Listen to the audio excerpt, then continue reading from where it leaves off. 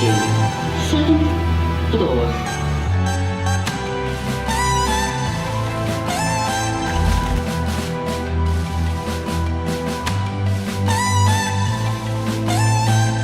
We'll see you around the timeline. Feels good to be back. I think that Rollup is one of the most premier media brands in crypto, and Andy and Robbie are great experts at everything they talk about, and it's my favorite podcast. Adding it to my library as we speak. Potentially multi-chain deployments. We are at DevConnect Day 1 here. I'm Jesse from Base.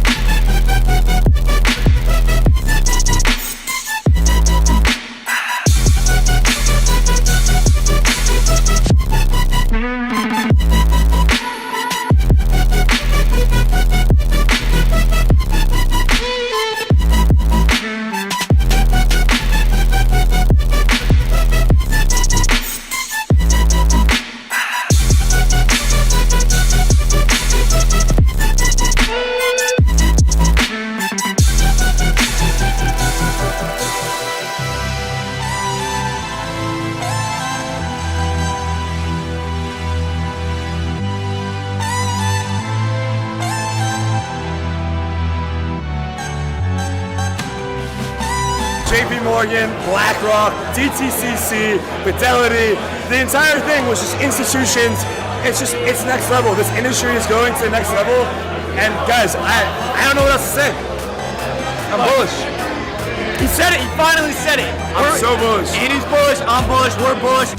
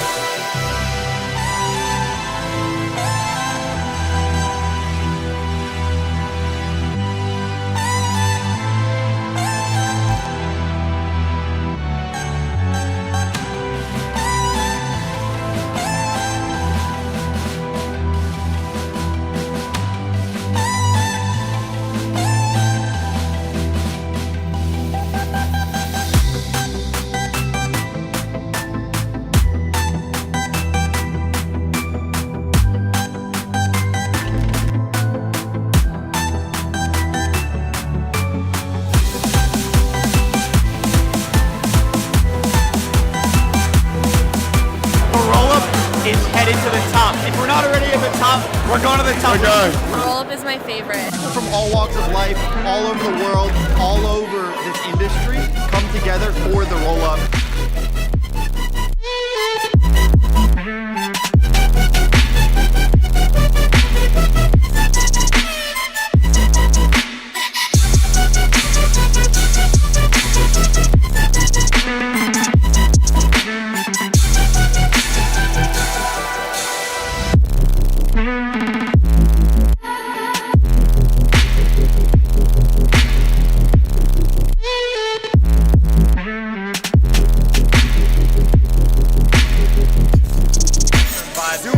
The institutions aren't coming, they're simply here. It's the golden age of crypto, guys. Get right, let's go. Welcome to the nest. See you on the show. Welcome back. Day 2, Washington, D.C. Let's get some love, brother. Yes, sir. Guys, welcome back to Washington, D.C. Absolute Incredible landmark week this week.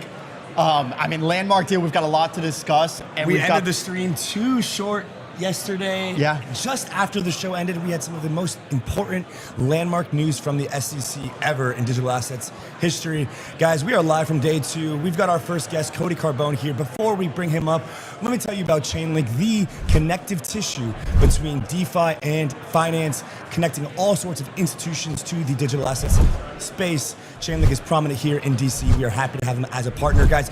We've got Cody. Chainlink just got mentioned on stage.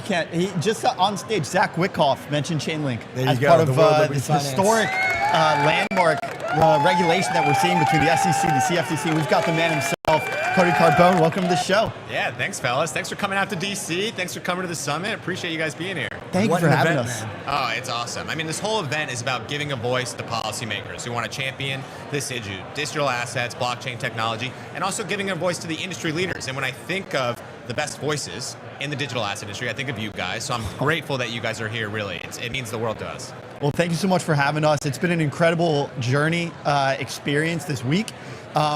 We had a slew of amazing regulation that came out of this. I think if you're looking at this space from the outside, all of the action is right here. Andy was pushing me on this, but I've said on this show over the last couple of days, there's been more innovation in the policy space than there is on the technology. For so long, we had all of this action on blockchain architecture, all of this. So much of this is happening in the regulatory space now. You guys are at the cornerstone of a lot of these agencies. Everyone is here talking about things. What are some of the most exciting updates that you've heard, that you've had on the stage? Because we've been locked in here in the last 24 hours. What are you hearing in the air? What is the conversation on the floor today? I mean, you said it. What a 180 from where we've been. I mean, for so long, we had to be reactive to what the government was throwing at us. And it was always bad. It was enforcement actions. It was bad guidance. It was being told that we don't belong, that this was a trend.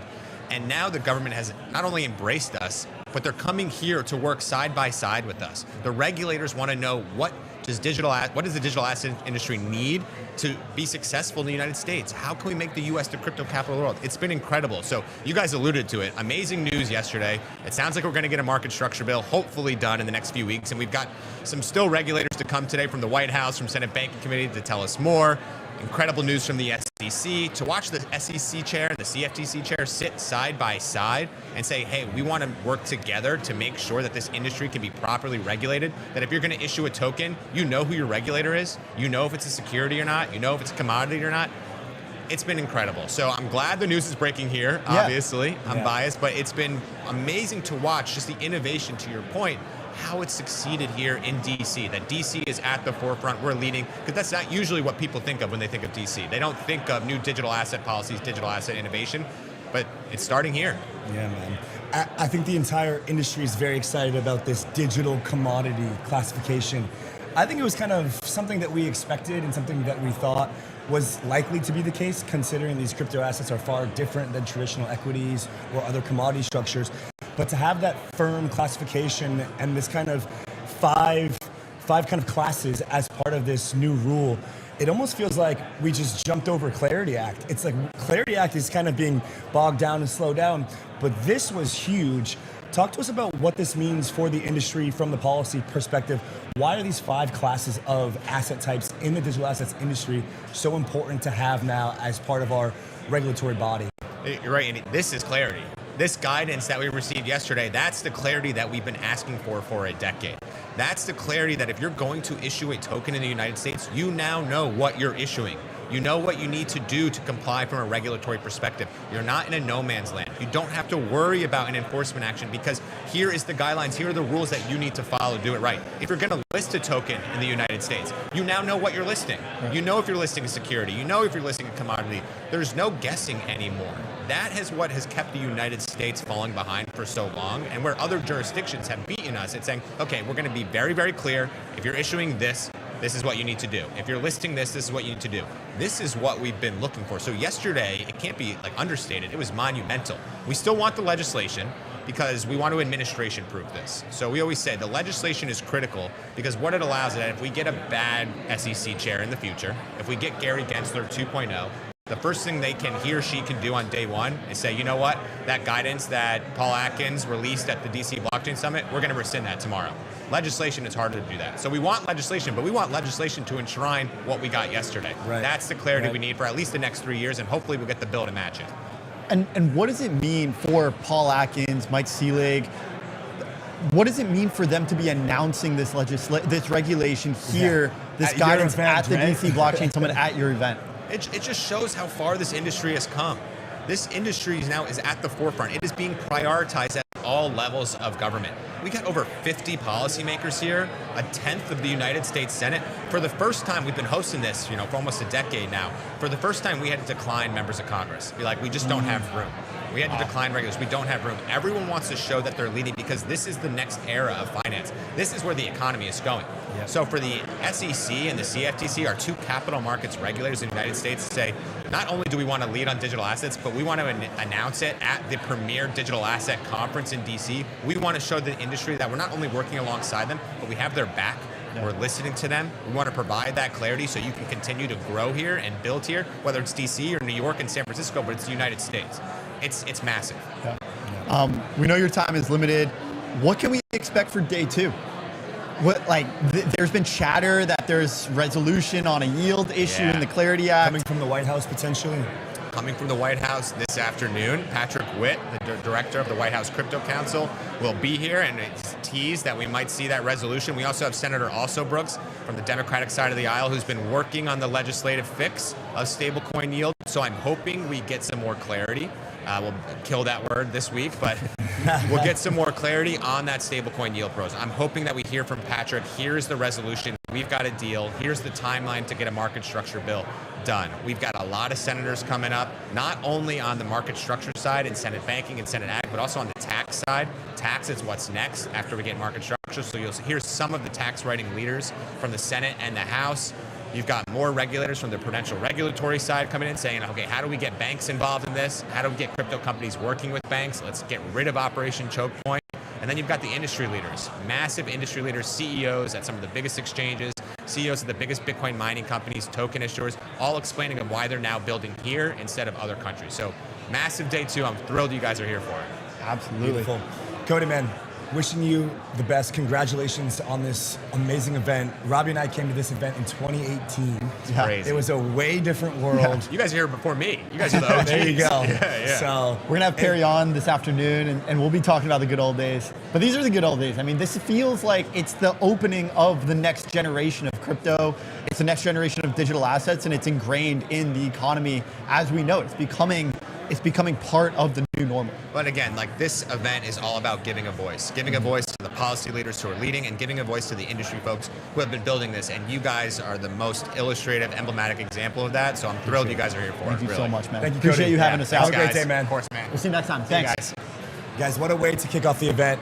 We're going to take a quick break and then get the show started. We've got markets, news, weather, commentary, a lot of headlines, and more breaking down what actually happened with the SEC.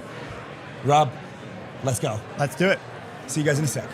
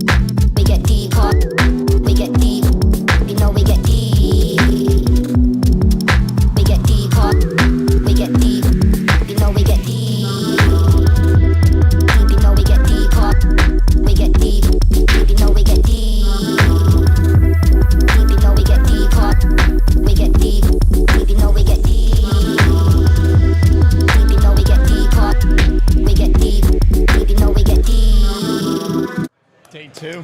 We're back live, guys. Day 2. Cody opened us up. Carbone, absolutely Really good crushing opener. the energy. I mean, he's fantastic. He was able to organize this entire thing. And so shout out to Cody Carbone. It's pretty incredible that they have the CFTC, the SEC, these regulators, these White House, Treasury, OCC, all of these agencies coming here and making their announcements at this conference. I know.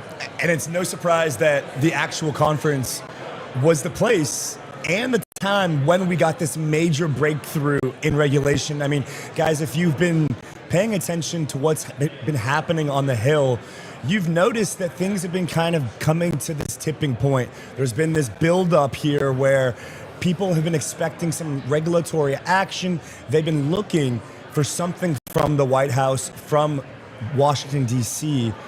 Of course, today and yesterday were the big moments for this. So today, as you guys just heard, we're expecting a bit of a teaser from the White House about the stablecoin yield part of the bill. We already got the teaser. The teaser, I'll say it right here, right now, is that there's going to be a resolution on the yield issue that's been holding up the Clarity Act. Today. When Patrick Witt takes the stage this afternoon, we're going to get a resolution on the yield issue. That's what we're hearing here today. So those are the rumors. Those are the whispers. We're going to see if that actually comes to fruition this afternoon on stage at the DC Summit. All right, guys, let's roll into today's topics. We've got another busy day here at DC Blockchain Summit. Day 2, we got markets and weather. It's cold out here, but it's sunny again. Markets, I don't know what happened. I think there was some PCE that came in or something. We'll talk about it. Yeah, let's We got SEC and CFTC crypto classifications. We definitely want to talk about that. We definitely want to roll into kind of what that means for the space, for the digital asset landscape, those 5 classifications. We've got White House expected to make significant moves today. Again, we were just kind of hinting at that with the upcoming yield portion of the Clarity Act. So looking forward to hearing more about that. And then, of course, we've got lawyers, policymakers, CEOs, and founders joining the show here live in Washington, D.C. Today's topic is powered by Trezor, the best hardware wallet on the market. Guys, use code ROLLUP10 to get a Trezor at Trezor.io. Guys, secure your crypto. Let's keep it moving here into the markets, into the weather. It's a beautiful day out here. Like I said, it's cold. We did some BTS shots that you guys will see on the recap. The Lincoln Memorial, the Capitol building, and more. We got out there this morning and we were making some moves around the city in DC. Went to the Lincoln Memorial. We went to the Washington Monument. We went to the Capitol steps. Looked at Congress. Looked at the Senate, where a lot of action is being made. I stand by what I said. I think there's more innovation being made inside of the Capitol building and the SEC and the CFTC building than a lot of your favorite L1s these days. That's a spicy take, guys. All right, let's keep it rolling here. We're going to move into our weather segment, our markets segment. So looking forward to just kind of talking about what's happened over the last 24 hours. Yeah, there's been a lot that has happened. It's all been coming out of DC. So let's keep it moving. Let me tell you about Frax, guys. Open, stable, borderless, the future of digital money. Frax is building FRX USD, a genius-compatible stablecoin powered by the Frax protocol, one of the OGs in DeFi, and a lovely partner of the show. Frax is powering the future of digital money, guys. Tell us what the difference between compliant and compatible is. So I believe compliant suggests that it is a part of the rules, like it is directly compliant with all of the rules. However, the laws have not been enacted yet, such that you can actually be compliant. So the right term is genius compatible. Okay, well, that's the weather for today. It's a very compatible day out there. It's very 30 chilly. degrees. 30 degrees. Sunny here in DC Blockchain Summit. We've been using the term brick. It is bricked out there today. It's a bit windy, but it's sunny. Yeah, and it's brick. And this weather is brought to you by Relay, one of the best cross-chain intense protocols. And they are powering us as we go from DC to New York, as we go from sunny to cloudy, as the wind moves through the intent protocol, Relay protocol. Go there. Use them for your cross-chain swaps. They're powering today's weather segment. All right, guys, let's get into the markets. Markets red today. People are a little bit confused. We had such strong action. Yeah. I mean, it's what's the old saying? The market can remain irrational, be longer than you can remain solvent. Maybe some other words that people like to throw in there, but Today's markets are red.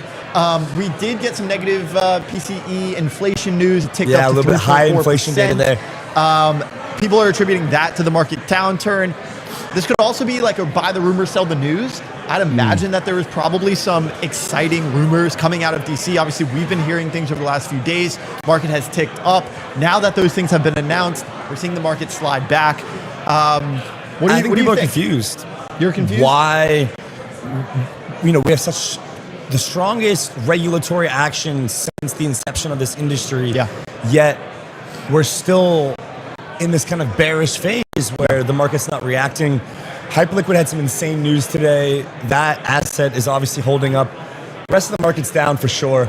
And well, today's market segment is powered by Zama, and whether the market is up or it's down, Zama's technology continues to work because it's privacy. And what we're hearing from DC Blockchain Summit, and I want to give a big shout out to Hester Peirce. She's the privacy champion within the SEC. Commissioner Peirce was on the show. She also had a lot of great talks at several crypto conferences. I heard her speak at the Science of Blockchain conference in UC Berkeley. She was very steadfast in the privacy language that she instills upon this regulatory guidance. And so I think without her, we wouldn't have this sense of privacy that is instilled in the guidance that we've heard over the last couple of days. So big shout out to Hester Peirce, big privacy champion along with our friends at Zama building FHE technology. yeah, guys, it's been a wild 24 hours. Let's get into some of the timeline reactions, market news reactions. We have some really good news from the Trade XYZ and Hyperliquid side. I mean, amongst others, from Eleanor Terrett, our local DC correspondent, absolutely crushing. She will be these on later this classifications. afternoon. Eleanor, Yes. our friends at Crypto in America, had a lovely Subway ad running in NYC. Before we have her on, we're going to go to some of the news because there's been plenty. Let's go ahead and get teed up. First, we're going to tell you about Near. Near is the blockchain for AI and AI agents. They are building the agentic future. They have the L1. People forget they were an AI company first. They saw a lot of this. They said we need a blockchain in order to coordinate amongst AI agents. Now AI agents are running the world. Near blockchain is your go-to home to launch your AI agent and have it interact with the rest of the open financial world. Guys, Trade.xyz, absolutely insane news today. I didn't even know this was possible. The S&C Dow Jones Indices and TradeXYZ have joined forces to launch the first official S&P 500 perpetual contract S&P available exclusively on Hyperliquid. Guys, what this really means is the S&P 500 knows that they're cooked. That if they don't get on board with Hyperliquid, Hyperliquid's going to eat their entire lunch. I'm telling you right now, they're scared. All right, I've got a bit of a different perspective they are terrified, on this. Boys and girls. I think what's happening here is something we're going to see a lot more of, which is the gatekeeping and the verticalization of the products and the assets themselves. Obviously, the S&P 500 is an indice product. It makes up 500 of the most well-capitalized companies in the United States. I think they are partnering with TradeXYZ and Hyperliquid by cutting off all other trading venues from the right to list the S&P 500 on their venue. They partner with Hyperliquid for a reason. You think says? Do you think the license actually says that?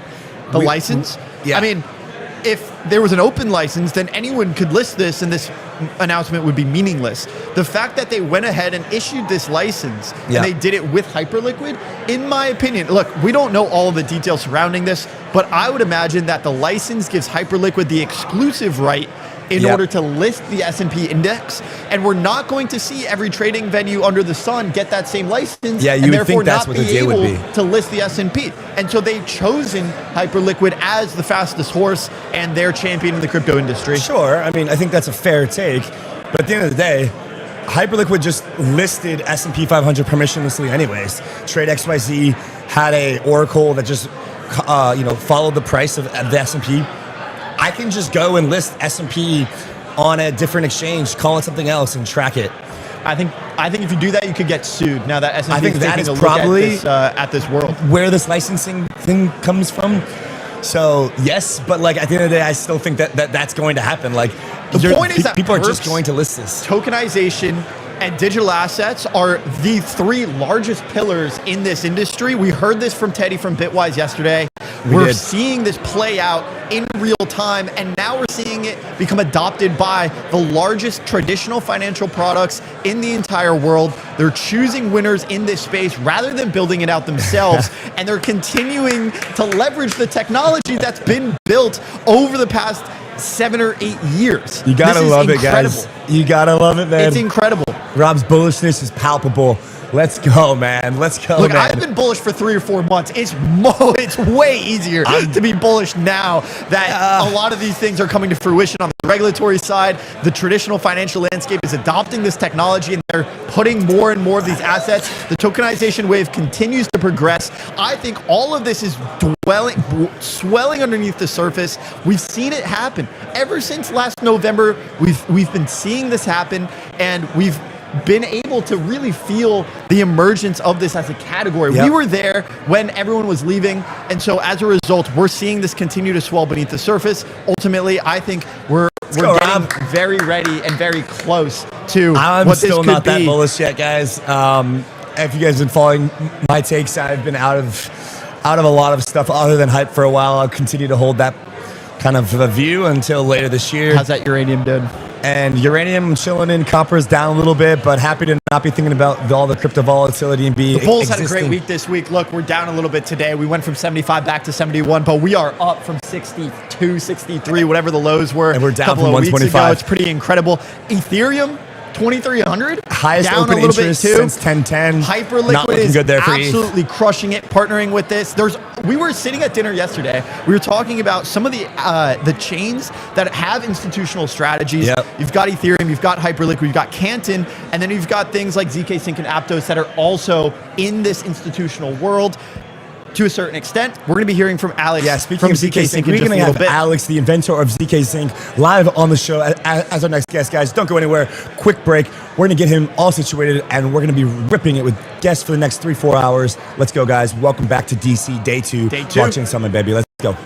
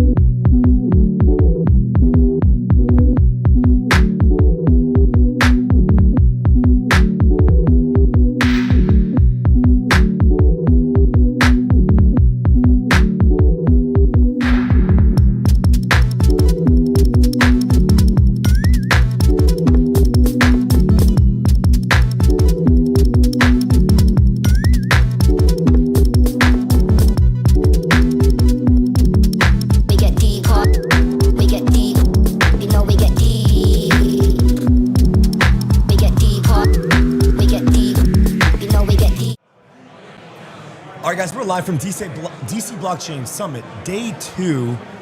Today we have the ZKsync inventor unpacking the launch of the Carry network, powered by some of the most influential folks in the banking industry in the United States of America, specifically the controller of the currency, Alex. Great to have you back on the Rollup, man. Thank you, excited to be here. Yes, welcome to DC. I assume it's not your first time considering all the work that's been going into this launch. Let's not bury the lead here. We were once fighting the banks. The banks are now being onboarded. They want privacy, they want block space, and they want to operate distributed ledger technology. Why? What is the demand side of this, and what's going on here?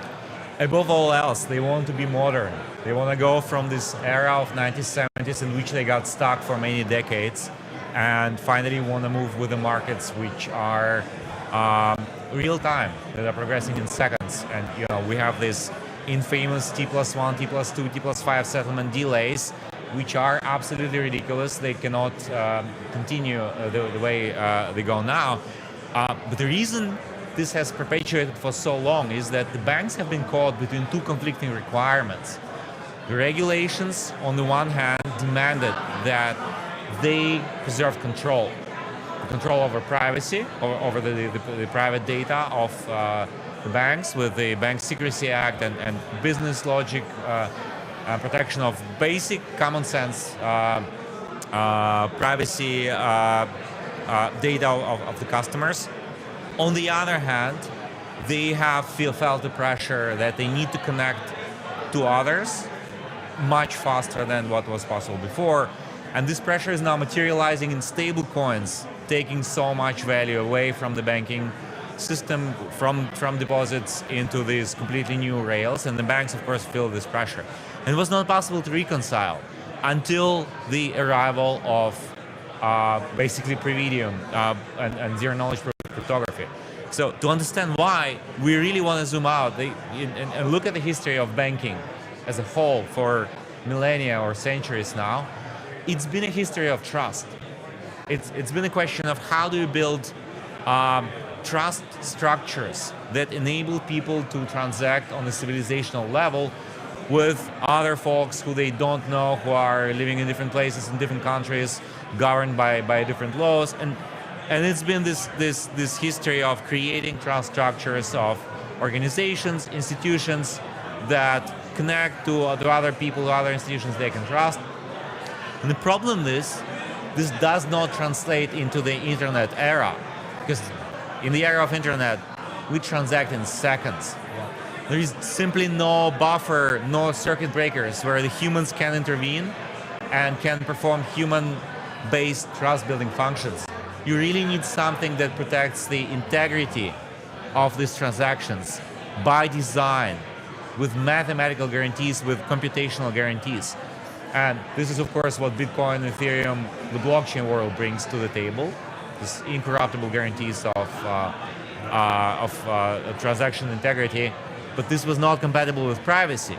And zero-knowledge proofs, ZK proofs changed that. And Perianne is the answer to this. Beautiful. And so in this Carry network, this network actually is able to keep the bank's deposits on their own balance sheet with FDIC coverage, but having it on chain. How does that work, and what kind of access? How is that different from stable coins? Because Omar from your team came on the show and was talking about tokenized deposits. He was alluding to this, but I think there's still a lot of misconceptions. What is the difference between tokenized deposits like this and stable coins? How are those two different? This is a fantastic question, and on the technical level, there is indeed very little difference. Both are governed by the same ERC-20 standard. And you can think of tokenized deposits essentially as bank-issued stable coins that are issued on their rails and under the perimeter of the banking infrastructure that they control to essentially the same degree as they control the deposits. With the difference that this is now a payment instrument that is compatible with blockchain rails. So you can apply all of the same logic. It's not just a record in a database that sits there and can only be moved by the bank. It's now something you, as a user, can control with your normal Ethereum wallet, custodial wallet, non-custodial wallet, whatever. this is something you can use on smart contracts. You can do repo, you can do borrowing, lending, you can do like more complex structures and integrate this eventually with derivatives and financial trading. You can also combine it with stable coins. So some of the banks will be moving faster than the others, will be embracing. I mean, like we've seen this with the Arabor Bank, for example. They are stablecoin native from day one. Some of the other banks will not be as aggressive, but they will be all living on the same network. So now with this with this tokenized deposits being issued on Previdium as a part of ZKsync network, they will be compatible. And we have other ecosystem players building clearinghouses that will enable banks to connect to each other, but will also enable them to connect to the world of native crypto, stable coins, and also capital markets on Ethereum itself. Because what Carrie is building with Previdium is settling on Ethereum. I think this is a really interesting thing to talk about. The banks understand that when they are figuring out the rails, how they can connect to each other, the only standard that can win is an open standard. You know, we've seen a number of competing private consortium networks, some driven by the banks, some created by alternative commercial companies, trying to fill this niche and say, oh, we will be the payment rails, we will be the new SWIFT, we will be kind of like the place where everyone connects. And all of them are saying the same thing. But the reality is none of them can perform this. Yeah. The only true alternative is real open source, open, fully permissionless networks. And I think Ethereum has by now won this category. Like Ethereum is the global settlement layer for the world of finance. And it's the only natural place where everyone can agree to build on, because everyone understands that it's the only place that will not be permanently captured by their competitors and by, or heavily controlled by their competitors. Yeah. I want to get your read on a couple of things. On this, I think we here accept that Ethereum is the open standard, and this has the most potential to be the standard when it comes to open finance and settlement.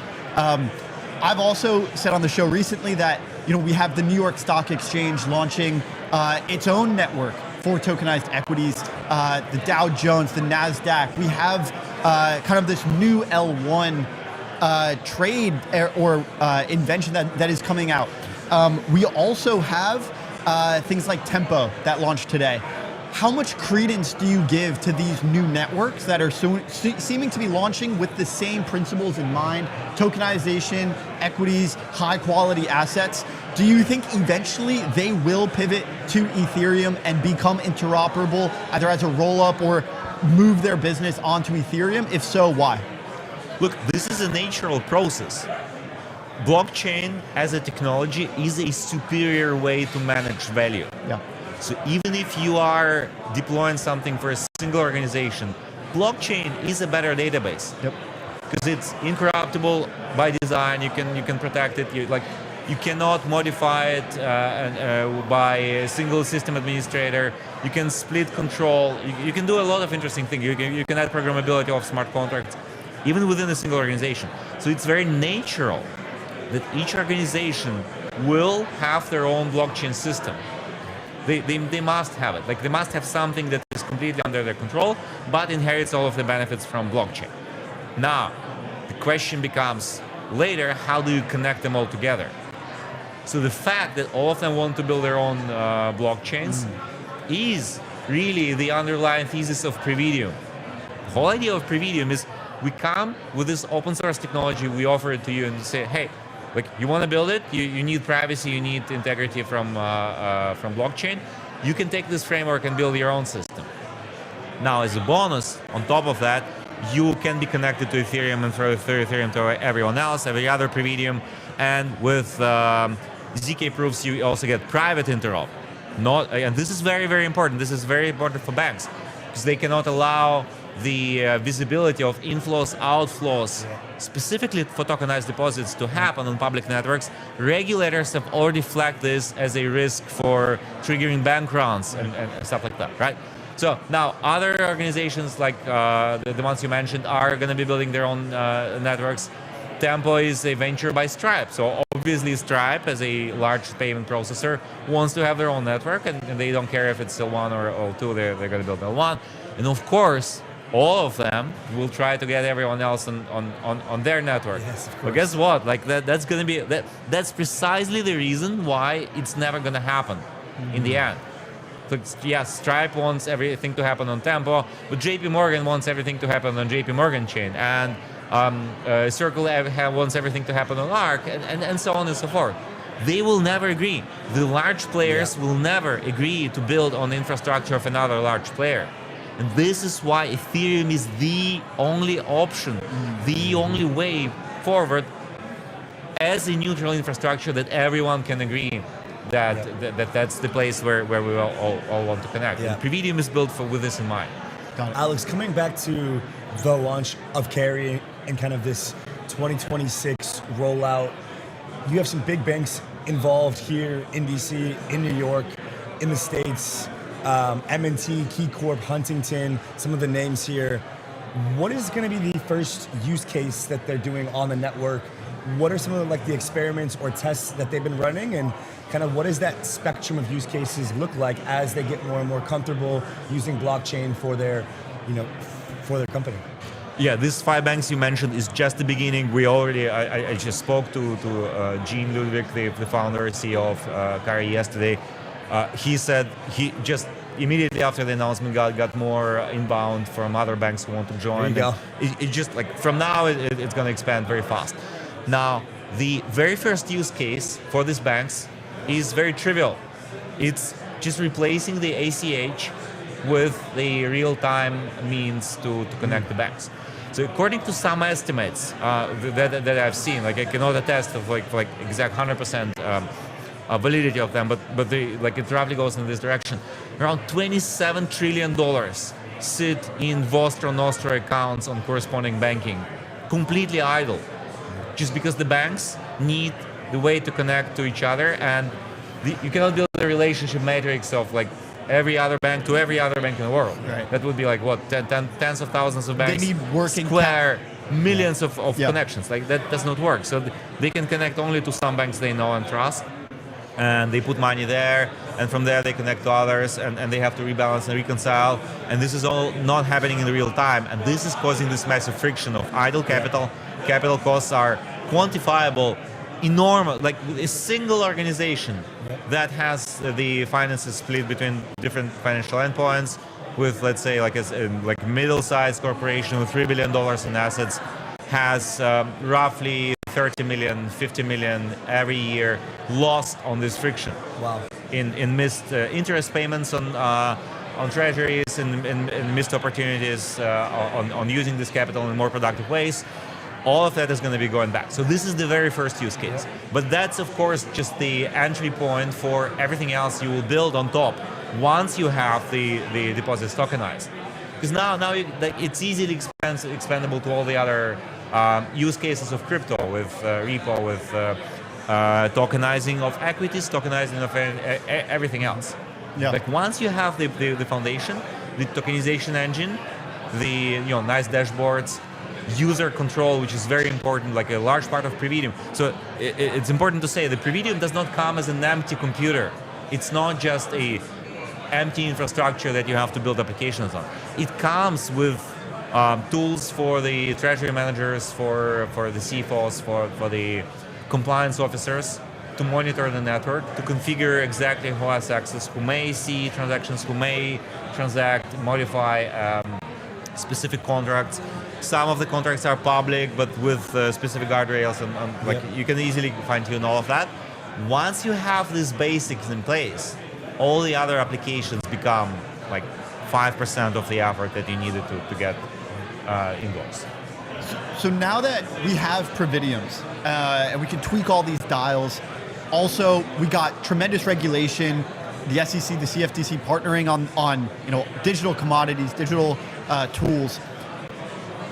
We've said, at least I've said, Andy's pushed back on this a little bit, that the policy is really where a lot of the innovation is happening. You were here in 2020, 2021, even before then, inventing these things, building out the technology, building the architecture of these chains.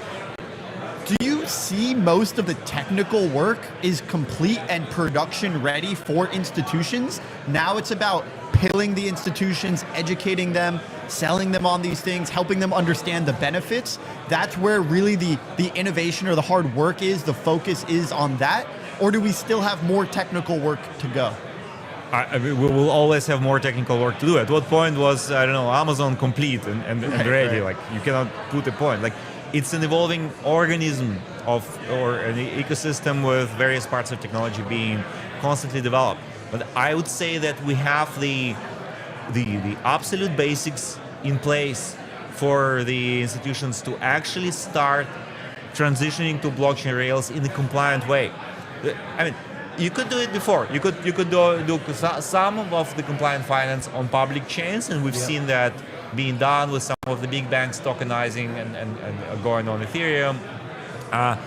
But it was not there with privacy. Right. And I believe the Kari is the first ever project that has more than one bank on the network. Yeah. This is critical. Like, having a single bank doing some experiments, and you know, like, a lot of banks have the innovation departments. They just do pilots. They just do things, and it sounds impressive, but it's not going anywhere. Kari is actually solving a real big problem with a lot of money on the price for them. So the reason they can do it between the different banks is because it's settled on a neutral infrastructure that none of them controls, and the Kari itself does not control. It's really settled on Ethereum and protected by zero knowledge proofs, and the integrity is guaranteed mathematically. And two, they preserve the privacy. They can configure the privacy correctly, and the transacting parties only see what is relevant for them and not everything that's happening on the network. This, for the first time, opens a completely opens a much larger scope for what's possible on blockchain rails for compliant institutions. And this is frankly a much, much larger market, like orders of magnitude larger than what was possible before in traditional crypto. Yeah, I mean, just kind of coming to a close here, when you're thinking about what the addressable market is for these types of blockchains, right? Like, how big are we talking? Or, like, how much asset volume transfers, how much assets on the network in terms of tokenized deposits? Like, how big are you thinking here? Oh, just starting with these 5 banks, they have north of $600 billion in deposits that they are looking to tokenize, and the tokenized deposits in the U.S. banks alone is something like around 8 trillion.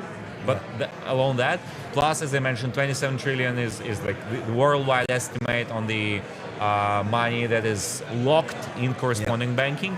But if you go beyond that, you will,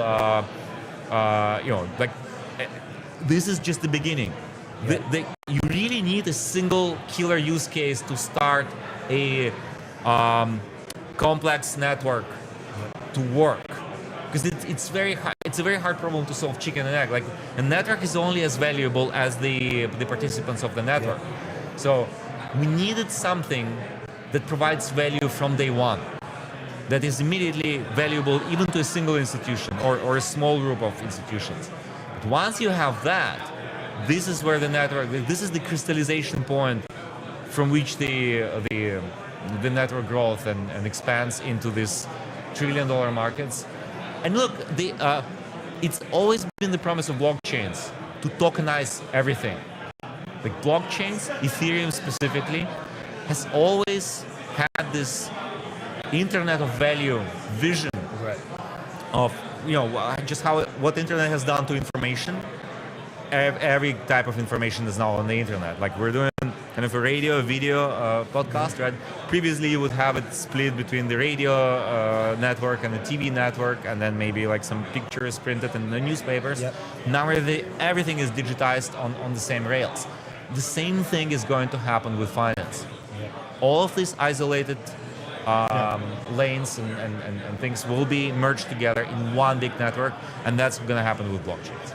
Alex, last thing for you from me. How do you kind of grapple with this institutional adoption wave, banks coming on chain, tokenized deposits, regulatory action, different rules, different asset classes. As a very, aligned person with the core ethos of blockchain, of decentralization, of immutability, censorship resistance, ZK, these types of core properties, how do you currently grapple with the state of the industry? This is 100% compatible with what we do. Our mission from day one was to advance freedom for the world. Freedom drives progress and prosperity.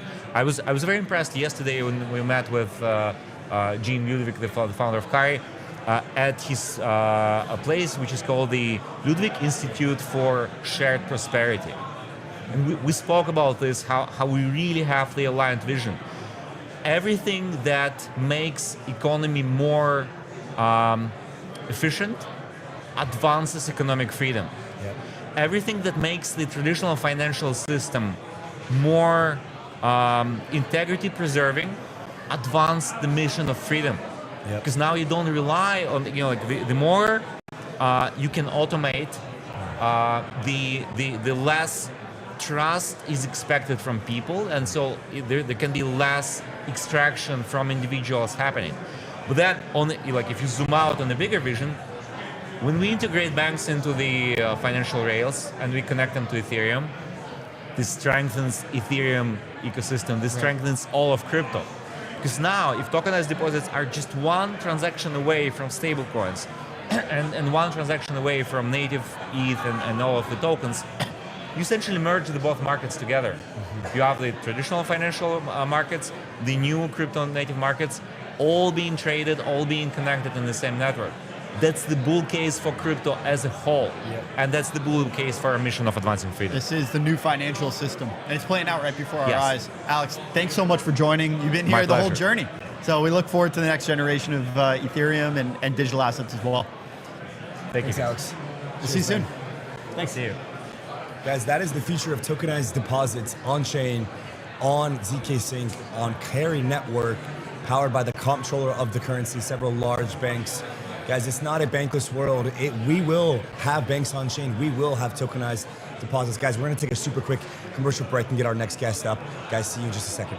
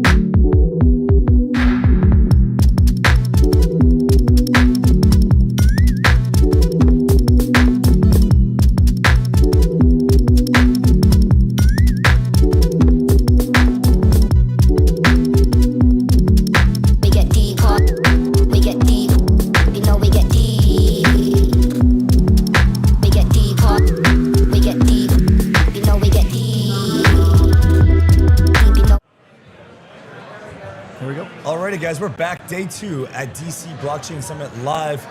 We've got Perianne Boring sitting next to us. She is a new mom, just in case anyone needed to know that. She is the founder of the Digitalchamber and also a UF grad. Yeah, and Perianne was instrumental in bringing our club, where Andy and I met, in case for anyone who's unfamiliar, Andy and I met in the UF Bitcoin Club in 2017 at University of Florida. Shortly thereafter, we were at our first crypto conference, which was the DC Blockchain Summit. In the depths of the bear market. In the depths of the I think it was 2018. And the room was very different than this. Extremely different. It's probably different on the UF campus too. I mean, I remember meeting the club, and it wasn't very big, and it was like, no offense, but like the nerdiest group of students I think I had definitely seen. And I just hope Bitcoin's cooler now at UF than it was back then. Shout out Yoel, shout out Antonio, Totally. and Nathan. Those guys True, are legends. yeah, true OGs. Yeah, true OGs. Yeah. And so, yeah, you had us out. It was 2018, and we got our first taste of what the conference circuit looks like. Could you give us sort of like the story? Like, you founded the Digitalchamber. What was it like when you were first starting out, and then just fast forward to what's happening here today? So we started in 2014, so we'll be hitting our 12th year this year. And I mean, looking back, actually a lot of the challenges we were facing all those years ago are still a lot of the challenges that we're facing today. Right now we face a major narrative issue. Mm-hmm. There continues to be what just feels like a coordinated hit job on our industry. If you look at traditional media, the mainstream media, there's story after story after story of unverified sources that, in my personal opinion, looks like an intentional disinformation campaign to paint our industry in a bad light, paint the power players in our industry in a bad light, and to scare people away. And it's discouraging because ultimately, crypto, Bitcoin, this technology, it's a tool for freedom. It's a tool that gives people the right to truly take sovereignty over their individual assets. But it seems like there's still forces that don't want that to happen, and that was happening a decade ago, and it's still happening today despite all the progress that we've made. Who do you think's behind that? I think it's a lot of different things. I think some of it is just market competition.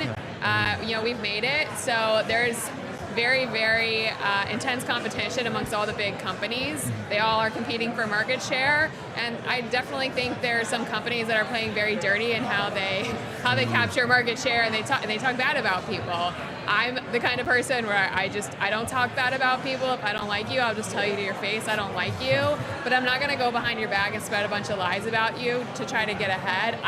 Ethically, I don't think that's right, and I don't think we should have that kind of activity, so there's that. I do think the traditional financial services industry certainly sees this as competition to legacy infrastructure. Blockchain technology is going to flip financial services on its head. You don't need all these middlemen to facilitate all these transactions, which is a good thing, but it obviates a lot of business models. So it's very natural that those companies are going to protect their business models. Some of these companies and these people behind them are extremely powerful, so they've been very successful in doing that. And then it's also, I think, unfortunately, over the more recent past, crypto and Bitcoin has become more of a political topic. Yeah. We've worked very hard to keep this non-partisan. At the Digitalchamber, we are a single-issue organization. We care about the future of digital assets and freedom. We're not engaged in all these other political issues. We don't care where you sit in the political aisle, but we've seen, obviously, with President Trump, Republican, they've really been the party to embrace this, and then Democrats have been on the other side of that.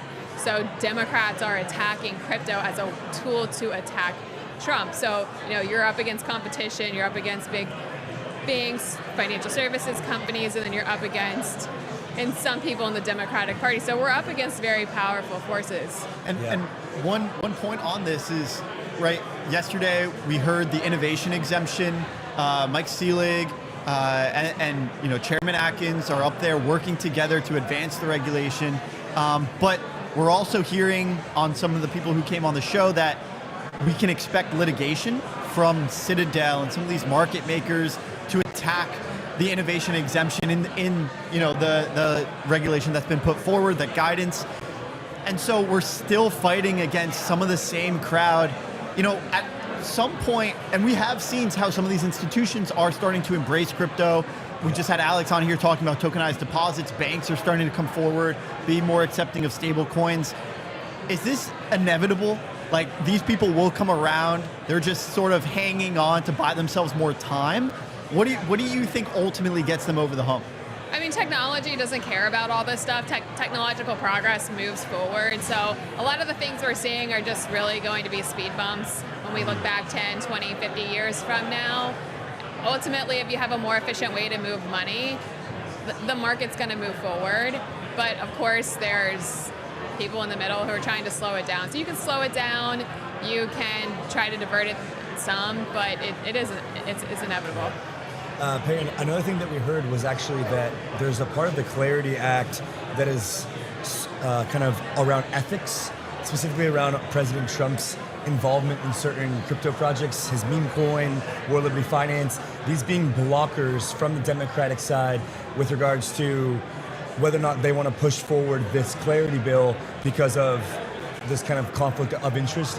How problematic do you think, or kind of how ironic is it that our crypto president could be also a deterrent to the Clarity Act going through? What's your thoughts on this? It's very disingenuous. Congress obviously has an insider trading problem. I think, I mean, there's ethical issues all throughout our government. We can't just poke at one person or prod at one person. But I think if we're going to attack one side, we also need to attack everybody.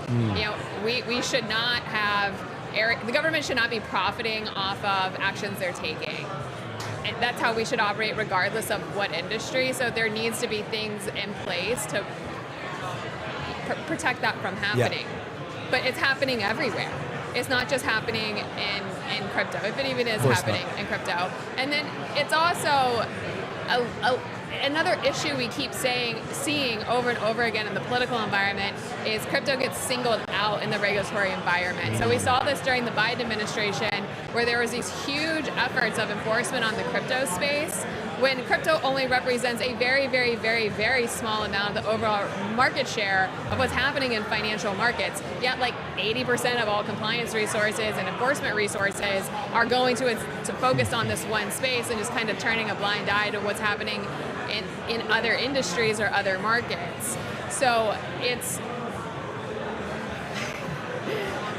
if you're going to attack the president or try to ban him from being, or his family involved in crypto, why wouldn't you ban him from being involved in real estate or the stock market or the equity market? Like, why are we just singling out this one industry? So that's also very disingenuous as well. So I'm for regulatory parity. Yep. We shouldn't be singling out this industry and holding it to a different standard. We see that happening over and over again. And I am all for tightening up all the ethical protections around the government, and that includes Congress as well. Yeah. I mean, after the Clarity Act, we could get the Parity Act, where we make sure we streamline this and balance it out. I would be happy to pause market structure to address the insider trading and also term limits. By the way, you shouldn't be allowed to be so old in office that you die of old age in office. Like if you're that old, we agree. Are you fit to serve? But is Congress going to take this up? I don't think so. No, it's a power dynamic. I think these are some of the issues that Americans actually care about. It would be great if we spent time on the things people actually do care about. And so, you were founder of the Digitalchamber. You've certainly made your mark. I mean, we had Cody on, and he's now kind of running the day-to-day, but you were instrumental in setting up this entire thing, and now we have the most prominent voices in DC announcing these landmark regulatory guidances and legislation here at this conference. I'm curious, is it parity? What's next for you? Are you going to be running for office? What are you most excited about? What are you focused on? What's next for you? I'm definitely not announcing anything right now. I took some time off last year to have a baby, and so Nice. I'm a new Congratulations. mom, and it's really been the most meaningful and amazing journey of my life. I truly recommend having children to everybody. You guys are both young. It's really a beautiful I'll struggle thing. with that. I think we'll both struggle with that, but we'll try. It gives you something every Not yet, morning yeah. to wake up to look forward to, and I don't think I'm I've sure. ever been more happy in my entire life. You just have this cute little adorable thing that you just want to make happy and smile all day, and I'm really grateful for the opportunity to become a mom. I became a mom a lot later in my life because I decided I wanted to have a career, and I prioritized that, and I was grateful I was actually able to do both. So that's what I'm focused on now, but I've really dedicated my life to fighting for freedom. Where I see injustices happening, where our fundamental rights are being taken from us, I'll continue to advocate for that. And make no mistake, that Bitcoin, cryptocurrencies, is open source software, which is protected under the First Amendment as free speech, as language. Any attempt to restrict our access to this technology as Americans is an attack on our most sacred rights. It's worth fighting for. So that is what I've dedicated my life to. That's why I started and serve as the chair of the Digitalchamber today. And we'll always hold my ground on that and encourage other people to participate in that as well. Your right to self-sovereignty, the right to run a node, the right to use the software, we all should be exercising those rights every day and ensure they're not infringed upon. Yeah, and I think yesterday was huge, right, with Chairman Paul Atkins coming out saying that most crypto assets aren't securities. This was part of that, right? This kind of freedom, this outlook of digital assets being accepted as part of the kind of economic system, while many of us operate kind of outside of the system in terms of the way that we think about it. It's now a part of the system in a way that I think that a lot of us wanted. We knew that these assets weren't securities. We didn't really get clarity from any regulatory body. Gensler was not going to give that to us. President wasn't going to give it to us. But finally, Chairman Paul Atkins comes out yesterday with this kind of 5 classes of digital assets, namely the big assets, ETH, Solana, Cardano, XRP, a lot of these names not being securities. What does this mean from your perspective, having been in the Hill, fighting this battle for so long? Is this a major win? What's the morale boost like? Just what's your perspective here? Well, one of the women on my team who I've been working with hand in hand on these issues for so long said this was such a gift and like one of the best days of her life because so many of the things we worked for on the policy side are now being implemented. So we are winning. We still have battles ahead of us, but we absolutely are winning. And it's, Chairman Atkins was a member of our board of advisors before he became Chair Atkins, and we worked very closely with him on what that taxonomy looks like, what it should look like, trying to establish that clarity. So it feels like we're finally making progress, finally starting to cross the finish line.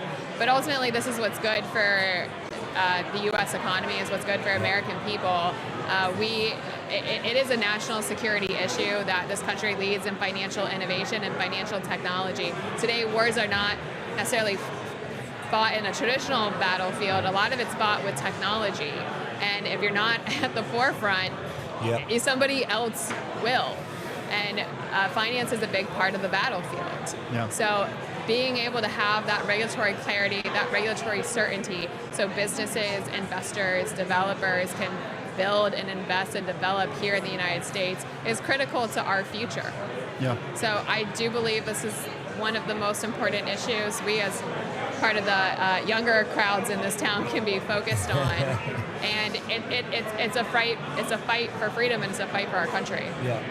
What would you expect to be some of the tangible changes here as a result of this win, and stoked to hear that your team kind of feels a breath of relief, of fresh air? What do they expect? What do you expect?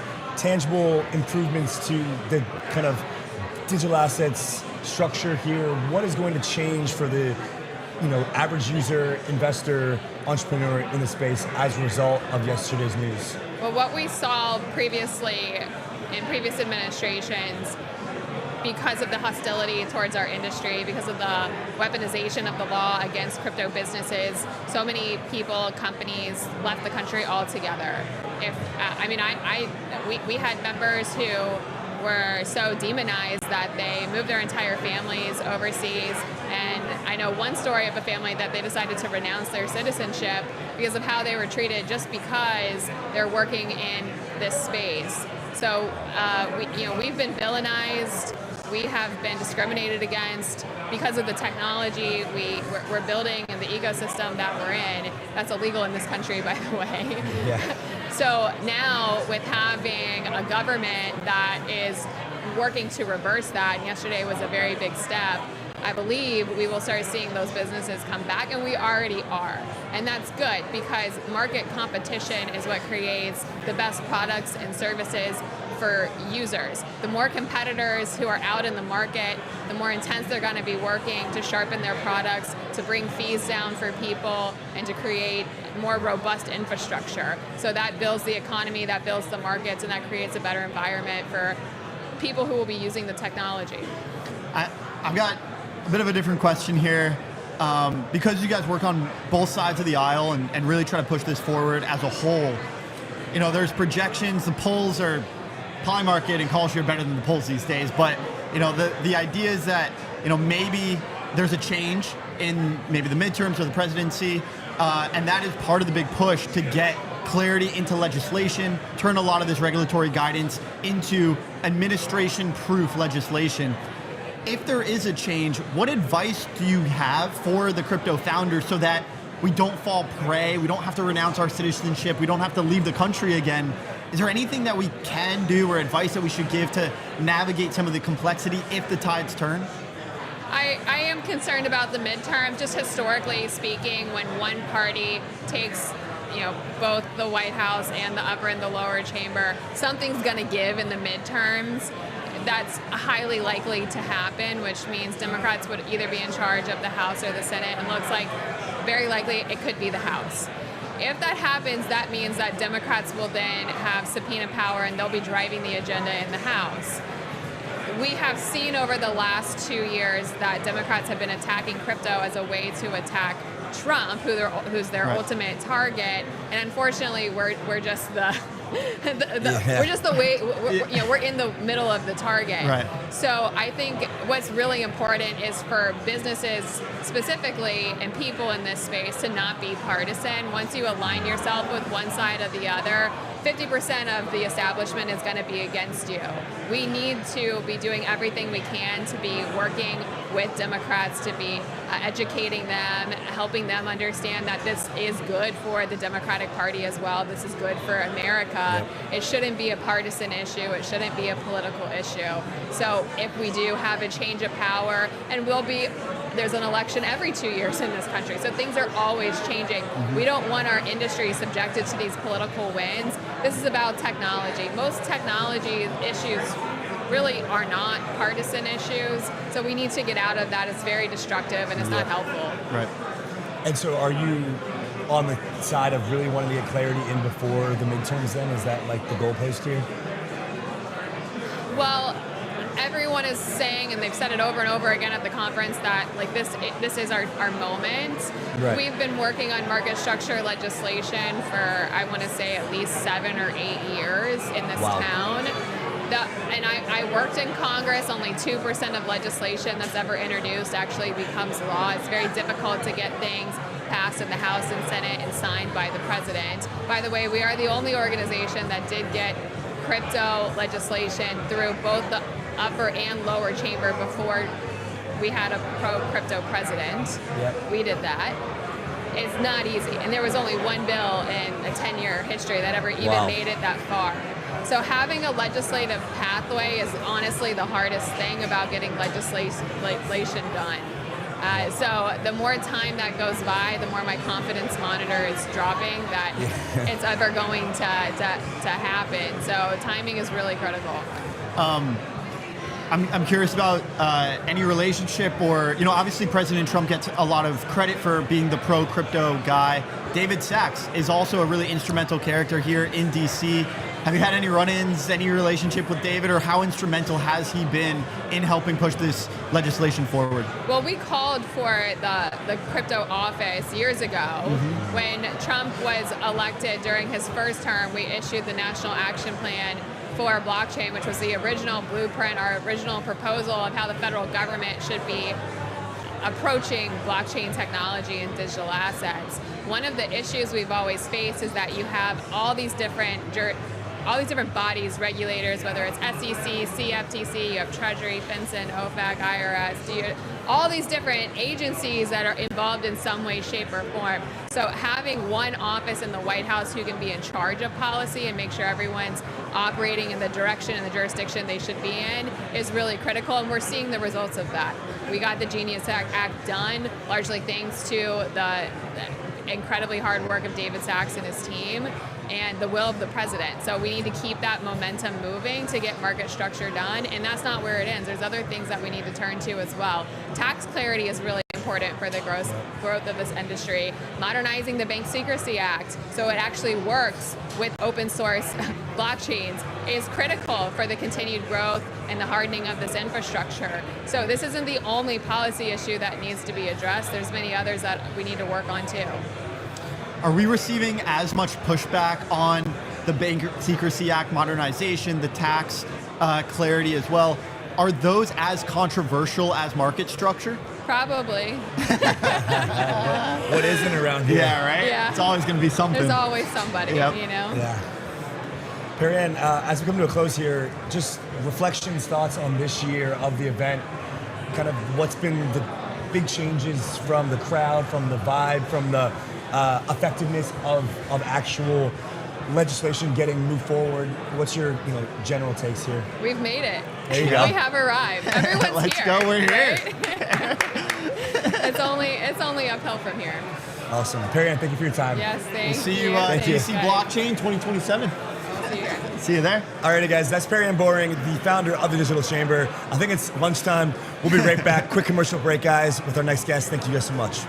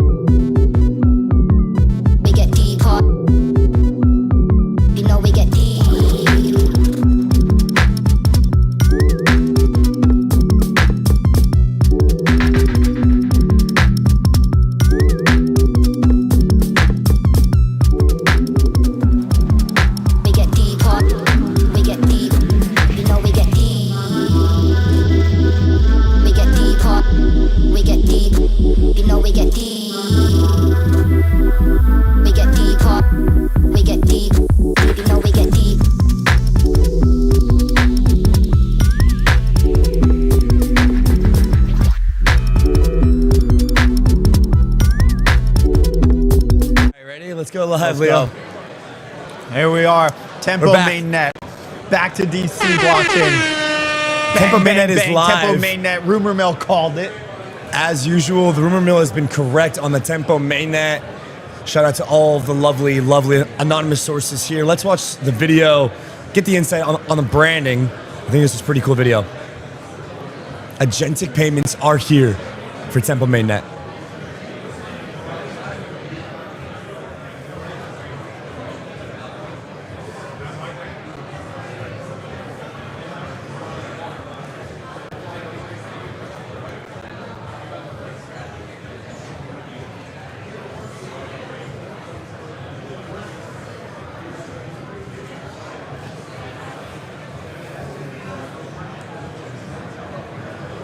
Equal to 1.7 billion people worldwide.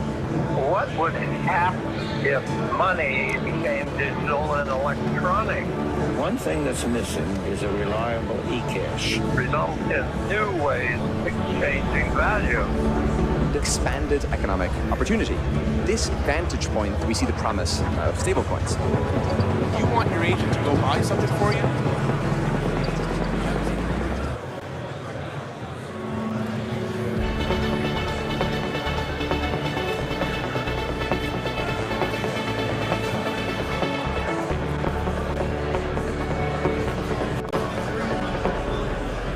Oh my goodness.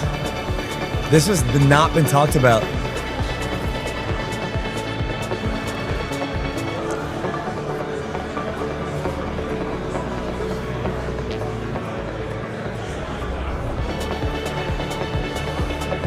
I said billions of times a second. Billion transactions a second? Trillions.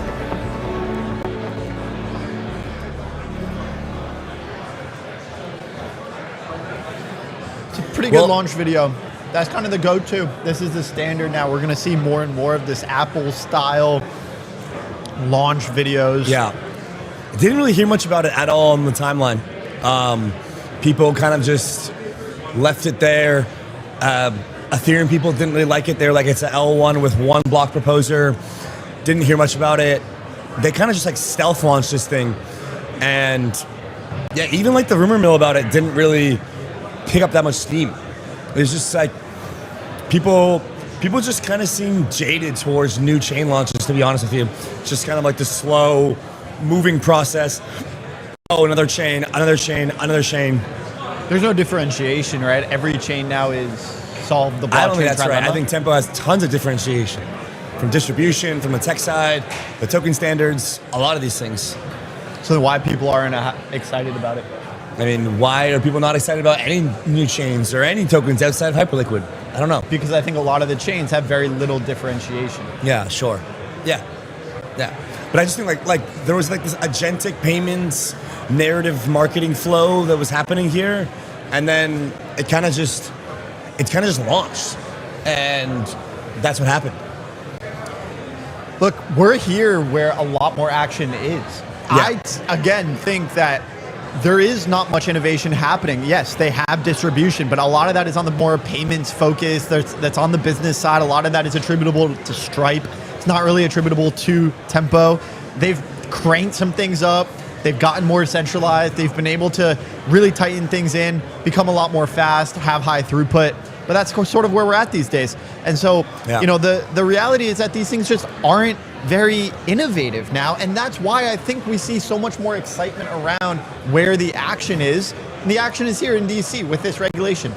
Yeah. Speaking of that, let's get over to the SEC and CFTC issuing a joint interpretation officially classifying, in this case, the Chainlink token, amongst many other tokens, as not securities. Right.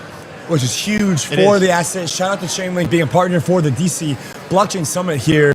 Chainlink, all other tokens, Solana, Ethereum, top 10, tons of others, landmark regulation here. Yeah, I mean, this is regulatory guidance at its finest. Yeah. Gensler was too scared to issue guidance based on the rules that, you know, he was supposed to be issuing on. Yeah. And so obviously, you know, we have the Howey test, we have securities laws, we have things that have been enacted by Congress into law. the role of the regulators is to interpret the law and issue guidance based on a fast-paced moving industry. Yep. And so Gensler was too afraid to do that. He decided to regulate by enforcement instead.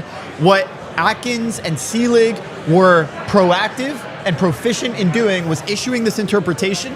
They've identified 5 classifications for crypto assets. We have digital commodities, right? These are things like Link, Bitcoin, ETH, not securities. And yes, they actually name these tokens. These are functional, decentralized systems where the token plays a role. Then we have digital collectibles. This is sort of all the fluff that's getting left behind a little bit. This is the collectibles, the NFTs, the meme coins, the things that aren't really a utility. There's not really much you can do with them, but you have fun trading them. Maybe they're speculative instruments.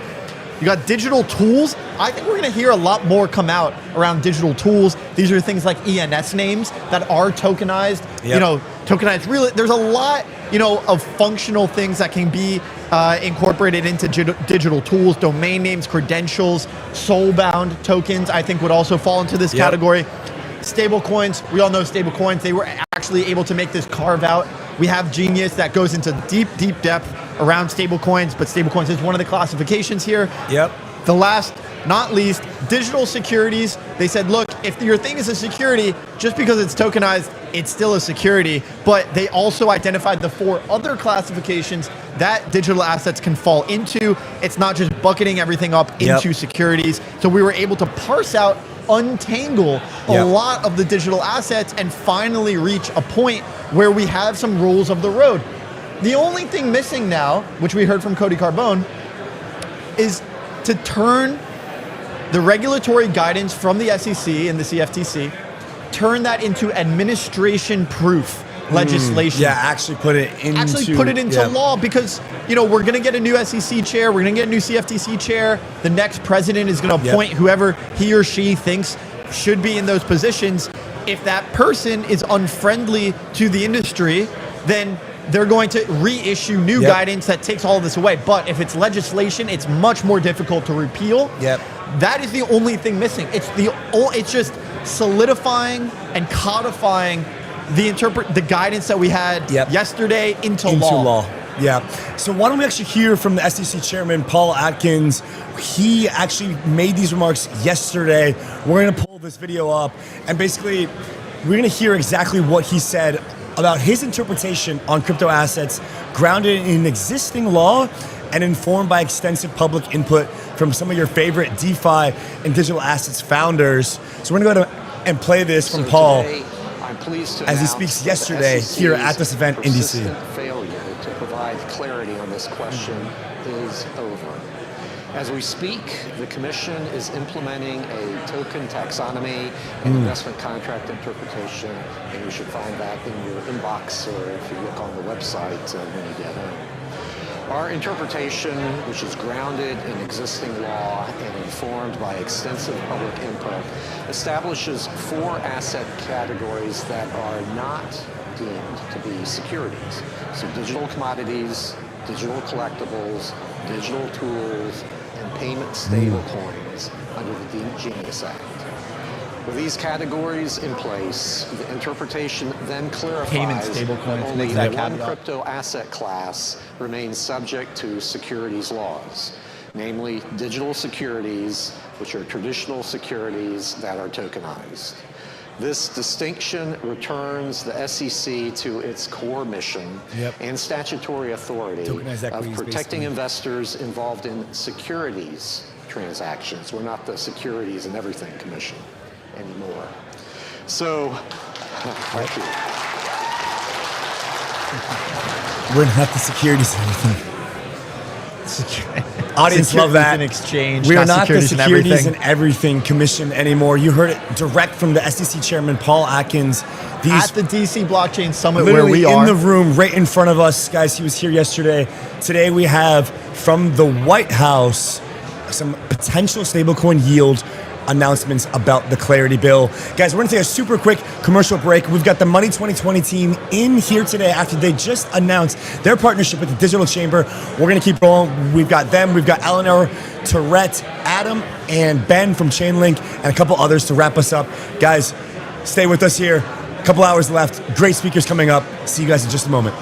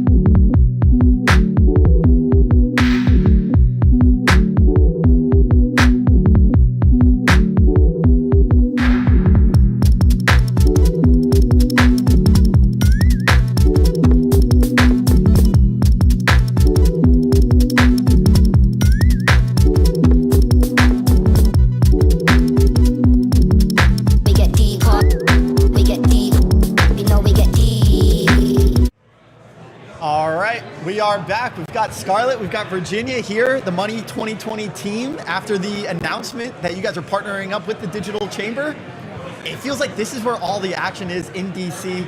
Guys, thank you so much for joining the show. Well, thank you for having us, Robbie. We love the concept of Rollup. It fits in exactly what Virginia and I and the Money 2020 team are building. So it feels like a perfect time to have this chat. Absolutely. Virginia, you're leading US and LATAM for Money 2020. That's correct. Give us a sense of what you're seeing, particularly in the US. Yeah, thank you for having me here. We are very excited. This is a fantastic show. I have to say, what we have seen here is pretty much an opening of what we will see at the show in October. We are covering big trends, not only related to the DeFi and TradFi, but also, bigger in the payments industry, also innovation, technology, and policy and regulation. So those are the big trends that we will cover this year at the show. Amazing. Well, we've been big proponents of this convergence between legacy finance and DeFi. We'll get into more details around that, as well as what we can expect from Money 2020 in Las Vegas, also all around the world. Before we do, I'd love to hear why it makes sense to partner up with the Digital Chamber. We've been friends with these guys for a long time. It's really great to know that you guys are friends with them too. Why did this partnership make sense now? Yeah, it's a really good question, and I love that you've been friends with them for a long time, because I've known Perianne for over 10 years, and so I am actually an ex-banker.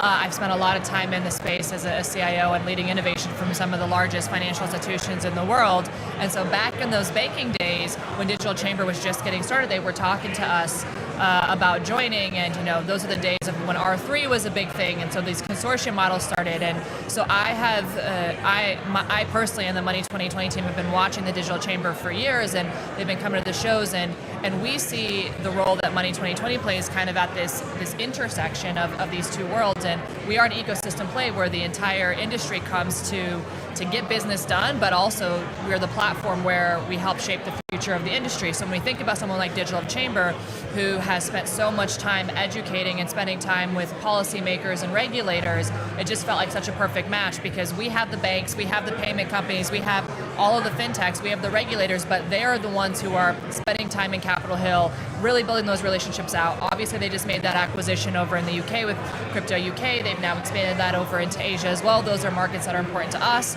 We're always looking at the global perspective, and so we feel like the combination of our skill sets and our relationships really make a great match. And so it's obviously starting here in DC today, but we're expanding that between now and October. And then we also have this closed door program called Policy 20, where we're bringing together the regulators and the CEOs of the biggest companies and some of the most prolific fintechs that we know coming together. And Cody and the Digital Chamber are going to be working with us on that as well.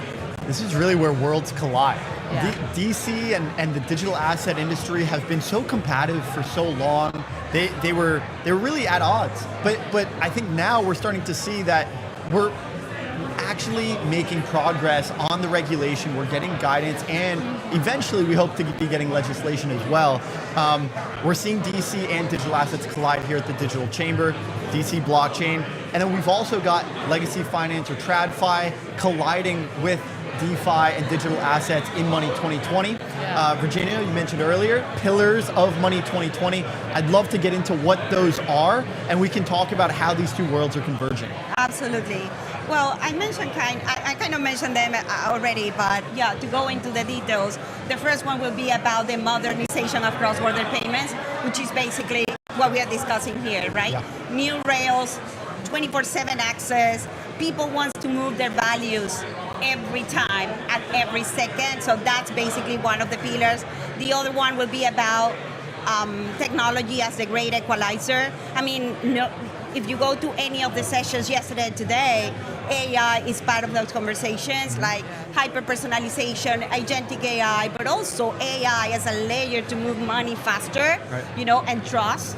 And, people can be sure that their values are secure by using AI. The third one, which is very important, and we have seen a lot of announcements lately, even yesterday, is about FAS, or FinTech as a Services. Before, TradFi and DeFi and FinTechs and traditional companies were competing. Now they are partnering to be bigger. Yeah. It's a way to scale, right? So a lot of announcements. So we're going to have a pillar about that too. And the last one is, what you just said about regulations and policymakers. I think it's important that we cover that topic, but more deeper. We're planning to have roundtables at the show, and those roundtables are basically to discuss further how can Money 2020 help the industry to align and those important points and keeping that conversation alongside the year, and then being able to help, because we are neutral fintech, big global fintech platform, and we kind of open the door for everyone in the industry to come together. Exactly, a place where everyone can come together. And I think because you have a brand that spans so far and wide, both geographically and then conceptually across these different verticals, you're able to pull in people from all of these different industries. Yeah. And that is an edge that not everyone has, right? To be so big and so flexible that you can welcome everyone in.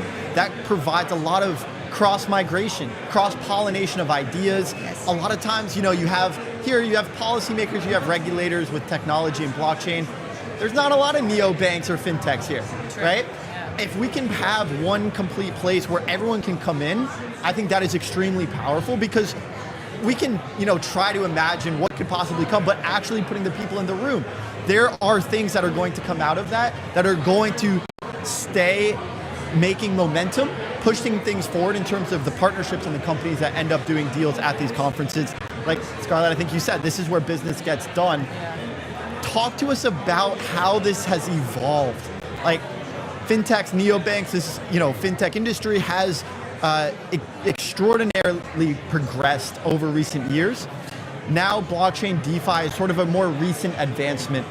How have you started to see some of the conversations and the nature of Money 2020? How has it shaped and evolved over the recent months of DeFi, digital assets, and taking that into account? Yeah, it's a really good question, and trying to combine some of the points that Virginia made and what you just articulated very well is one of the things. So if I sit back and think about 10 years ago, and there was this conversation of banks versus fintechs, and we'd be sitting at an event like this, and fintechs would be like, we're going to come eat the bank's lunch, we're going to take you over, you're not serving your customers well. Banks would be like, you don't got scale, bye-bye. Like, over time, we've seen over the years, there has been a bit of, not to the same level of what we're seeing now at TradFi DeFi, but there has been a convergence. And by the way, some of those fintechs now have that scale. Think about a Revolut, one of the largest private companies in the world, started out as a neobank, a little baby neobank. I remember Nikolai back in the day.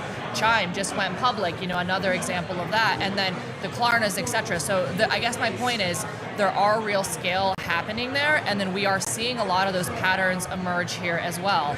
So one of the things that I haven't heard as much in the last 2 days, but it's something that we spent a lot of time thinking about, is the psychology behind it. So there is a bit of a fear. You read the headlines, and the way that these things are positioned can be quite intimidating and overwhelming.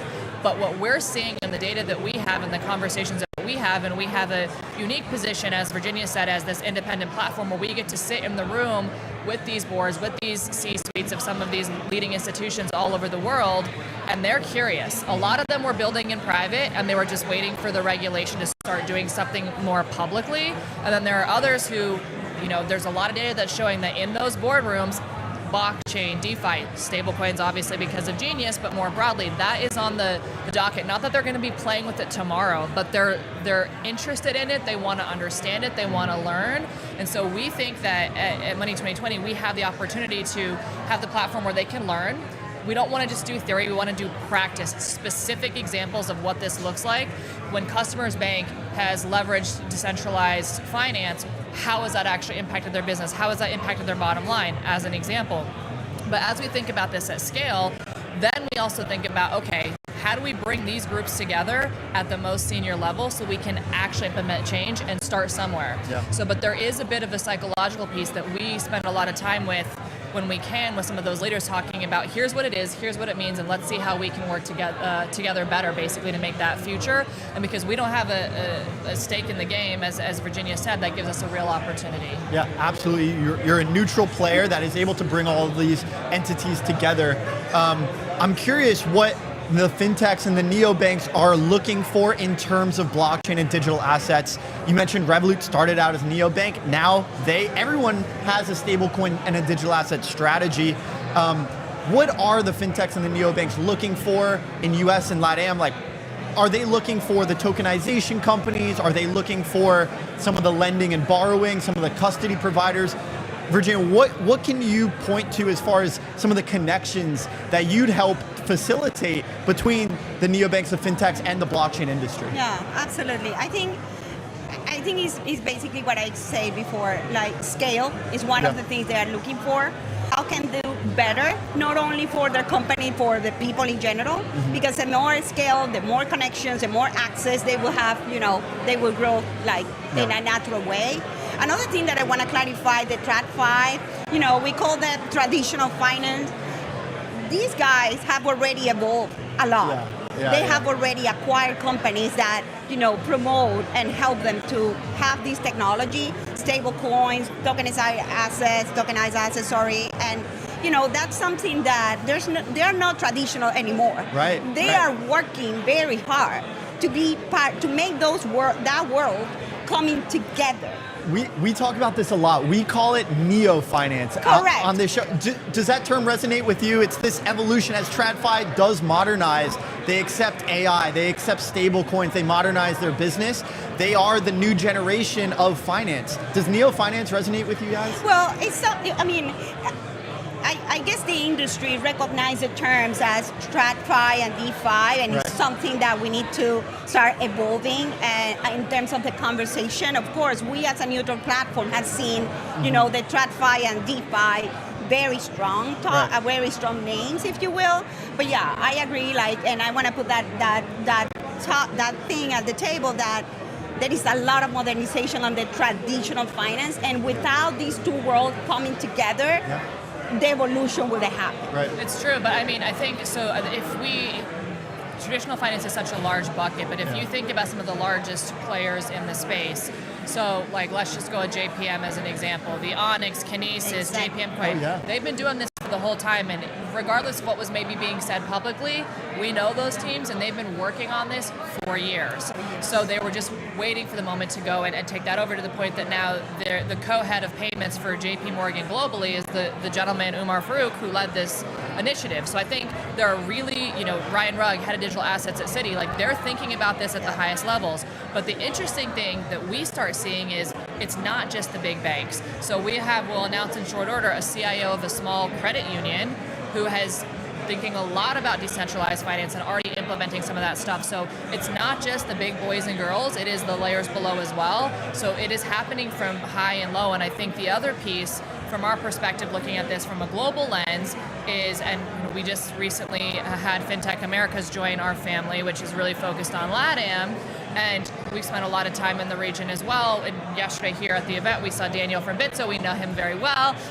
So in any case, there are real applications in emerging markets like LATAM where there is such a strong need that there is an acceleration there at an unprecedented pace. And we're seeing similar things in Asia. So we have our show in April next month, and the conversations and the ability to bring in the different players together is just accelerated, because that cross-border payments thing that Virginia is talking about for Vegas is so relevant and so active there, because there's so much movement across borders. So that is where, we think we have an opportunity to say, hey, here's what's working really well between Indonesia and Thailand. How can we take some of those lessons to bring it between the US and Mexico? Obviously different regulatory rules and everything else, but there is a lot of opportunity, and we get to see the trends, we get to see what's actually working. So we want to try to help bring those lessons to other parts of the world as well. Yeah, I'd love to continue on this geographical connectivity that Money 2020 helps play that role. Because you are global, you see what is happening in the US, LATAM, Asia, and you're able to connect all of these trends and narratives together. And so what are some of the most innovative regions? Is it Asia? Is it LATAM? Who do you see pushing the needle the most? And what do you see as maybe something that's missing in a particular region, right? If the US gets something right, can you then take that and educate Asia or educate LATAM on what some of these regions are doing well?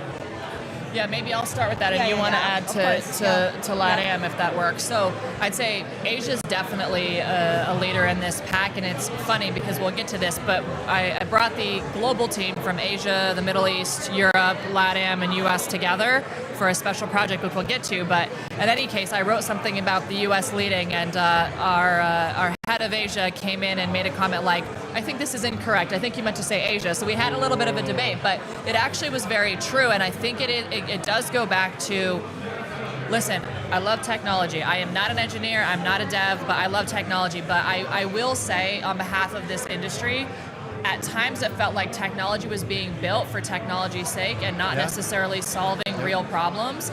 And so the areas that need it most were places like Asia. I'll let Virginia elaborate on the LATAM side, but in Asia there was definitely real opportunities, and the regulators were quick to move to try to support this and work across each other as well. Now we're talking about in the US regulatory bodies within our own country. In Asia, we're talking about regulators across countries and working together to try to help facilitate this at pace and speed. So I would say when it comes to DeFi, some of the things that have been happening in Asia and the Philippines with CoinsPH and the Central Bank of the Philippines has been really, really inspiring. And they've gotten serious traction. But when the central banks are also helping to lead the way, it makes it a lot easier. But I don't know about for LATAM, what would you say? Wow, no, LATAM is very advanced in terms of all the evolution of the DeFi. We saw examples like Pix, for example, that they started in Brazil and now is doing cross-border payments through Argentina. Other companies like Meli or Mercado Libre doing also transactional cross-border payments across different countries in the region. One thing that we are leveraging, or we know that regions are leveraging best practices are from Asia, financial inclusion, or when these countries in Latin America develop these tools, is basically to support people that need to have access to payments in a faster way, in a very secure way. So that's when the Pixes start coming up to the picture, right? But we have seen also, I mean, LATAM, and it's not because it's close to my heart, because obviously I'm Latin. It's more because, they have been evolved, and there are big examples in Mexico, in Central America, El Salvador, for example, that is the first market in LATAM that is using Bitcoin as a main currency. There's a lot of testing from different markets in LATAM because it gets a quick adoption, and it's easy for us to get learnings from there. Can I just make one last point on that? Because I think, so if we look at Brazil, which is obviously one of the largest in the region, one of the things that, especially where we are today, sitting here at the DC Blockchain Summit, that I've really admired about the evolution as it relates to all of this decentralized finance in Brazil is regardless of who's in power, regardless of which side of the aisle you're on, the legislation and regulation has stayed, and process has continued, and progress has continued, which I think that's an area right now where we can really learn from. And I was so encouraged just this morning listening to some of the sessions that it's both sides of the table coming together, because that is what's going to, because if every 4 years all of a sudden we switch, then real progress doesn't happen. And that to me is a real concern. And so seeing what's happened in Brazil, regardless of who's in power, that progress has been made is really encouraging. And this is why we still need the Clarity Act to make the regulatory guidance that we received over the last 2 days administration proof, so that it is codified into the law. Because if the SEC chairman changes in 2 years, the next chairman could end up changing things. Right. And so we are still working towards codifying these things into law. Look, on LATAM, we were in Argentina last year. We saw how passionate and important the technology is for stable coins and a way to get access to the global economy. Also, we saw the thriving neobank ecosystem all across LATAM. And it's incredible that Money 2020 has built a framework where education and best practices are able to be shared across continents. It really is incredible. Scarlett, I want to get to this special project because that sounded very, very interesting. Can you tell us more about this special project, how you brought the entire global Money 2020 team together? Yeah, so I'm very rarely the smartest person in the room, but what I try to focus on is signals, okay? And so a number of years ago, I started seeing a signal. I wrote a book called Embedded Finance with my co-author, Sophie Joubot, and we would talk every week, and we started seeing signals that embedded finance was going to be a thing. Grab, back to the Asia example, when we, on their earnings call, they had higher revenue from their embedded finance business than they did from their primary business. And just very quickly, for anyone who's unfamiliar, embedded finance, can we just define that term? Sure, exactly. It's about taking different pieces of financial services and embedding it into people's daily lives. So if you were to go to a IKEA and you couldn't make the payment for $800, all of a sudden a firm or a Klarna or whatever would pop up and say, hey, you could get a short-term loan for this. So that is embedding a financial service into your daily experience. Grab, in Asia, there's a lot of super apps, so they were doing that in many, many different ways. So they started as a delivery service and expanded beyond there. So back then, this is back in 2021, there was signals that we saw, and we thought we need to go write this book. And we did, and it's interesting because we got Wiley, which for a publisher, which is great, but we had conversations with a handful, and they're like, this is too niche of a topic, it's not going to be da-da-da-da. Fast forward 2022, at Money 2020, I played a game with Sophie, like, let's do a buzzword bingo. Every other session was on embedded finance. Like, it was insane. So I guess my point is, taking a step back to last year, they started seeing signals. This was around the time the Genius passed, but even really before that, we have a lot of different data sources at Money 2020, the thousands and thousands of people who apply to speak at our stages, what people are doing in the app. We have a very strong penetration of app adoption when people are at our shows. My point is, people were very curious about decentralized finance, and we started seeing a big flux on that. We created a product around it called The Intersection in Vegas last year. We had Devin, the CEO of Western Union, come and announce the intention of stablecoin with Solana and Anchorage on stage. So I guess my point of all this is to say, we saw something, we felt something, and we said we need to go out to the next level and tell that narrative. So we wrote a book. Yeah. We wrote a book called The New Intersection of Money, where TradFi and DeFi converge.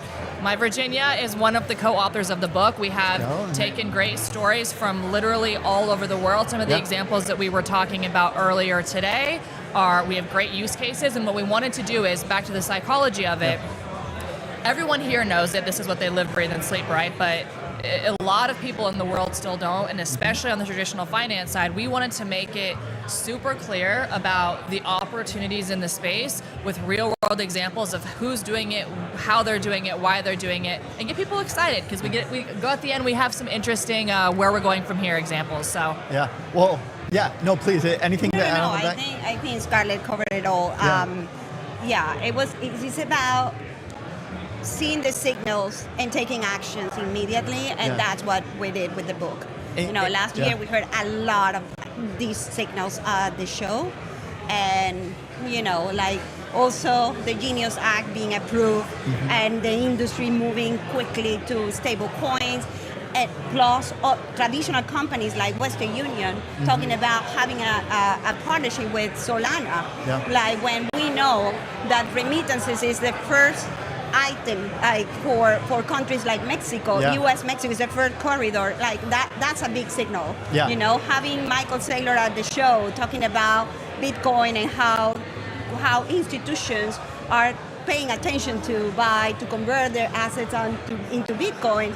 That's another big signal. So we just took the decision and doing the book. It really is incredible. The signals, the adoption, it's really happening right before our eyes. Tremendous announcements, like you said, Western Union and Solana, Michael Saylor's up there. Give us a sense of what we can expect as we look to wrap up here. Money 2020 in Las Vegas, October 18th to the 21st. To the 21st. And Money 2020 Asia is coming up next month.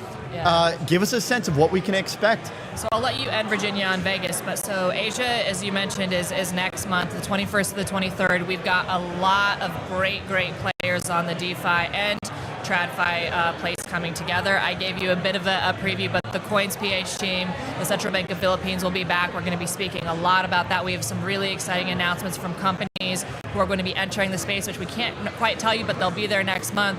And then if you move over to Europe, actually, our show in Amsterdam in June to the 2nd to 4th, We already have the Kraken. We have Arjun, co-CEO of Kraken. We've got the eToro CEO. We've got the Elliptic CEO. We've got so many speakers there. We had Charles Hodgkinson last year. So we see a real opportunity. But Virginia, you want to give a little preview to Vegas? Wow. First, you have to bring your sneakers because you have to run from one stage to another one quickly.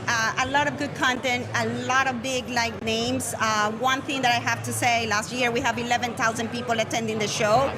For 2026, I believe it's going to be bigger than that because we already have secured big names, and not only because they represent big companies, but this is people that haven't gone to any other show before, and we have it at Money 2020. It's the only place where you have people going, fresh faces, fresh voices, so for the first time. And let's just say that, a topic that we've been discussing a lot the last few days here, prediction markets, you might see some announcements around that coming up pretty shortly.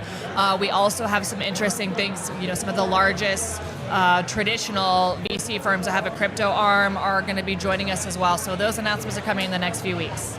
Guys, Money 2020, Virginia, Scarlett, thank you so much. You are not going to want to miss it. Money 2020 Asia next month. Money 2020 in Vegas, October 18th to the 21st. We'll be there.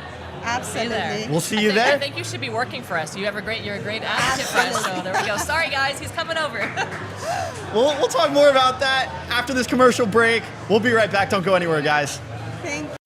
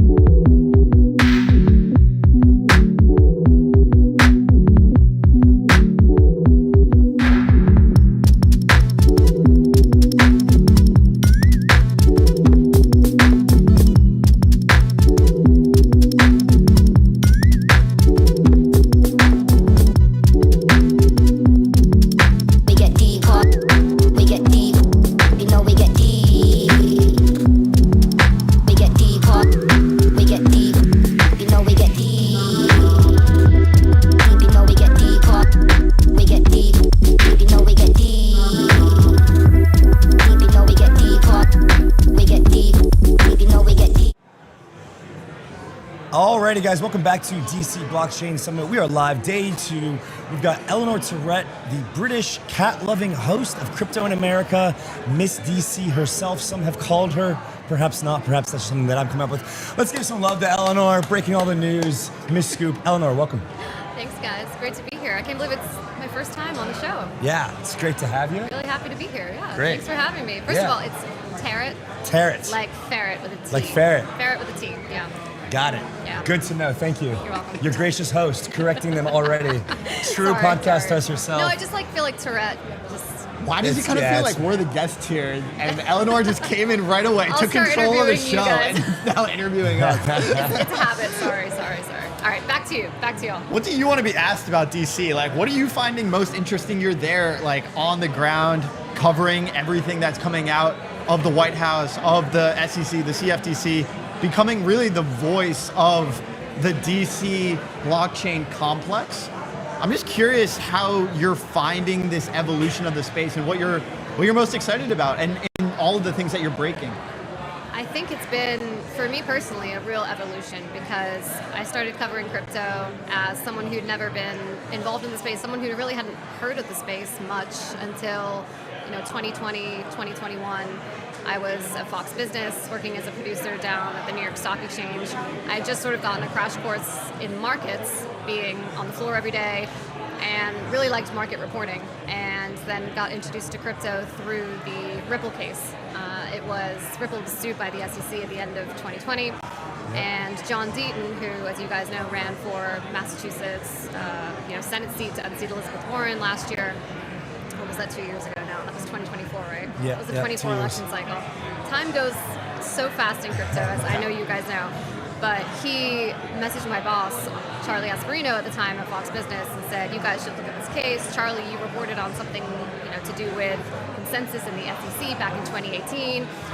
It has something to do now with the Ripple case. You guys should take a look." And so we ended up writing this 10,000-word opus, as Charlie called it, on the Ripple case. We called it the regulatory riddle, basically kind of breaking the case down. But the overall crux of it was to say there was no regulation around crypto in the space. And as you guys well know, that was sort of the start of the SEC cracking down on every single crypto company. And then we get this news yesterday, fresh here at the DC Blockchain Summit. Paul Atkins, head of the SEC, in a joint regulatory, I wouldn't say it's a rulemaking, it's guidance, with Chairman Michael Selig, coming out saying, pretty much everything aside from tokenized securities are not securities. And the previous Gary Gensler, SEC chairman, said everything's a security except for Bitcoin, cracking down on everything. So I would say the evolution between when I first started in the space and the attitude towards crypto coming from Washington, D.C., coming from the SEC, coming from the White House even, right? I mean, the White House is a little bit different because I feel like they were, when I first started, pretty indifferent. There was not that much hostility. I think towards the end of the Biden administration, you started to see that more sort of open hostility. That hostility was coming from the SEC. But just the difference between then and now has just been incredible to see, and to cover from a journalist perspective, it's night and day. Yeah. It feels like a full circle moment because, like you said, your career sort of got started in this industry with the Ripple case, and then just yesterday, they named the XRP token as something that is explicitly not a security. Right, exactly. So we've made one full loop. We've kind of completed that cycle. Where do we go from here? What's next? Well, I think you're going to see a lot of rulemaking. I mean, we've got the Genius Act, which was passed into law last year in July. You've got, I think a lot of people forget that the rulemaking part of all this takes a long time, right? So anywhere from 2 to 3 years. So that's just Genius. That's 20% of what I think of market structure Genius as the whole pie, right? So stablecoins 20%, market structure is the other 80%. So that is a whole process. And then market structure hasn't even passed yet, as we know. Clarity Act is a whole other piece of the puzzle that, as we all know, I cover a lot, and you guys cover it too. So that is in hopefully the later stages of potentially getting through the Senate. We heard from Cynthia Lummis today on stage that they are now thinking of a Senate banking markup round 2, because they had to postpone it, as we know, in January, to potentially go through the Senate Banking Committee in April, potentially hit the Senate floor, maybe sometime in May. I don't think she gave a timeline for Senate floor, but you know, that's pushing it further and further out, guys. The sort of the soft deadline, or the squishy deadline as I call it, is the August recess, because after that we've got the midterms. So it's a very precarious year for getting things done. Everybody's going to turn their attention in Washington to the midterms. But I heard an interesting take the other day from Blockchain Association CEO Summer Mersinger. She seems to think that it's not going to be everybody's all of a sudden going to kind of do a 180 and just completely focus on the midterm. She seems to think that because crypto is such a big issue, there are so many people who care about it in Washington now.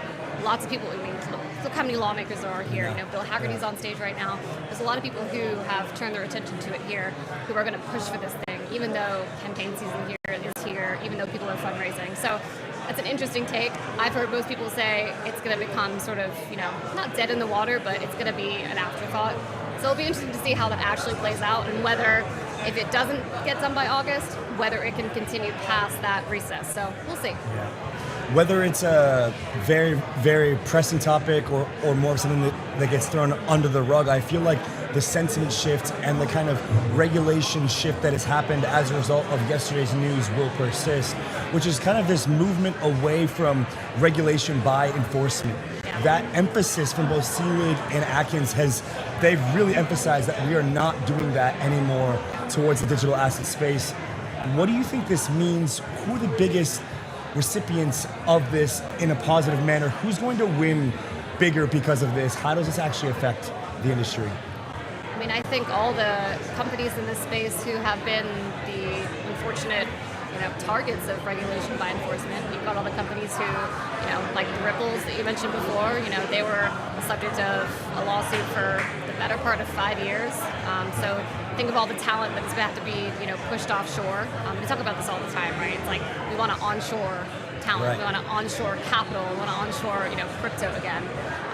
It's going to be the companies who, were forced to basically leave, and now they have the opportunity to come back. But I think, not having to worry about a regulator always on your shoulder, right? And I think we're talking a lot about safe harbors. We're talking about those sandboxes. We had a North Carolina congressman here yesterday talking about how he's introducing a bill to really help the U.S. lead on these sort of sandboxes, right? Because that's a big thing in Europe, where you can innovate and you can actually, experiment without the, with guardrails too, because it's like, we talk about these sandboxes. It's like you can't just do whatever you want. There's those guardrails there, but it takes a lot to implement those and a lot to put them in place. But I think when there's people willing to do that and willing to lead sort of in that space, so I think, it's going to be the companies that really win from this pullback of regulation by enforcement. But you also have to remember that this administration is not going to last forever, right? These people have term limits. I say term limits, I guess for the regulators, that's not the right term. But they, Atkins and Seelig aren't going to be around forever, but it will be interesting to see how this joint harmonization of the CFTC is going, whether that will last beyond the two of them, right? Like, will the agencies continue to like each other afterwards? I mean, they have staffers obviously in place under them who hopefully will continue that legacy, but that really is sort of a precedent-setting moment with this MOU, this harmonization effort. So whether it continues after will remain to be seen, but yeah. Look, I think we all want to administration-proof this regulation, this regulatory guidance. Earlier yesterday, we had Solomon from Plume put the Clarity Act at about 25% passing. And I want to get to a lot of the positive things that have been coming out of this week, but you got to kind of weigh the variables here. The theory is that we will get some positive news when it comes to Patrick Witt on stage, talking about the yield issue. That is supposed to be happening in just a couple of hours. So the yield issue is looking close to resolution, but then we've been talking a lot about this ethics issue. The Democrats have a problem with President Trump's dealings in the crypto and his family with the World Liberty Financial Project and the Trump and Melania meme coins. And so you've got some pros and some positive factors, but you've got some cons and negative factors. Overall, weighing this, Solomon put this at about 25%. And who put it at 25%? Sorry? Solomon from Plume. He was at Chainalysis. Oh, I see. Okay. He was in DC for quite a while. And then we had the chief of legal, Adam, from Chainlink, put it at about 45%. Okay. I'm just curious where you stand, over 45, under 25, somewhere in the middle. Where do you put this? Percentages. I just cover it. I don't. Okay. Come on, give us a prediction. Just your intuition. You're not, What's Polymarket say? I don't know. I'm not sure. I don't know. Let's check. Polymarket or Kalshi. Someone told me it was up over like 70%. I was like, that sounds really for Polymarket, and I feel like usually Polymarket's all, when it comes to this kind of stuff anyway, I feel like it's always been below like 50. Clarity Act signed into law in 2026. Take a guess. 68. Whoa, you're close. 62. Okay. Miss DC herself. Interesting. No, trust your intuition. So Polymarket is more bullish than the chief legal officers and counsels of some of these protocols. Yeah, but Eleanor's got her finger on the pulse. This is, a decent amount of volume here. But you know what? I don't like to make predictions because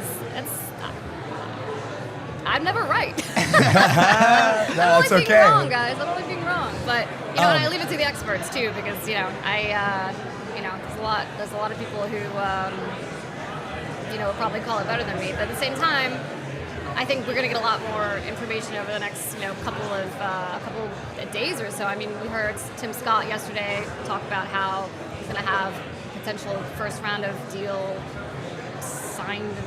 What was the term he used? He said the first deal on stablecoin yield to his desk by the end of the week. So I don't know how many rounds of deal there's going to be. Hopefully just one. But we know that Senator Tillis of North Carolina and Senator also Brooks of Maryland have been very involved in those negotiations. It's kind of funny how the whole thing has kind of played out, right? Because initially it was supposed to just be a fight or a debate between crypto and the banks. Right. It was negotiated by the White House between the White House Crypto Counsel, Patrick Witt, Harry Jung, and then all of a sudden it's like, well, Tillis and also Brooks also have this big buy-in because they were the ones who initially, when the markup was supposed to happen in January, they were looking to be holdouts because they were taking calls from the banks and were like, this is going to be terrible. There's going to be outflows. Our business is going to die. Banks' businesses are not going to die, no matter what. No matter how many outflows come from stablecoins, if that's a thing or not, banks aren't going anywhere. Anyway, they took they were sympathetic to the banks, but they had those amendments right in the bill, and then Coinbase did what they did, stepped in and said we can't support this. So Tillis and Alsobergs have played a big role in this. So what I'm hearing, and I think what Senator Lummis also said about on stage today, and Senator Scott, is that deal has been, at least the first round, signed, sealed, delivered to Tim Scott's desk, hopefully by the end of the week. DeFi also has reached a point where both sides can live with what is on the table now, Senate Democrats, DeFi industry, and that's interesting to me because that has been sort of the sticking point, I think, because DeFi is hard to regulate, right? Yeah. It's almost impossible to regulate. It's also impossible to get something that is inherently not supposed to be regulated to be get to a point where both sides can be like, okay, I can live with this. So we'll see. And then you mentioned ethics. That's going to be interesting to see where that shakes out. But again, Senate banking is not the place where that's going to happen. You will see Democrats, I think, in the markup come out and say, I can't support this bill because of the conflicts of interest.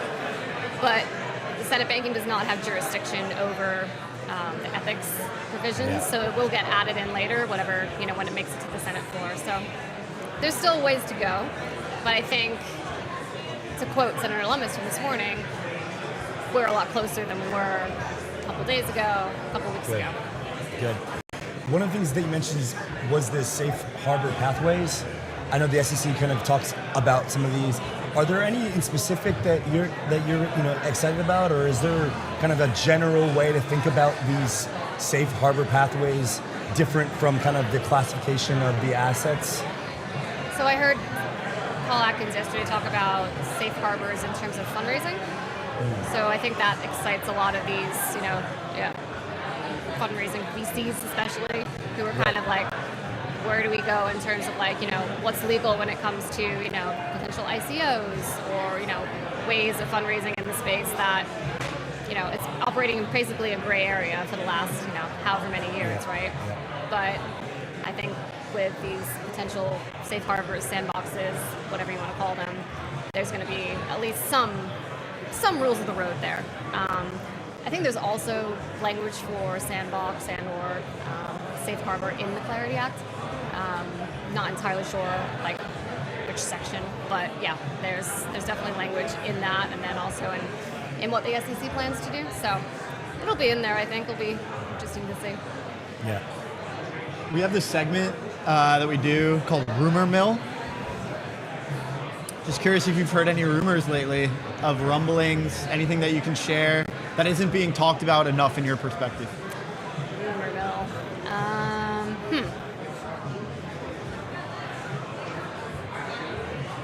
She's got so many. She's just trying to pick which one. I'm gonna sip my coffee and think about that for a second.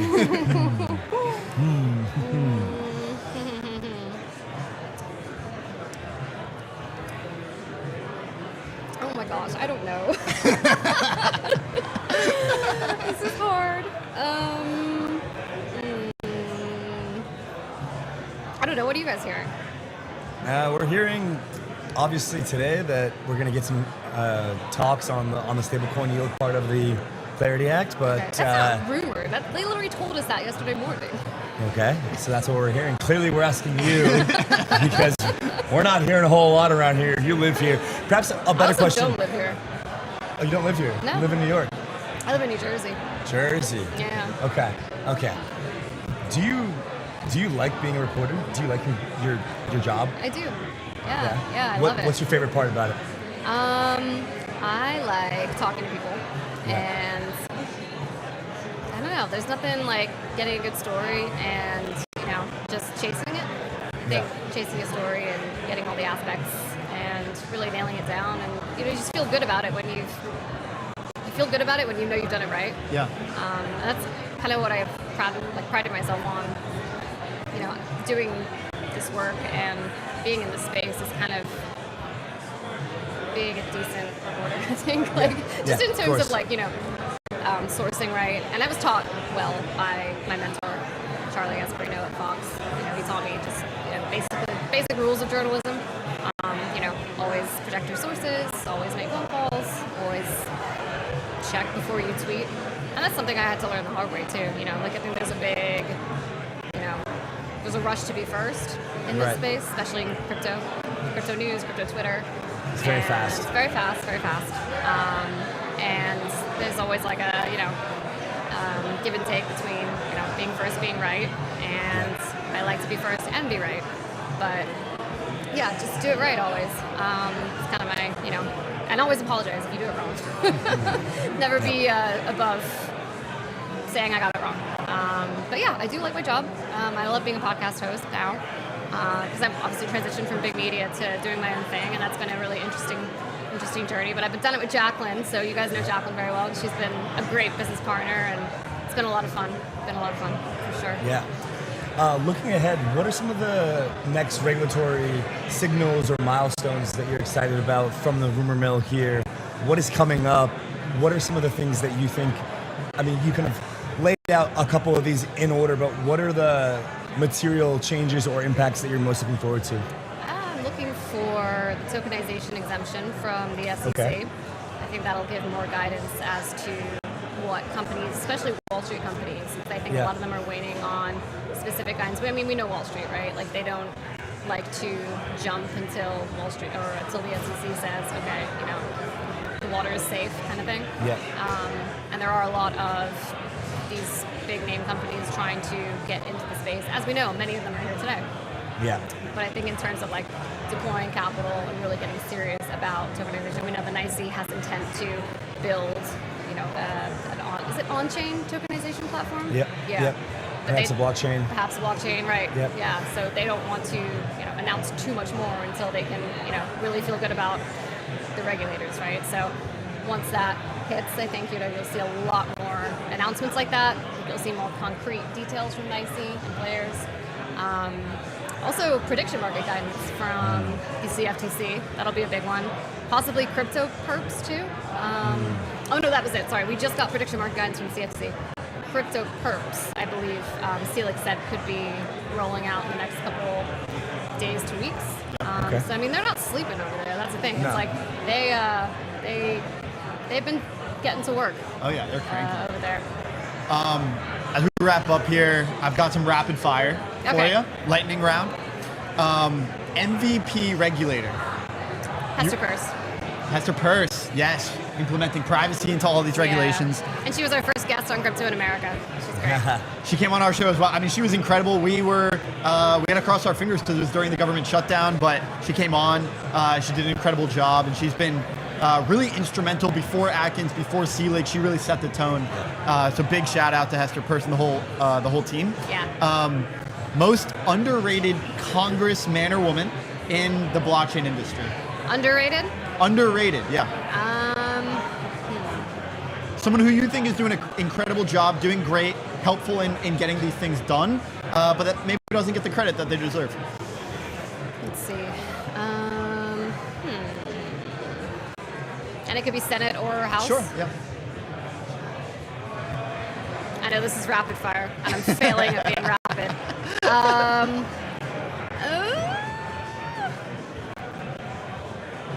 Your favorite politician? I'm so bad at this game.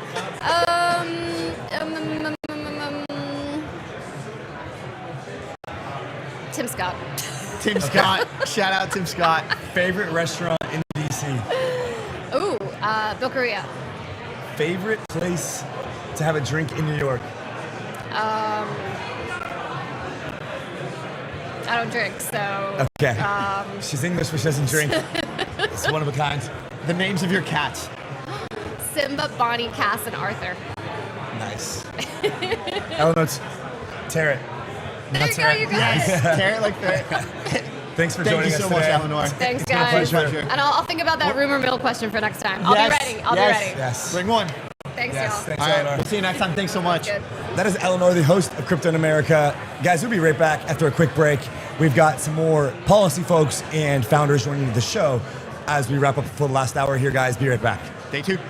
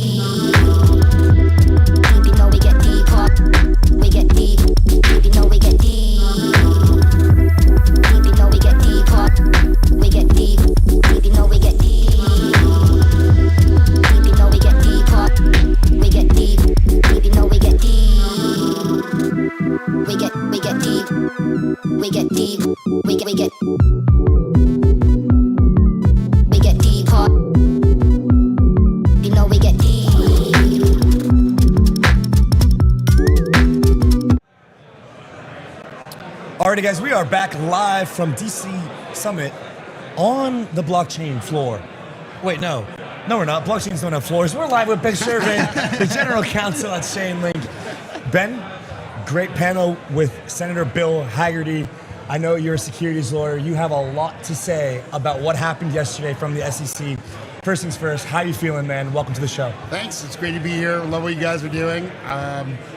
It was great meeting the senator. I'd never met him before. I mean, he's a real statesman, so really you just kind of set him up and get out of his way.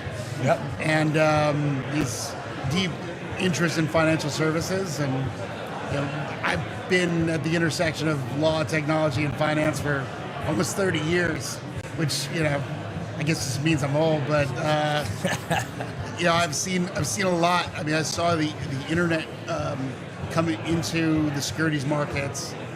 I've seen crypto. I'm one OG at Chainlink, and been there 6.5 years as general counsel. So really grew up with the company, and we're doing stuff I feel like I've been working my whole career has pointed to. How do we tokenize securities, change the markets? And as you said, we got great guidance from the SEC yesterday, which confirms unequivocally that Link is a digital commodity, which I think we all knew, but it was nice to see in writing. Yep. It was a big step by the commission, and they really, I think it's easy to pick off a few things in it that people like or don't like, and I was just speaking with a couple of staff members, and they were saying they were trying for the Goldilocks approach because they knew that certain people weren't going to be happy with certain things. But overall, it's correct. It's saying things that need to be said. I spoke to Chair Atkins yesterday, and he's just like, we couldn't wait anymore. We just had to put something out, and applaud them for doing it. I mean, I can get into the meat of it and want to bore your listeners, but... No, I mean, so obviously we got these classifications from Paul Atkins yesterday on stage here live at the summit, and the big taxonomy separation is tokenized equities are securities, tokenized securities are securities. Pretty much everything else on chain is not. Right. But there's more nuance. Can you kind of debunk what really was said and kind of get into the nuance here of why this is more than just one separation? Yeah, so people, without clarity, people try to play games and make clever arguments. Fundamentally, a securities transaction is a securities transaction. Security is security. You can tokenize it. The SEC provided actual guidance about a month ago, which was the start of their taxonomy when they looked at a security that's tokenized, and they said, hey, listen, if the issuer is doing it, it's clearly a security. If it's someone else doing it, well, it's clearly a security, and now there are more concerns about how you sell it. And then if it's a securities-based swap, it's a technical term, meaning something that's tied to the value of a security, well, that's something else. It is not in itself a security. It goes into the security-based swap rules, which apply the SEC and CFTC together. That was something that came out of the Dodd-Frank Act. And it was sort of a controversial topic now, but now well understood. So being able to get into well understood ground so that there's precedent and you're not going to get court challenges because things are well understood, there's a lot of value to that. In terms of what Chair Atkins said yesterday, I think they're just looking for a basic taxonomy to bridge a gap to market structure. Market structure is still needed. We're still bullish on it. But this is very low-hanging fruit in the meantime while we wait for that implementation. It's stuff that's been bandied about for quite a while. So, for example, that a digital commodity is not a security. It is a commodity. It's in the name. Yep. But it can be sold in a securities transaction. And we regulate transactions. We don't regulate securities. So people constantly get tripped up by that. And they say, well, is it still a security? It's like, that's not really the point. It's a digital commodity that was sold as a security. Now I'm getting wonky right here. So eventually, the next sale should not be a security sale. Right.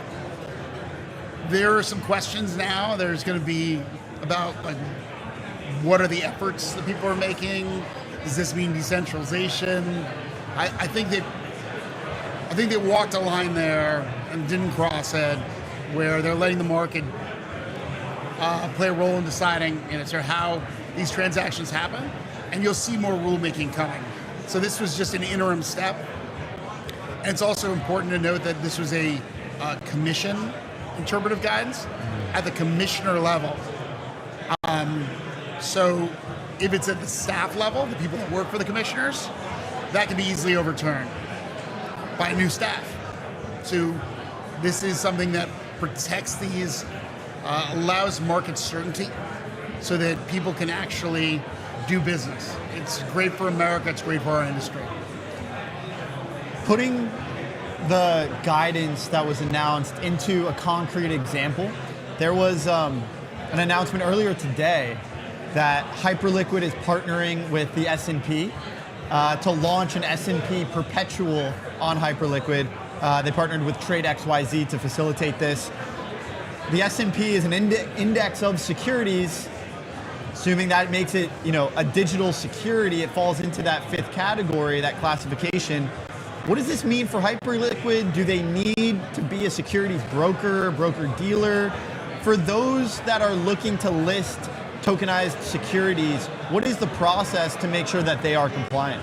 So I can't really go into Hyperliquid. I'm not aware of the circumstances, but I will say this, that the securities laws are well understood in terms of how someone who's actually in the business of providing services in that industry, whether they're, what kind of broker, are they a clearing broker, are they introducing broker? There are different lanes for different people. The problem we have today is a lot of what is going to go on as the pipes is not understood and may often look like something that, and if you spend your life, looking for who's a broker dealer, you're going to find one everywhere. If you're looking for money transmission, you call it, if you call an antitrust lawyer, they're going to tell you there's an antitrust problem. Yeah. So there's a lot of room for interpretation, and I expect the industry will engage with the SEC, who now has, they have a great staff. My former deputy general counsel is there now. Yeah. He's incredibly energetic and understands law very well, but he understands the technology, and he understands how one thing may look like another.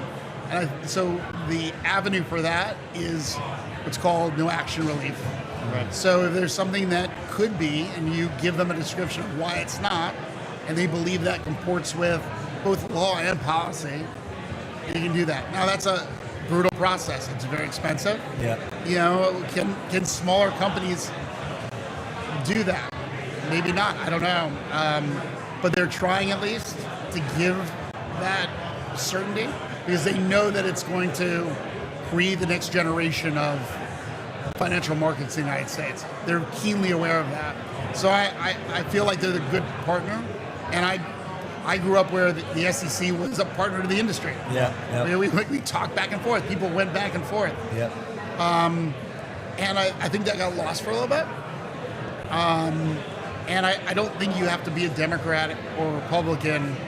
And there are a lot of Democrats at the SEC today. They're staffers, they're career people. These are securities laws issues. Yeah. These are broker-dealer issues. They're not Democrat or Republican issues. Yeah, it's a nonpartisan issue, right? This entire landscape should be governed in a nonpartisan way, and the agencies and entities involved should operate in that way as well, not kind of this clash of the two sides, right? Yeah, and I think you're with the recent MOU that the CFTC and the SEC did, which is you have two competing for a long time, competing government agencies, and you're trying to do business, and you're like, well, these guys are telling me this, and these guys are telling me this. I guess I got to do both. It's inefficient. It doesn't help investors. Yeah. So the fact that Chair Atkins and Chair Selig are very close is going to be helpful. The fact that they, have a deep knowledge of the law is going to be helpful to setting the reason why American capital markets are the best and the most popular is because of safety and soundness. Yep. And I think that there are a lot of questions that are unanswered, and yours is a good one. It's going to come down to the technicals of how things flow. Is there already a broker-dealer in the mix? Why am I regulating this twice? Yep. There are interesting policy questions there as well. Yeah, Ben, thank you for spending some time with us today. One last thing. We're going to get your teammate Adam up in just a moment to close this out, but I'd love a chance to just get your takeaways from the panel that you had with Bill Hagerty. You mentioned like he's a statesman. You kind of set him up, get out of his way. What were some of the most important things that he said that resonated with you? I think the story he told of how he worked to get Genius passed. People sort of think that this is just something magically happens in Congress. You have the staffers behind the scenes are constantly working. They're talking to industry. They're talking to each other. We see this. We mostly talk to staffers. We don't talk to the members because the members have the staffers doing all the work. When you see member to member work like that, it's inspiring. It's how the country's supposed to work. It's how our founders set it up. It's supposed to be difficult. There's supposed to be consensus. Yeah. And the fact that he was able to go door to door and get enough votes so that he could get 68. And but there's the politics there too. I don't know if you heard the part where he said the hard part was getting to 60. Once we got to 60, we get to 68. Yeah, of course. Yeah, and I've talked to members about this, and they're like, well, if the ranking member is against it, and I don't care, why am I going against her? Why am I picking that fight if it's not an issue I care about? Yeah. So there's policy, and then there's politics. Yeah. Well, Ben, thank you so much for joining us. Appreciate you giving us some insight into that stage and helping push the entire industry forward as well as Chainlink. Great. Thanks, guys. Thanks, Ben. Really appreciate it. Cheers. Appreciate it. Yeah. See you next time. Guys, we've got Ben's colleague and friend of the show, Adam Minehardt, the head of public policy, coming up on Chainlink Labs. And yeah, we're live. It's going to be a conversation kind of reflecting on what happened over the last 2 days. We had the opening with Adam, and we kind of talked about what he expects, right? Yeah, I want to see. I want to get his takeaways, his reflections. And now what? We're 2 days in, and a lot has changed in this last 2 days. I put a tweet saying policy is kind of dry. I don't know how people do this all the time, but man, I'm telling you, this has been some of the most active 2 days of policy. I'm very glad that we came. I'm very glad that we came to DC, and so we're gonna get Adam up, and we're gonna talk about what his key kind of reflections and takeaways are of this event. Look, I'm extremely grateful to Chainlink. I think part of the work that Adam and Ben are doing in DC is pushing the entire industry forward. Chainlink is mentioned in the regulatory guidance by the SEC and the CFTC as a digital commodity. There's only a handful of names that are mentioned there. The reason that Link is mentioned in that list is because they've done the hard work of getting their hands dirty in this city, in this town, talking to the right people to impress upon them how important it is to label these assets as commodities. And so it's no coincidence that Link is mentioned. I'm extremely grateful, and I think the entire industry should be grateful to the work that Chainlink has done to push everyone and this industry forward. Let's get Adam up. Adam, when you're ready, come on over. Come hang out. Sounds good. Yep. Let's go. Let's get you in here. We're live now. And guys, ladies and gentlemen, we've got Adam, the head of public policy at Chainlink. Adam, we started this entire show, this entire conference with you, opening up and really just getting to the bottom of what we expect here, what to look forward to. It feels like a whole month has been squeezed into 2 days. It really It's does. been a very busy 2 days. It really has been. I mean, between what we heard from SEC Chairman Atkins, CFTC Chairman Seelig, what's coming out of members of Congress today, a lot of news crammed into 2 short days. I think the industry feels extremely bullish right now and coming out of this. Market structure is next. but also we're hearing lots of bullish comments on that. So really impactful 2 days here. Hats off to the Digitalchamber. Oh, yeah. Amazing lineup. Crowd still packed. Yeah. Lots going on, and having you guys here, always awesome to kind of broadcast Appreciate what's that. happening. Thank you, man. Yeah, absolutely. We couldn't have done it without you guys. Shout out to the entire Chainlink team.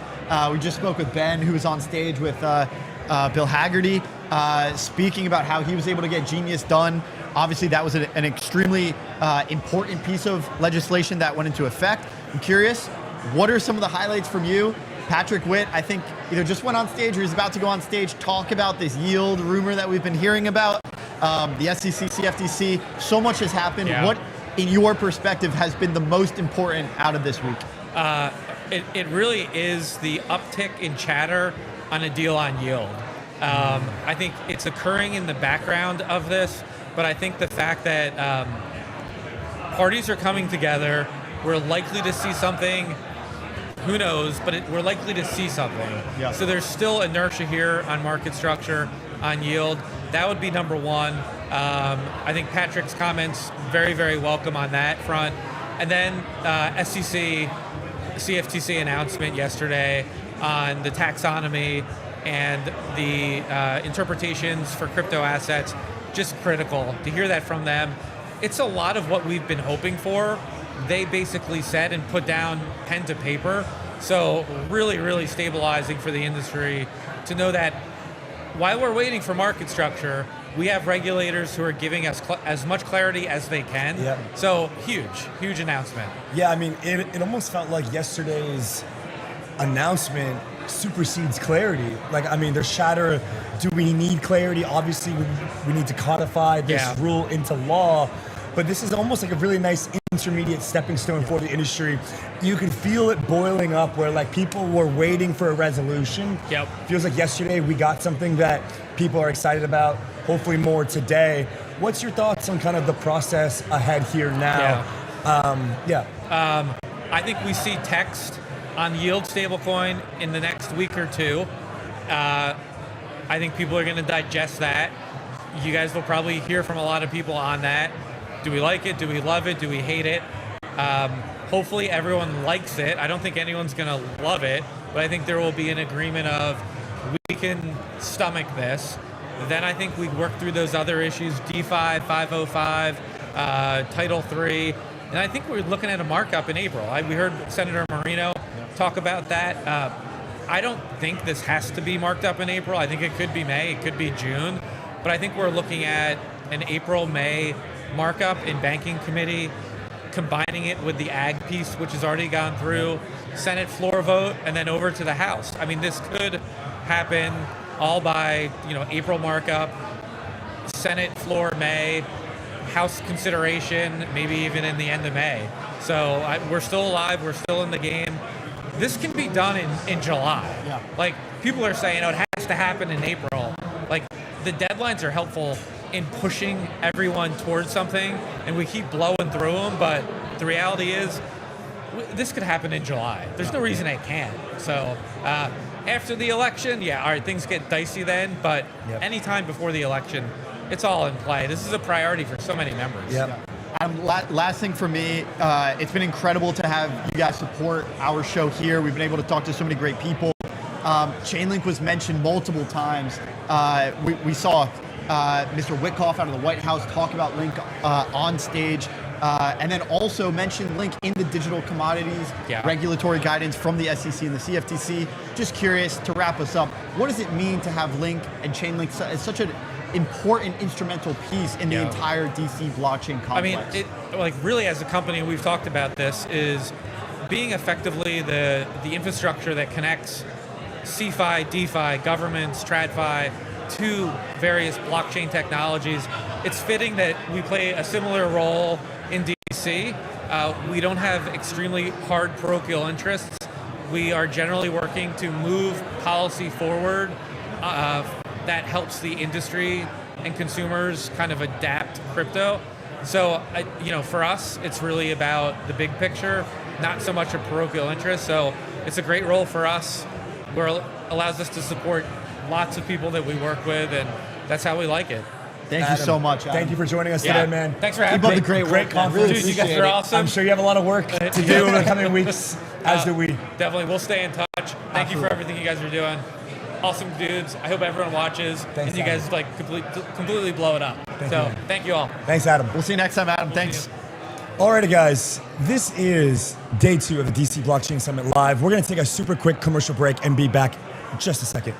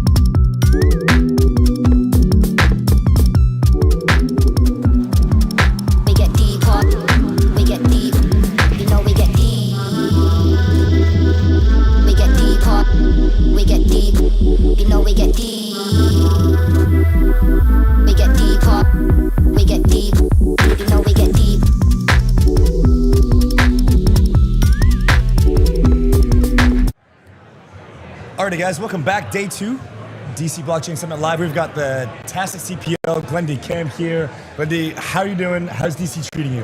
It's been great. It's colder than I expected, but the event is awesome this year. Great folks, great speakers, a lot of progress. Tell us how Tassat fits into the DC scene. What are you guys doing here? Why are you here? So Tassat is a blockchain payment settlement company. We have been working with digital asset companies to help them to make payments and also do settlement on chain. Recently, we have also launched our tokenized money market fund on Link Network. And so everything around blockchain is extremely relevant to us. And also the conversation in DC is really important. As you know that there's been some really critical regulation passed last year. So those are making huge impact in the industry and especially the work that we're doing around them. Certainly, I mean, Genius Act last year, and then also the regulatory guidance out of the SEC and the CFTC. Stablecoins are one of the classifications. They labeled 5. Stablecoins are one of them. You know, they made a distinction between payment stablecoins and then everything else, maybe yield coins or yield-bearing stablecoins. Could you just help unpack the stablecoin classification in that guidance? Maybe what's the difference between a payment stablecoin and a yield coin? Why are they classified differently? So I think one thing that's very important, stablecoins been around for a long time, right? And also there are other tokenized assets that behave like stablecoin. Payment stablecoin is particularly important because that has been growing like significantly. You can see that there's about like 300 billion in the market right now, and huge volume increasing a lot. So using stablecoin to make payment is really important, not just for traditionally for the digital asset community, but also now it's going into mainstream and is really facilitating a lot of the money movement. And we can also see banks are contemplating how they can actually start involving. Genius Act provides a very good framework for banks to collaborate with the digital asset community and also stablecoin as well. Yeah. So when you guys are doing the tokenization work that you are doing, what kind of assets are you guys bringing on chain? Who are you guys working with to facilitate the tokenized money market fund that you spoke about and other kind of products? So we have launched the tokenized money market fund on Link. So that is tokenizing money market fund, and then allow the participant on the private permission network to transact with each other, so that they can move the money market fund from one participant to another in a very fast, seamless way. And also the most important thing is the yield in transit feature that we put into our Link network that provide a very short time frame for not only a short time frame for the asset to move, but also during that time the asset continue to earn yield for the participants. Yeah. Earlier today, yesterday, and I think just now on stage, we're hearing rumblings, rumors that the yield issue in the Clarity Act is coming to a resolution. There's going to be some sort of compromise between the banks and the digital asset industry to reach a compromise when it comes to yield on stablecoins. How does yield on stablecoins impact yield on transit? Maybe you could just unpack a little bit more what yield in transit means with stablecoins and how the regulation could affect what you guys have with yield in transit. Okay, so it's really important that the highly debated stablecoin yield topic in DC and with regulations is focusing on the payment stablecoin. The yield in transit model that we have is not Link is not, or the token on Link is not a payment stablecoin. That's very important to differentiate. It is truly a tokenized money market fund. So the inherent nature of having yield on a tokenized money market fund that is comply with all the existing laws, regulations. The yield in payment stablecoin that's coming into the Genius Act to get clarified, that is completely different than what we have. Yeah. Glendy Kam, we are going to come to a wrap here. There's a really, really cool panel that we want to see, and we're going to put live on the show. Just kind of closing thoughts. What's your reflections from the event, from the conference? What are some of your key takeaways? I think this year is very different from the previous years that I attended. Previously, all the conversations around uncertainties, like will there be regulations, how would it be formed, and what would be the impact to the market, that uncertainty is over. Yeah. So this year you can hear a lot of conversations are about like what are the new innovations and what are the real use cases, like the institutions are looking into real use cases of stablecoin, and also most important is a lot of discussions, a lot of panels on infrastructure.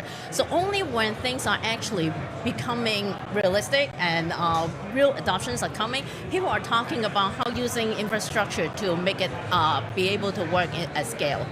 Awesome. Beautiful. Thank you so Glendy much. Kam, thank you for joining us. Hope you have a great rest of your trip here. Thank you. Thank you. See you next time. Thanks. Guys, we're going to go to a quick break. We're going to throw the live stream on the main panel here. Let you guys tune in live. So be right back, and we'll get that up for you in just a second.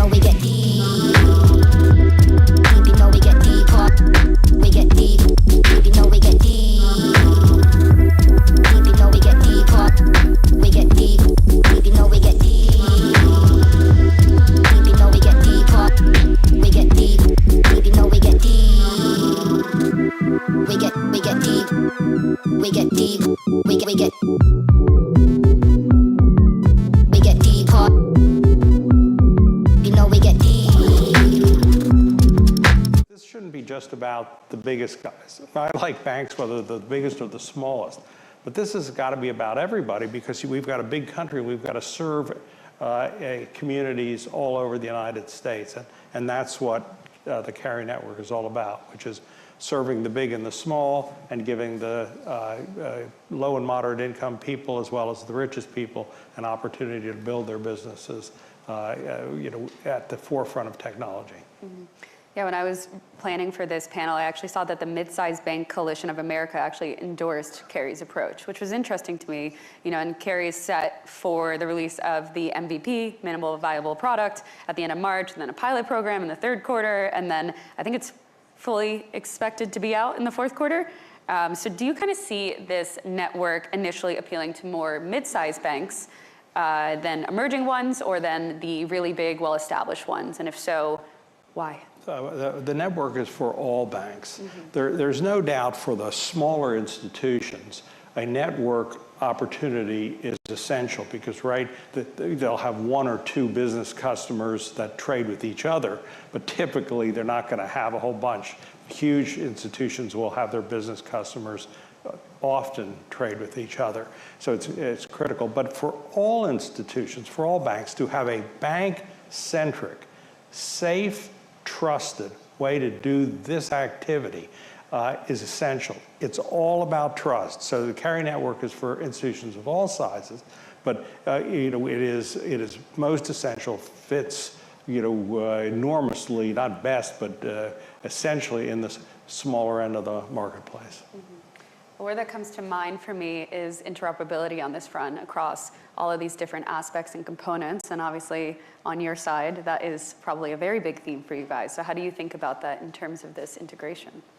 So I want to come back to what Jean said before. The history of financial institutions and money is the history of trust.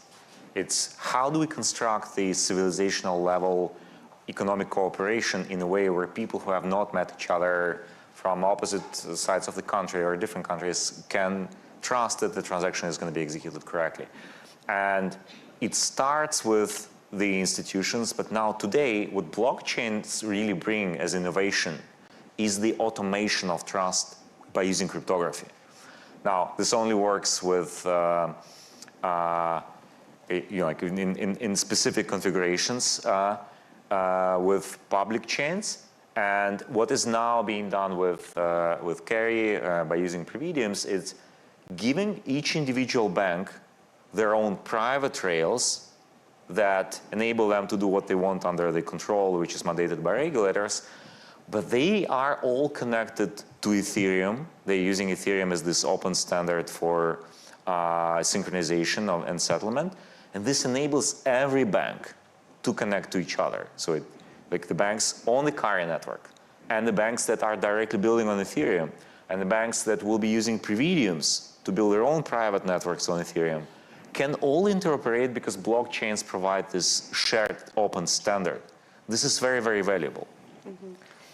Well, two things you had mentioned, Jackie, I think bear emphasis. One, we're deeply honored by the Mid-Sized Bank Coalition endorsement. That's a big deal because this is a bunch of highly qualified executives that are really thoughtful about what they endorse. And I think the reason they did it is because what we're building is the first bank standard,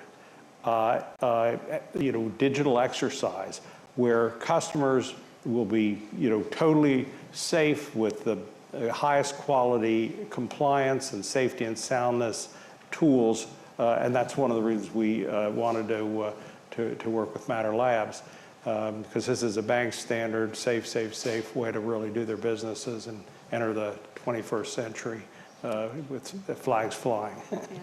Do you think this is going to ultimately rival traditional stablecoins? I think they can all exist together. They can all get along. They're different technologies, different approaches for different purposes, and I think that's what we're going to see. You're Alex, really an expert in this area.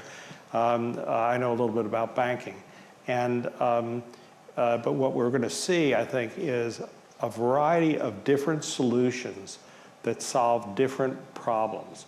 But for those customers who need safety and security and and the banks that need to live in an ecosystem of safety and security, this network approach that we're jointly engaged in is, it seems to me, the must-do, the way to do it. I fully agree. The tokenized deposits have all of the properties of traditional deposits. They are insured, they are guaranteed by the bank, they are running within this secure perimeter of the banking protection systems.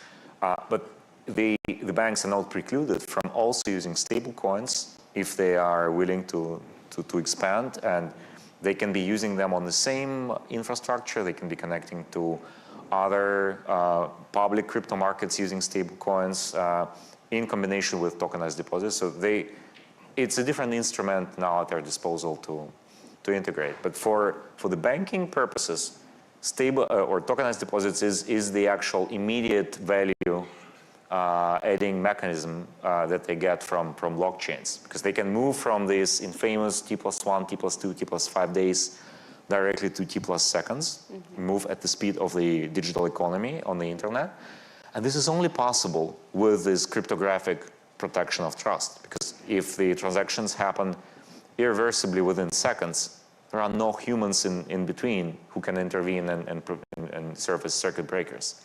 You really need incorruptible financial infrastructure that guarantees the correctness of all of these transactions. And just think of a small business. You've started a business, and for many small businesses, they need an instantaneous and secure transfer of wealth from what they buy to what they sell. And the more they're able to really know what that balance sheet looks like, the more they can avoid being taken advantage of when the check just doesn't arrive and they can't really pay for the goods. So for a small business, this is essential. In some of these activities, small businesses don't have hundreds of people running around. They got to do things late at night or early in the morning. And the 24/7 opportunity is critical. And often these small businesses are serviced by banks that are not the largest in the land, but they're banks of all sizes and often in their communities. And this will allow those businesses and those banks to really participate in this important transformation. Yeah, I agree with that. I was talking about this yesterday on the T+1, T+2, T+5 settlement times, and at the very least, if people are going to be, maybe cautious about entering the space, they can understand that speed is at least a positive, and they want that, right? They want it instantly. And the existing infrastructure really doesn't provide for that. So do you kind of see the future of payments and then the blockchain technology really kind of reshaping the way that banks and even small startups, to your point, integrate with these things? Absolutely, absolutely. This is a transformational moment, and it's a wonderful thing. As currency has gone from rocks in Mesopotamia and clay tablets to precious metals or metals of different kinds, all the way through paper. This is a transformation that transforms not only how people make payments and does their business, but also offers to them opportunities they've never had, because smart contracts can be attached to these so that they can not only be secure in the instantaneous payment, but they can have qualifications of when payment is made, which will really help make them safer and actually run their businesses better.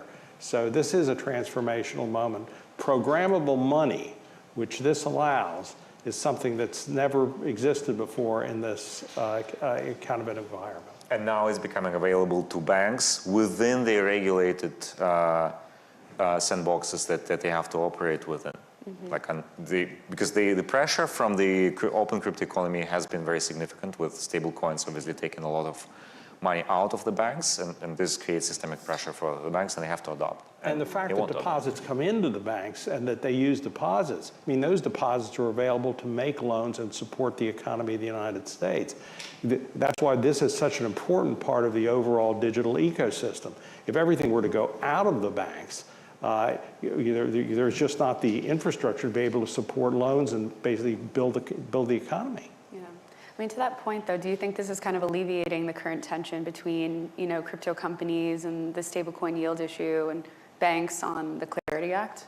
I would hope so. I think this is a time when there shouldn't be conflict. There's got to be an opportunity for working together, and that's what I love about the interoperability nature of what Matter Labs and Providium is building here, because there will be those customers that want to speculate. There'll be those customers that want to basically have securities as tokenized security, that want to operate their own lives in different ways, and this will give them that opportunity to do it in a safe and digital environment. And lastly, with all of this in mind, I think you mentioned before it's like a shift coming. How would you kind of describe that shift looking forward when we think about the traditional financial infrastructure, tokenized deposits, and everything that both of your companies are working on? I think that what we were seeing is really, for the first time, the implementation of crypto's original promise to build the Internet of Value that is all connected. Previously, we had these several separate networks, like the network of banks, the network of trading companies, the network of the emerging crypto networks. Now, for the first time, they are connecting. So if stable coins are just one transaction away from traditional banks' tokenized deposits, that enables truly seamless movement of money across the entire economy. That's great for economy. That's great for crypto. And that's great for banks, because they are now being elevated from this era of 1970s with COBOL-based mainframes. They're leapfrogging directly into the future. And making this safe is absolutely essential. In one sense, this isn't really so remarkable. If you have a deposit, you often have a checking account. And you write a check, and you have a check, and you transfer the check, and then it gets changed into sort of an account at another institution. This is just a tokenized check. It's a digital check. It's a virtual check in a sense. And what it does do is it allows for people to utilize this important technology and be safe within the confines of a regulated set of institutions that cares about privacy, that by law must, privacy and fair lending and fair treatment, anti-money laundering. The banks will be having their own anti-money laundering systems they have now, and we'll be putting other protections on top so that people can participate in this environment for smaller kinds of activities, for critical activities, in a safe and sound fashion. And it ties the whole, it seems to me, digital infrastructure together. Yeah, I'm excited to see how it all pans out. Congrats to you both, and thank you for your time, and thank you to everyone for listening in. Thanks very much. Thank you. Yeah. Thanks, John.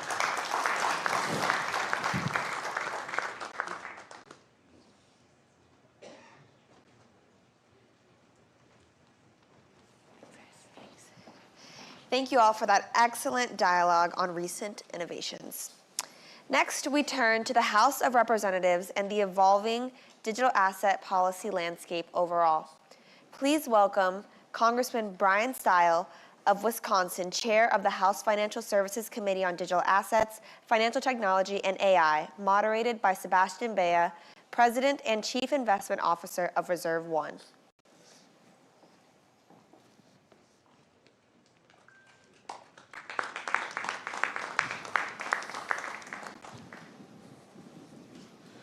All right. Here we go, Brian.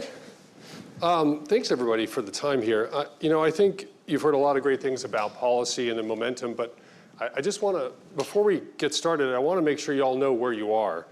This is the most important conversation, actually, of the Blockchain Summit. And it's because it is in this subcommittee, chaired by Chairman Stile, where it all started. Remember Stable, which became Genius. Remember Clarity. It all came out of the House Subcommittee for Digital Assets. Now, Brian, my notes suggested, okay, so you've been in Congress now for, I think this is now your 8th year. Yeah. You've had very big impact. And I think it would be great for the audience to understand, firstly, where we are in the House, and maybe specifically, maybe some perspective on the Senate, right? The Senate now has Clarity. They are in negotiations. What would be your views? What would be your advice for them in this process so we can bring Clarity to fruition? So I think some of this is the work that we've accomplished in this Congress. In many ways, we stand on the shoulders of the work that's been done over the past handful of years. Then Chairman McHenry and then Subcommittee Chairman French Hill did great work on Fit 21. and really doing some of the basic blocking and tackling and building out a framework with which we could put in place and ultimately move forward on clarity. And so our ability in the House to have this runway and build up gave us an opportunity, I think, to move faster than what we've seen in the United States Senate. So in the House, we moved forward with clarity. We brought broad bipartisan support. We passed that with large Democrat support and all Republicans in the House. 2/3 of the entire House of Representatives in a narrowly divided majority. That's a statement into itself. And then we pass it over to the Senate. We've watched the Senate struggle with this a little bit to pick up the momentum on this legislation. I think in some ways the Senate moves slower. In the House, we always joke, right? The opposition's the Democrat, the enemy is the Senate. But I say that, of course, jokingly. But the Senate moves slower, and there's different politics and different pressure points in the Senate. I'm hopeful that what we see is the final discussion points come to a head in the Senate, and we break the log jam to unlock clarity and get that signed into law. I'm of the view that there is very significant amounts of capital, both financial capital, but also human capital, that is still on the sidelines waiting to be deployed until clarity is actually passed and signed into law. That's fantastic. Now, we were speaking earlier, and I guess I wanted to go back to one of these points that we discussed just now around your motive.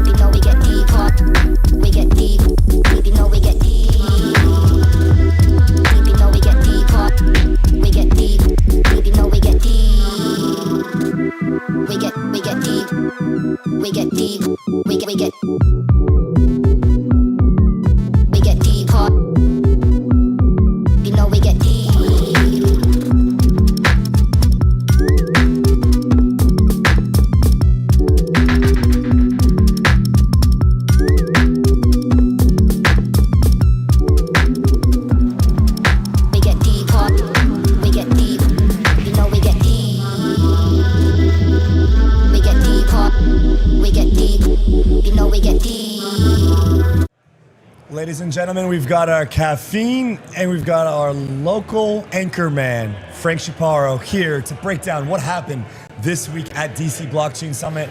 We've got this guy fully on the Hyperliquid train. I expect maximum shilling. Frank.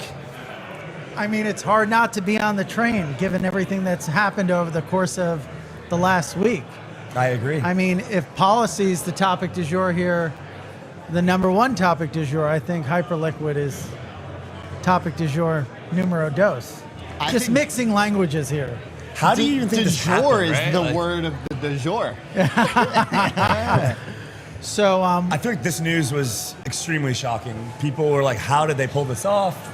You know, what strings did Trade XYZ pull? I mean, listen, if you've been following me, I had a lot of people come up to me over the course of the conference saying, why do you keep posting all of these job ads on Twitter from LinkedIn?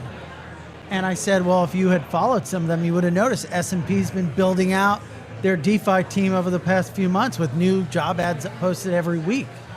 And so this is part of a bigger story of them trying to tap into crypto, tap into DeFi, and it makes sense. I mean, you look at the volume growth, we're up to almost $1 billion a day across Hyperliquid platforms, at least over the course of the last month. There's insatiable demand to trade these assets, high quality assets, as you guys say, with some degree of leverage 24/7. And they don't want to miss that train, just like the rest of your listeners, just like you two fine gentlemen, also don't want to miss that train.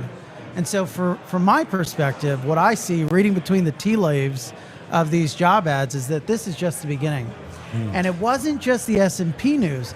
Moody's also came out this morning saying that they're going to further entrench themselves in the intersection of crypto and credit rating analysis. And this is super important because obviously we have the experiment's proven out to be true. People want to trade these assets on these types of platforms, and Wall Street's interested, but they have no way to gauge, to assess counterparty and credit risk. And the fact that Moody's, one of the biggest rating agencies in the world, wants to help facilitate that, and S&P wants to help facilitate that, those are the guardians at the gate. And now that they're going to help Wall Street get in, there's really nothing that can stop it. Yeah, so Rob and I were talking about the Trade XYZ thing. Yes. And we were kind of going back and forth. I was saying that the S&P was frightened by Hyperliquid. They wanted to come in and basically give themselves a chance to kind of put their stick in the ground and say, look, we're using this platform legally with our license, here you go. But we didn't quite get to the bottom of whether this license was like prohibitive to use from other exchanges. The key word that you used was scared, that S&P is scared and Hyperliquid is coming from their lunch. I think this is much more of a partnership in the sense that we're going to see more asset managers, asset issuers, indices, S&P, and more issue licenses to gatekeep and choose winners in terms of the venues that they're championing for their asset class. No, this isn't bad for XYZ. It's not bad for S&P. It's bad for whomever does not have access to these licenses. Right, like all the other perp spaces. Exactly. So you think that if you permissionlessly list the S&P 500 via a different moniker on Lighter or insert perp here, that the S&P could take action against that? Oh my God, in a permissionless world, you can list whatever you want. I mean, so this is the thing. This green lights the ability for them to offer this type of product to their users. In crypto, many people have tried to offer synthetic exposure, synthetic derivatives to these types of products. And I always remember just thinking, you're going to get your ass sued off because this is their index. And so from their perspective, is it them being scared? No, it's them seizing the opportunity to get more distribution via a different channel that they didn't have access to before. And so what I anticipate to happen is not them retreating or them losing market share in any sense. I imagine their competitors, other index providers, are going to look at this and say, well, can I go to Lighter and maybe have them license my index product? Exactly. Right, and there's going to be a proliferation. Yes, globally, right? Globally, not just well, no, not in the U.S. at all, right? Right. right, guys. There's going to be a proliferation of these assets launching on chain. So the losers, right, are brokers that don't offer these on chain assets, as if they move further on chain. So if you're a broker that offers index products and you're competing with the Hyperliquid platform that does it better, really. Right, exactly. In a similar vein, the New York Stock Exchange, NASDAQ, everyone's got a tokenized equities offering, looking at launching networks. S&P chose to partner with Hyperliquid as the primary venue for their tokenized offering. On the other side, we have NYSE, ICE, looking at launching their own networks, building them out themselves, and launching their version of what that venue looks like for tokenized asset classes. I've called this the new L1 trade. How do you see the difference between partnering with existing venues that are a bit more crypto native, that already have distribution in this audience, versus someone building it out themselves and trying to build this from scratch? Well, there's certain things that they can build and can't build, right? Like equities is unique relative to crypto because the lanes have been carved out, right? You have, just as an example, right, something like Coinbase, which is a trading firm, and they're a prime brokerage in some sense of the word. They're a retail brokerage in many senses. They're an actual custodian of these assets. They're an asset manager. There are many things, and there are a lot of crypto businesses that look like that as well. in equities, right, all of those different activities or functions are siloed off. And you have a custodian that operates as a custodian, an asset manager that operates as an asset manager, and an exchange that is just an exchange.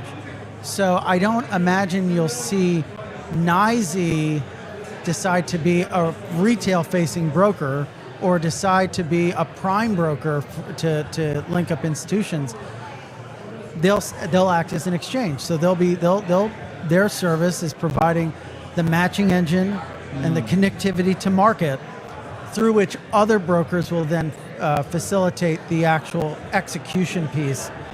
And it doesn't matter, right? Like basically what NYSE is saying is we are neutral, whether we're going to facilitate the matching of equities on-chain or off-chain, which is smart, right? Yeah. Because where are the users going? Where's the activity happening at breakneck speed? It's on-chain. And it's also outside of market hours. Mm-hmm. CBOE put out data, something to the effect that suggests that non-9 to 4, 9:30 to 4 trading has increased from 450%. Yeah. So if you look back to 2024, I ran the numbers, it was something like 3% of markets, of market volume, notional volume. It's now around 6%. So when we think about where people are trading outside of market hours and the fact that it's increasing, they want to be there. Yeah. And you did a podcast with the NYSE, I believe it was in their vault, or it was in the ICE vault. Yeah. So that was their cafeteria. They basically took the cafeteria in their basement and reconstructed it into this nightclub type vibe. And we spoke with the lead strategy person at ICE. And so the conclusion is that they'll offer a neutral platform that allows on-chain brokers and off-chain brokers to tap in. Yeah. Well, a reporter today, for instance, reached out to me at the Journal and she asked, are there any folks you can connect me with who trade tokenized equities? And I was like, no. Nobody I know trades tokenized equities. They just trade equities. Right. And I said, ultimately what will happen is when you go on to Schwab or you go on to E-Trade, which is owned by Morgan Stanley, or you go on to Robinhood, those orders will just route on-chain as opposed to the way in which they're internalized today. And that shift will really happen without not the awareness of the general public, but probably with very little awareness of the general public. Yeah. Guys, one more thing that I want to put in front of you guys is today there was news that Kraken is actually going to delay its IPO again. Effectively, it's not going to happen this year, is most likely the case. They cited market conditions. They had a filing, I believe it was last year, the year before. There were some iterations, but not yet able to get that through. What's your read on that? Yeah. It's a good question. It was actually surprising to me because I feel like we're in a period of the market where the token window has closed. Yeah. It feels like the window for equities still is open. You know, the demand for equity exposure in crypto is really high right now, and you've seen it in a lot of the deal making activity. So to me, it was surprising. But it's interesting in as much as it marries what we're seeing with the token market where, you know, it's funny. A lot of projects are coming out and saying, we got to wait. We're going to wait 1 month, 2 months, 3 months. And so Kraken's really just mirroring that. Yeah. It's interesting. And then Frank, you guys at GSR announced this week as well a $57 million acquisition of Autonomous and Architect. Yeah, I have no money left, so I need someone to spot my dinner tonight. What happened? Why acquire these two companies? What does this bring to the GSR suite that you guys did not previously have? So what it does is it supercharges our capabilities to support token projects and founders at the earliest stage of their development. If you think about crypto, it's really unique because you have early stage companies that have kind of maybe found some degree of product market fit with a publicly traded token that lives in the market. And so unlike in equities where you maybe wait 10, 15 years to go public and then have to worry about public market sentiment. Yep. As a crypto founder, you got to worry about that a year into the picture, maybe 2 years into the picture. Sometimes as soon as you kind of get going. And those questions that hang over a founder's head about navigating the public markets are super thorny, and there's not a lot of venues that can help support you through that process with thinking through, how do I market the token? How do I go to market with the token?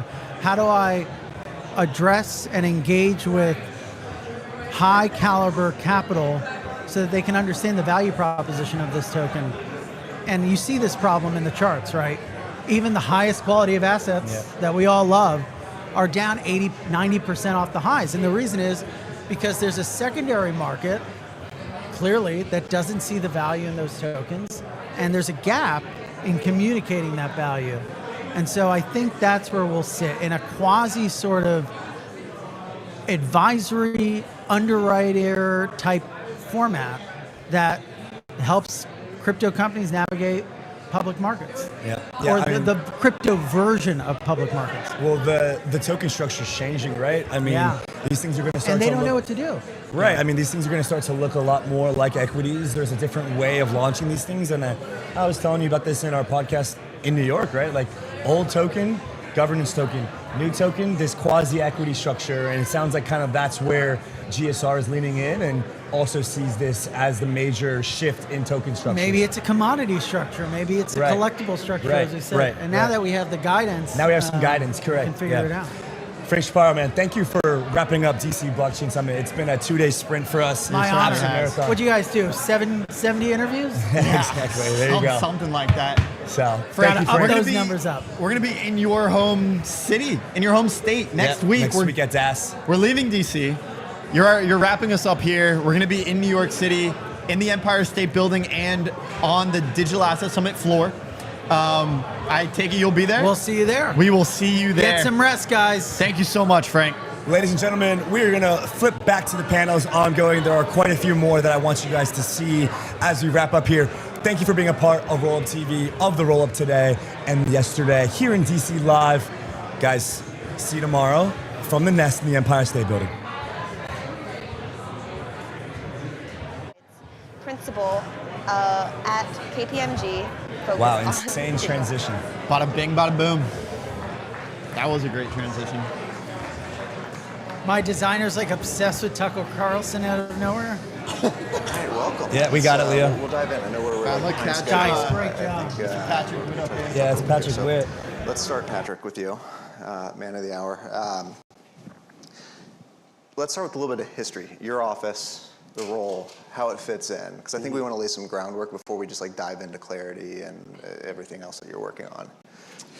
Yeah, so the original idea was the president had obviously made a number of promises on the campaign trail that he wanted to make the United States the crypto capital of the world, that we were going to create a strategic Bitcoin reserve, on and on. And he had made those promises to voters that went out there, and a not insignificant portion of the voting population that cares deeply about digital assets voted for the president because he was going to be the first real crypto president, pro-crypto and pro-innovation president. And so the idea was, all right, that's going to involve some legislation. It's going to involve interagency action. The authorities here are going to touch on the Treasury Department, the SEC, the CFTC, the FDIC. I mean, you can run down the entire alphabet. Who's going to centralize and quarterback those responsibilities and those actions? So the office was intended to be that centralizing authority that would harmonize and centralize the actions. And that happened when my predecessor, Bo Hines, was in the role, getting some of the executive orders signed, with the Genius Act getting passed, playing a very important role in that, getting the digital assets report out there that really established the entire playbook for all of the different agencies that are involved here, what moves they were going to make. And then since I've taken over in the executive director role, my duty has mainly, over the past few months, really become championing and trying to quarterback from the executive branch in partnership with Tyler and the Treasury team, and everyone at those different agencies that I mentioned to get this market structure legislation passed. So that is definitely my burden right now, labor of love, but I'm very encouraged by recent developments, and I think we're going to be able to get this across the finish line. And absolutely, thank you for all the effort. It's not an easy job. I know it's late nights. It's not some cush government thing. So you guys are burning the midnight oil, doing a lot. And you're absolutely right. It was a campaign promise. I think a lot of us were probably in the room in Nashville when Trump came out and said, that he wanted, fire Gary Gensler. And you almost could see that's the spark. That was he was oh my goodness, that crowd was really excited about that. So that was, he did say it was it a defining. Yeah. He said it again. You need that, that was the confirmation. At least in my mind, personally, I was that's the moment that crypto became the defining issue. Right. So, Tyler, you're at Treasury. I'm not exactly sure what you do. Nor am I. So let's take a step back. Besides, how does Treasury as an agency fit into this? And then what is your role at Treasury to accomplish this mission? Just historically, Treasury and the White House serve sort of a conduit process. Treasury Department is often the chief economic spokesperson for the United States. We collect taxes. We do lots of fun stuff like that. And we have a close partnership with the White House. And I think one of the important things that people forget sometimes about the existence of Patrick's office is that it is a common sort of nucleus at the White House that serves to bring everyone together across the government for digital asset policy. So we work in close partnership together. Something we spent tons of time on is obviously the report that we wrote that we released in July. So if you sort of take a sequential approach through what we did when President Trump first came into office, there was a couple executive orders report, there was the establishment of the office, the creation of sort of the durable policy under Genius, the work that led up to that, and then also this report that serves as sort of everything across the government that we're working on. So Treasury Department plays a big role in that. We have 3 different offices across the department. Domestic finance, we work a lot with the market regulators. We play a coordinating and convening function there. We work with the bank regulators. Then we have the international affairs department that serves as sort of the finance ministry apparatus. So we work a lot with other regulators and finance ministries across the globe. And a lot of coordinating activity that we do on digital asset policy there. And then we have the terrorism and financial intelligence, that's OFAC, and the BSA AML regulatory regime. So that's the main Treasury Department. Then we have tons of bureaus underneath that, the IRS, the OCC, the Bureau of Engraving and Printing, the Mint, et cetera. So it's a lot. We got rid of the penny. Are we going to put our coins on?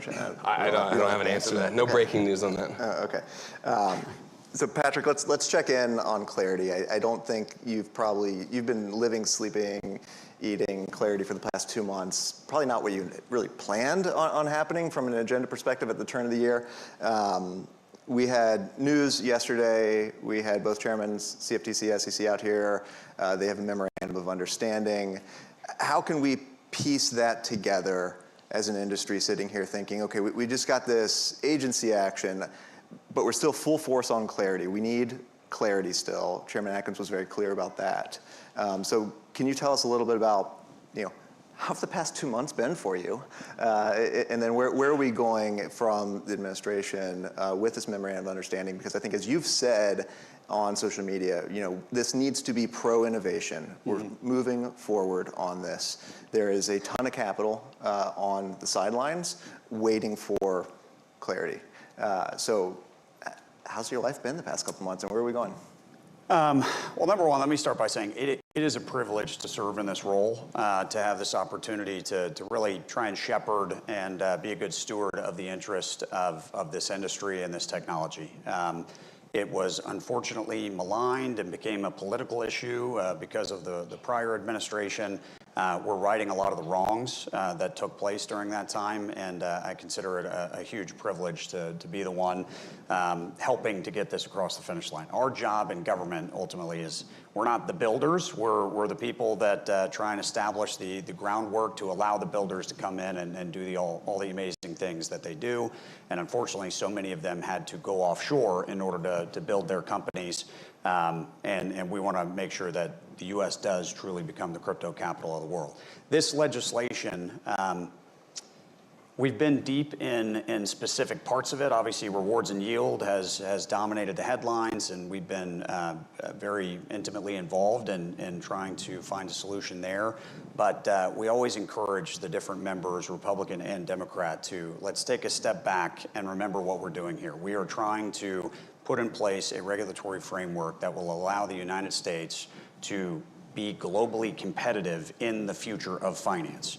And we get outreach all the time. Tyler and I were just talking backstage from foreign finance ministers, central bankers of different countries, international organizations. They are paying attention very attentively to what the United States is doing. The Genius Act is a perfect example of when we get it right, when we actually legislate to innovate, to allow innovation. We've seen that market explode. There's new entrants joining every day. I feel like there's new headlines there. And we think we kind of got that Goldilocks zone of not too much regulation to stifle innovation, but just enough to allow the appropriate level of confidence for the institutional players and for capital overall, consumer protections, you name it, to allow an industry to flourish. We're trying to do the same thing here with the market structure legislation. And it's going to touch on many more facets of American capital markets than Genius did, which is why it is complicated, more challenging, 2 committees of jurisdiction, a lot more stakeholders, traditional players whose business models might be affected by it. So that's why it's taken a little bit longer to get it right, but we've made tremendous progress over the past month. Chairman Scott was up here the other day talking about that. I'm very hopeful that we are on the cusp of delivering a durable compromise on the rewards yield issue. That's not the only issue to be resolved. There are still some others there. But what I would say is we believe solving this issue will be a major domino to fall. And then I would, for all the senators paying attention out there and the staffers, be ready to move very quickly to resolve those other remaining issues, because I think once we get this one off the table, the rest is going to move quickly. Okay. So in that vein, Tyler, yield has sucked up so much energy in the conversation, specifically here. And I think there are other really important coordination efforts and things in that bill. What's that high level that this room should be aware of? Maybe you want to speak to the senators and representatives in the room. Like, what do they need to coordinate on and get this out? Because I think I heard, blanking on which panel it was, but it was saying May of this year, this bill needs to pass. If it's going to pass at all. Yeah, I was sort of chuckling to myself. It's like there's been so much time and attention to focus on the yield intermediary issues going on within the market structure legislation. It's almost as if, crypto Twitter and people have forgotten that the entire bill is about regulating a set of products and services that haven't been regulated in a fulsome federal level. That's what the effort is about, and Congress has been working on this for a long time now, dating back to 2021. People have sort of skipped past the fact that FIT 21 was passed in, I think, 2022, 2023, and then we've had good work that has been done, the Clarity Act in the House last year, so there's been tons of momentum, and ultimately what this is about is sort of regulating products and services and sort of a division of regulatory labor between the SEC and the CFTC and other regulators. Heard a couple panels earlier today talking about sort of the Blockchain Regulatory Certainty Act and the good work for incentivizing builders and developers to come into the United States and giving them legal certainty about what they're building. So there are many other important facets of the act itself that are really critical to getting done. And what Patrick was saying is totally true. The Treasury Department and our international affairs team, they work with regulators in other jurisdictions all the time. We hear from finance ministries and what have you on the Genius Act and how they're thinking about it and how they are thinking about updating their rules and regulations and how they're contemplating their own legislative processes. And I would just remind people that in almost I can't think of another area in financial service product development where the U.S. has ceded its innovative methodology or thinking to the rest of the world. This is no different. We have always been a home for innovation. We have always led sort of the new frontier of technology. This is just the same with that. It's really important that we get legal certainty in the United States so we can have the innovation occur here. I would just add on that. to the point about the rest of the world is paying attention to what we're doing here. We have a tremendous opportunity to solidify America's role in leading global finance and establishing, really being the standard setter as we have been in the world. So we can't miss this opportunity. It's too critical to pass up right now. We've worked through so many challenging issues that felt as intractable as this rewards yield one. I'm confident that we've solved those. We'll be able to solve this rewards yield issue and then ultimately close out the rest of them. But this moment is critically important, and we have to rise to the occasion. All right, so every confidence, it's going to ship, it's going to pass. We got it. What's next? I mean, we've got this amazing report, like so detailed. Is it fair for industry to think of that as a roadmap in terms of like where your next priorities? Because it's probably unfair for me to say what's your next highest, what's the next thing you're going to move on to next? But is it fair to call that the roadmap? I mean, it's published, that's out there. At least in many areas, it does appear to be that it's kind of checking down and going down those priorities. It absolutely is the roadmap. It's the playbook. Obviously, Bo, before me in the role, also being a football player, me being a football player, we think about that like the playbook. Always consult that, look back to it. Where are we going? That's ultimately, we set the direction back then. And some of those items we've already checked off, and we're going to continue to check those off. Some of those are in flight. They're rulemakings that will get announced soon that ultimately don't require legislation. But if ultimately we are successful in getting Clarity Act passed, it's going to kick off another round of rulemakings. And as we're seeing with Genius right now, with a lot of the work that Tyler and his team are doing, putting out those notice of proposed rulemakings, it's ensuring that the bill and the intent of the legislation is then followed through on coherently in the rulemaking. So Genius mainly directed a lot of rulemakings over at Treasury. Clarity would ultimately direct a lot of those over at the SEC and the CFTC. So they're staffing up and getting ready for an onslaught of work to be done to follow through. Crypto's an industry of, and maybe DC in general, of what have you done for me lately? So I think a lot of people forget about Genius in that we have that. So Tyler, you were telling me how easy it was to implement Treasury, but maybe in jest. How's that going? That's got to be, honestly, a nightmare. I mean, that's a lot of work, a lot of agencies to cross-coordinate, a lot of rules, BSA. Give you a minute to talk about that work. Yeah, I would say I think we've made tremendous progress on the implementation schedule, as have the other bank regulators who have responsibilities under Genius. But in general, I just think about rulemaking as sort of a jigsaw puzzle. You build the edges first. At least this is how I do it. You build the edges first, and then you fill in the meat in the middle. And right now, we've done a couple things at Treasury. We issued an advance notice of proposed rulemaking. We asked a bunch of questions to industry. We got tons of comments back that were really thoughtful, and that is critically important to a rulemaking process, is having the public engage and provide feedback. We did a request for information on innovative methodologies and techniques to interdict illicit finance. We had that. People have seen that the OCC has gone forth with their rule writing effort and their notice of proposed rulemaking. So the what's next is we'll move forward to notices of proposed rulemakings and ultimately get to final. Yeah. That is critically important to getting Genius up and running so that we can have firms that register, get licenses, all of the good stuff that make stablecoins real in America and abroad. And then beyond that, what I've talked a little bit about in terms of the regulatory engagement, a lot of jurisdictions across the world that have had stablecoin regulatory regimes are now coming to us and having dialogue and sort of thinking about what do they need to do to update their rule books so that they can have sort of a healthy engagement with the Treasury Department and regulators in the U.S. All right. Staying with you, Tyler. It's your Treasury. I would be remiss. I'm a tax guy. I got to ask you a tax question. We want the U.S. to be a crypto capital. I spent years under bad administrations, whatever, helping my clients get out of the U.S. What can we do on tax, bring them back? It's another big legislative priority. In the report that we wrote, we sort of put a priority list of things that we were going to work on, and then we put a priority list of things that we wanted to work with Congress on and ideas. One of the big ideas that I think is critical to answering what you just asked of making the U.S. the crypto capital of the world is incentivizing the foundations and labs to actually come into the United States. So I think if you want builders to build here, there needs to be like the appropriate regulatory regime for the tokens, the assets themselves, which is why we need clarity done and why it's really good to have the SEC and the CFTC working together.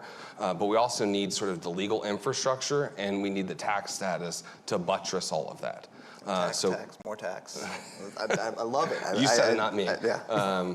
But if you answer those questions, all of a sudden you'll have the foundations and labs that have been building and existing outside the U.S. looking at it and saying, oh, wait a minute, we can avail ourselves of this I'd put capability. the Trump Platinum card in there too. I know that's kind of like TBD on stuff, so you don't have to unveil anything, but I mean, to bring these high net worth individuals, these innovators, these really smart guys that have been living abroad back to the U.S., I think regimes and ways to do that are helpful.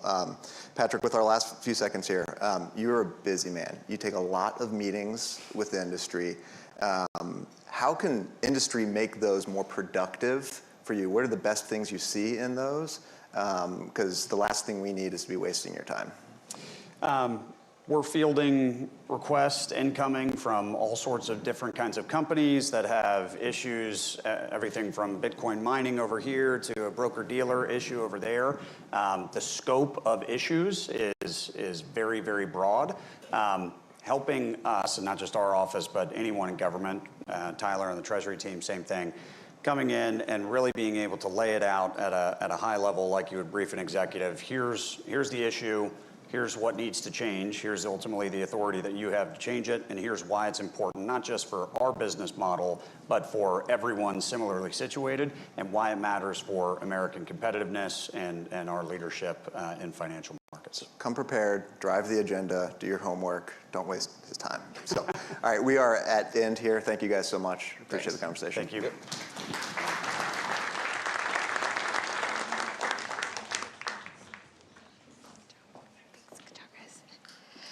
All right, thank you all for those insights. It is truly wonderful to continue witnessing the support from the industry by this administration. Next will be a panel highlighting how to build quantum resilient infrastructure. Please welcome Yusuf El Madarsi, co-founder and chief business officer, and David Holtzman, chairman of the board of Neoris.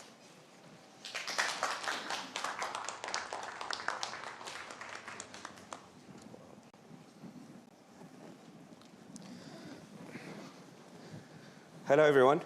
I'll start with this. As you're all aware, a lot of politicians here. The White House issued their cybersecurity strategy a few weeks back. And that strategy is all around quantum cryptography, network security, which emphasizes only how important security is today and is very often overlooked by everyone. What we do for a living is purely cyber. And the context of blockchain is we're the only company that brought blockchain technology to solve gaps in security. We distribute the surface of attack to make it much, much harder and economically not viable for threat actors to breach into the said networks. Now, there is a big buzzword that's happening today, which is quantum. People invest a lot in quantum computing, but often forget that it comes with risks, which are related to quantum cryptography. I'll let David actually cover that part, if you would like to. Sure. Around what is quantum cryptography. Well, I'm not going to go into detail, so presumably most of you know vaguely what quantum computing is. One of the things that our products at Neoris do is they're post-quantum enabled, so they are not going to be breakable or not breakable by quantum computing. Most things are going to be breakable by quantum computing. There's a term people in the industry use called Q-Day, and Q-Day is the point where standard RSA encryption will be broken by a quantum computer, and that day has gotten much, much shorter than it seemed like it would be 5 or 10 years ago. So a lot of people, and myself, believe that we're within 2 years of that right now. And when you think about the quantum threat, it's not just ongoing message traffic or financial information. There's a concept called store and or harvest and decrypt. And a lot of intelligence agencies are doing it where they're storing everything even though they can't read it. And then when Q-Day hits, they'll go back and read it. And the bad things are going to happen all over the place. And anyway, that's what our technology is designed to deal with. Thank you, David. One more important thing to emphasize on is obviously a pride for us to have been cited on an independent paper on the SEC's website. The only reason I'm mentioning that is that, again, security is of utmost importance. People should not neglect that, and like David was explaining, once the quantum singularity event happens, it's actually already too late. Like, it's inevitable, just like the asteroid came for the dinosaurs back then. The quantum is arriving, and threat actors that everyone knows of, but we cannot name as we all know, are having a massive advantage there, and will be able to break all type of encryption that includes, your secrets, your bank accounts, your grid, which is pretty bad. Well, I just wanted to express a similarity in my background. So one of the things I did historically is I designed and ran the domain name system during the .com bubble, and the root servers and all that kind of stuff, which is arguably the most important network in the world during that time. And I'm doing this stuff now with them because I think quantum is equally important. And I think when we do get to this point where quantum computing disrupts everything, certainly finance, and when that happens, it's going to be in the front page of every newspaper. And we're trying to encourage people, it's our business, but we're trying to encourage them to work with us now and incorporate quantum-proof capabilities in their enterprise, because it may be too late if they wait for 2 or 3 years and then do it. A very important statement also. Most people associate that quantum threats with Bitcoin. Yes, of course, Bitcoin, Ethereum, all big blockchain projects are vulnerable to this. But what I'd like to say to that is that crypto should be the least of their concern. Like, once there is a quantum computer efficient enough to come after whatever they want to come after, they won't go after crypto. They might take over energy sector first, finance sector, control the money. So that's something I would like you guys to reflect on. The policies are actually in favor of that transition. The move has already started, and please join us. Thank you. Thank you.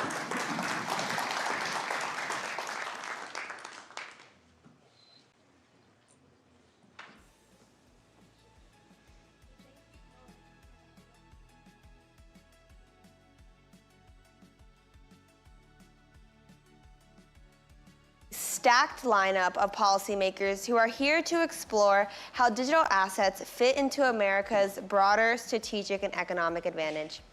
Please welcome Representative Troy Downing of Montana, Representative Buddy Carter of Georgia, Senator Ted Budd of North Carolina, moderated by Fred Thiel, Chairman and CEO of MARA.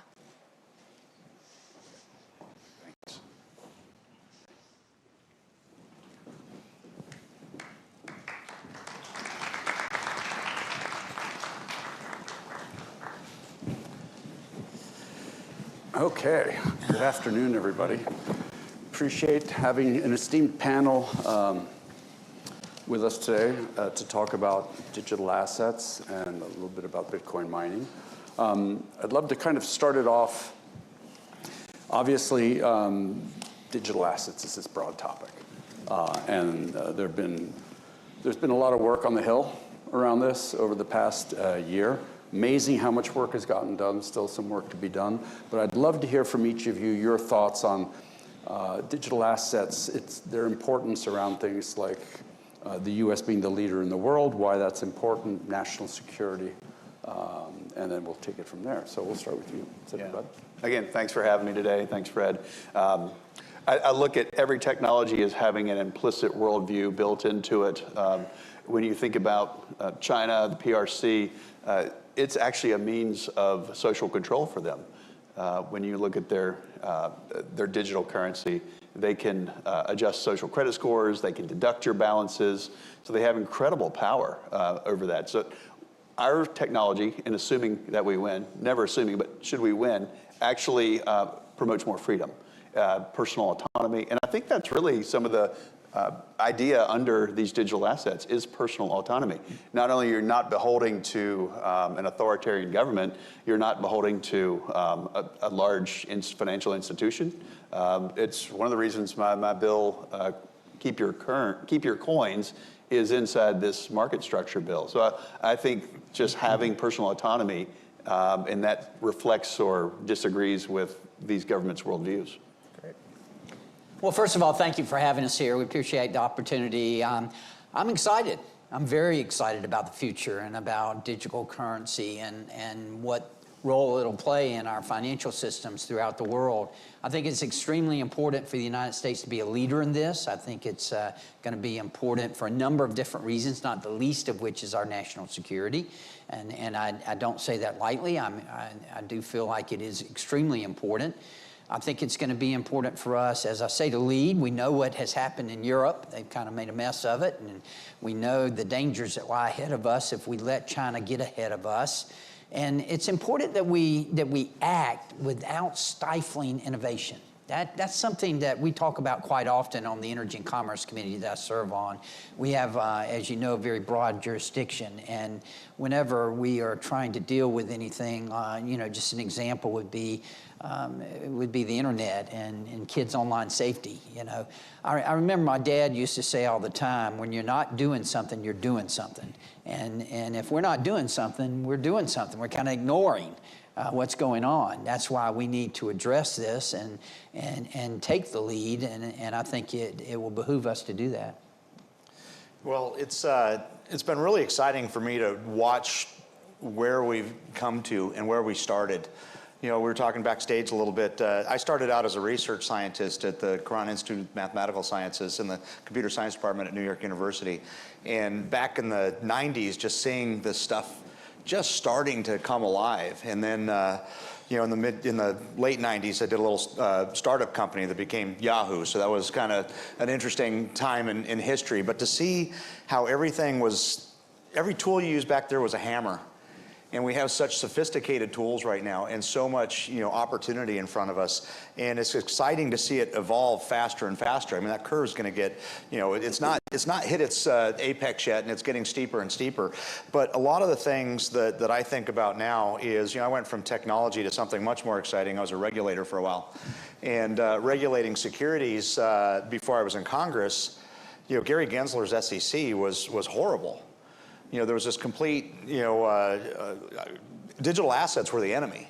And there was this, just lack of clarity on anything people were doing. And so we're looking at what happened with BlockFi. We're looking at, all these things where these digital asset companies were coming online, and they were being attacked by the SEC for unlawful sale of securities, for doing securities offerings and being attacked by that. So there was this complete ambiguity in how we dealt with digital assets. So to go directly to your question on the national issues, I mean, first of all, what Gensler's SEC showed us is that we need clarity on when something is a securities offering, when something's not, when it falls under SEC, when it falls under the commodities, the CFTC. Yeah, I'm sorry, the letters sometimes leave my head. Well, when and how we deal with that, because at the end of the day, we need to be innovators in the United States of America, and to do that, you need to know where the bar is and where the rules are so that you can do that without worrying about somebody coming after you, shutting you down or worse. And so that's important. And one other thing that I just think is also goes onto the more national side of this is, we passed the Genius Act and the Clarity Act in the House, and the Senate still has some work to do. But one of the things that I think was important about the Genius Act is making sure that it was dollar-backed. Mm-hmm. So that's the reserve currency. Talking about, national security, about American prosperity, American conceptualism, American opportunity, having that being dollar-backed was huge. And I think that was there are a lot of important things that we did there, but I think that was really important. And the next thing we need to do to make sure that we continue to innovate in the United States of America is have a clear framework on how we're going to treat digital assets going forward. Absolutely. I think, we just saw that the chairman of the SEC put out rules, essentially that hopefully, as the Clarity Act comes to fruition, will instantiate in law. But this is clearly a first step that clarifies that we're seeing an institutionalization of digital assets happening and the TradFi world kind of absorbing things, which is super exciting. But as we look at Clarity, I mean, what do you think needs to be done to get this over the line? Well, legislatively, and I appreciate the hat tip saying that we need to do a little work in the Senate. We certainly do. I mean, right now it's about funding DHS. It's doing. There are other things in the way. You've got essentially a boa constrictor that's trying to eat the chicken, and you've got a lot of other things to work its way through right now. So I think our priority, if you're on the banking committee, the equivalent to the House Financial Services Committee, and I miss my days there when I was on that committee. But I think once we get those other things out of the way, it'll start to take effect. I'm understanding from a great colleague, Cynthia Lummis, may have been here earlier today and indicated that there's an opportunity perhaps in April. I would love to do that. But once you start moving towards the midterms, there's actually less time on the calendar here in DC and more time in one's home state. So it'll be, the further we go, the more the odds drop. That puts it into the 120th Congress, which starts January 3rd of 2027. Right. So for the rest of you, kind of, as you look at Clarity, what do you think the implications are going to be once it passes? And what if we can't get it done until January or potentially, Well, go ahead. So on the implications, one of the hardest things about running a business is knowing where the bar is.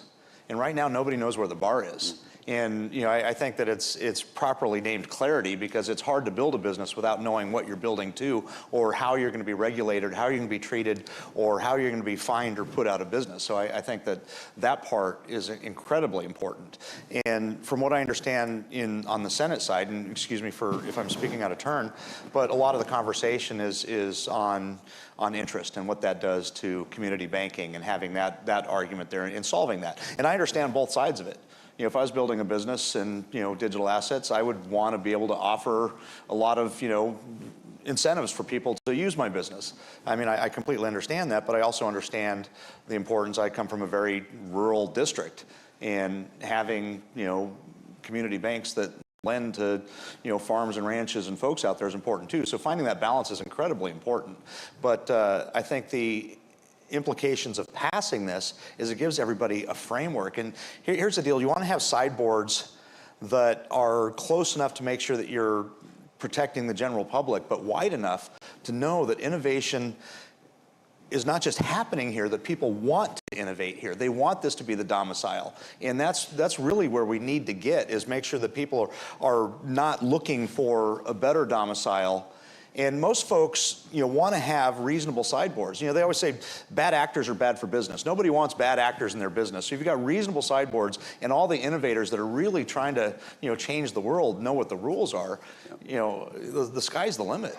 Fred, a lot of us come from a business background, so we think anytime you're venturing into anything, you want to know what's the regulatory environment, is it good or bad, and then how certain are you that it's going to stay that way? So it's two things. One of them, just de facto, how is it, and then is it going to get better or worse? I think right now it's been a good environment. You've got a very friendly administration, pretty good policy since 2017 and forward, a 4-year interim. But now we're moving towards uncertainty, where we realize we don't know what the next administration is in 2029. And how much capital, how much do you want to invest in the industry now? That's why clarity is so important. Genius was a great win. I think we need to get clarity done, so we will have clarity. I think it's very well named. But that was a good point that you just made, though, because right now we can do lots of things with Atkins and the SEC right now, but it's fungible with a future administration. So again, you got to be careful on how much you invest in something, not knowing what the next administration does if we can't codify that.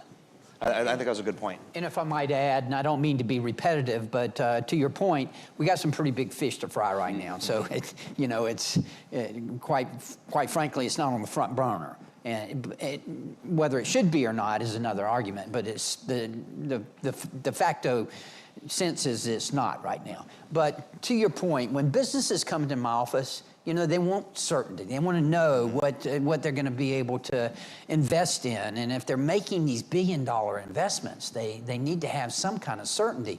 I don't think there's any better example of that than what we went through here recently in the way of clean energy.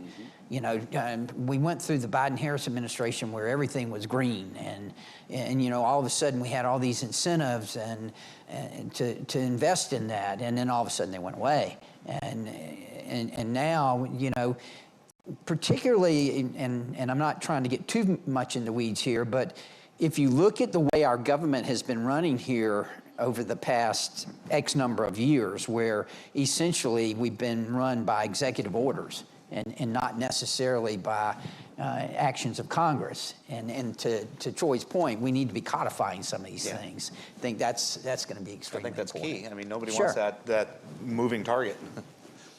You think about the equity markets in the U.S. represent about 50% of the equity markets globally. When you think about the importance of having clarity around digital asset rules and regulations, that has a huge impact on the U.S. potentially. And if we don't do it, it could also have a huge impact on the U.S. in a negative way. Is there anything else in your minds we could do to try and drive this focus towards the U.S. being the leading innovator in this space that we're not doing today? I would look at first of all, capital is going to flow where it's respected. It's respected as a rule of law here in the U.S. I think there's many things we can do better, including clarity. But I would look at NEPA reform, because especially when you're looking at an energy-intensive environment, and this was all the rage, starting 2017 forward, and then we start talking AI's been there. The term's been around since the late 1950s, but we're looking at very energy-intensive data centers, and it's chasing, in my state, and probably a lot of other areas, it's chasing underutilized pockets. Yep. We're starting to run out of those pockets. If we had a factory that was unfortunately lost in North Carolina, a furniture factory or textile factory, now they're reusing it with data centers. But unless you get more electrons on the grid, it's going to start looking outside of our country. It's going to begin looking at the Russias or the Chinas or who knows where else. Even more friendly places in the Gulf states, maybe a little more hostile right now, but again, regulatory friendly. But I think we have to have NEPA reform, the National Environmental Protection Act, make sure that you can't sue these projects into oblivion for frivolous reasons.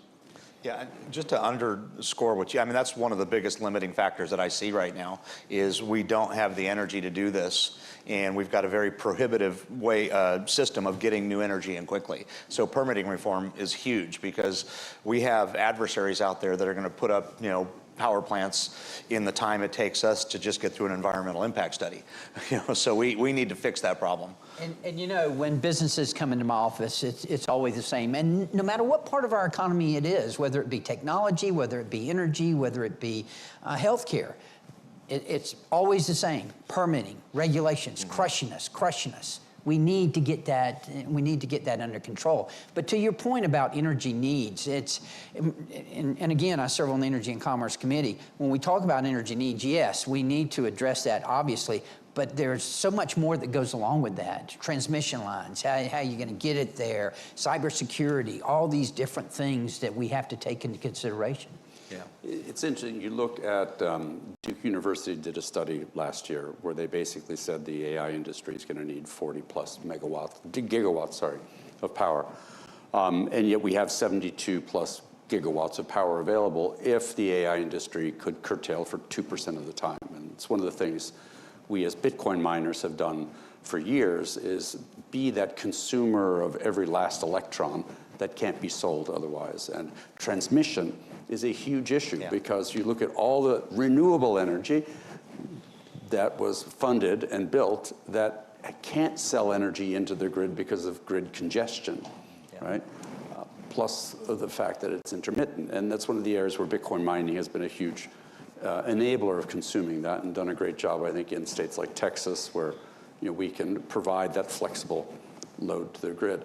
But as we look at other states, especially under regulated markets, this becomes a lot harder. And I think some of what you both shared definitely affects that. Where do you see, as you look at energy going forward, what can we as an industry, Bitcoin miners, AI, data center developers, what can we do better to help you do a better job at getting kind of more energy to us and getting better reform and regulatory? Well, I mean, one thing is that just got brought up. I mean, people talk about generation all the time. They don't talk about transmission as much. And not every data center can be next to the point of generation. So when we talk about permitting reform, again, that's, pushing pushing that capacity up. And that goes back to the whole permitting reform and everything else.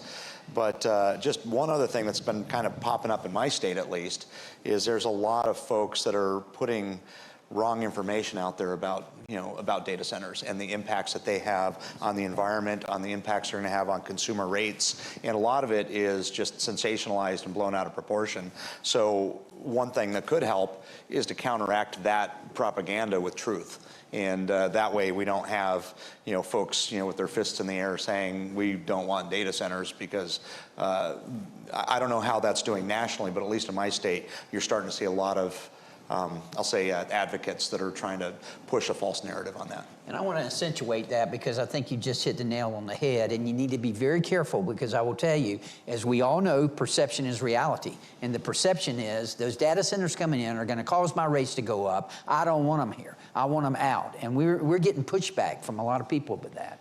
Yeah. People are down on what they're not up on. If they don't understand it, they're going to tend to be against it. So communicate not only here in Washington, but also with your counties and your cities and your state regulators. Go to whatever your state capital is, Raleigh for us, and make sure you're making the case why this is good for the economy, good for the state. It does have jobs. It may not be as the same job profile as a factory from the 1980s, but this is good.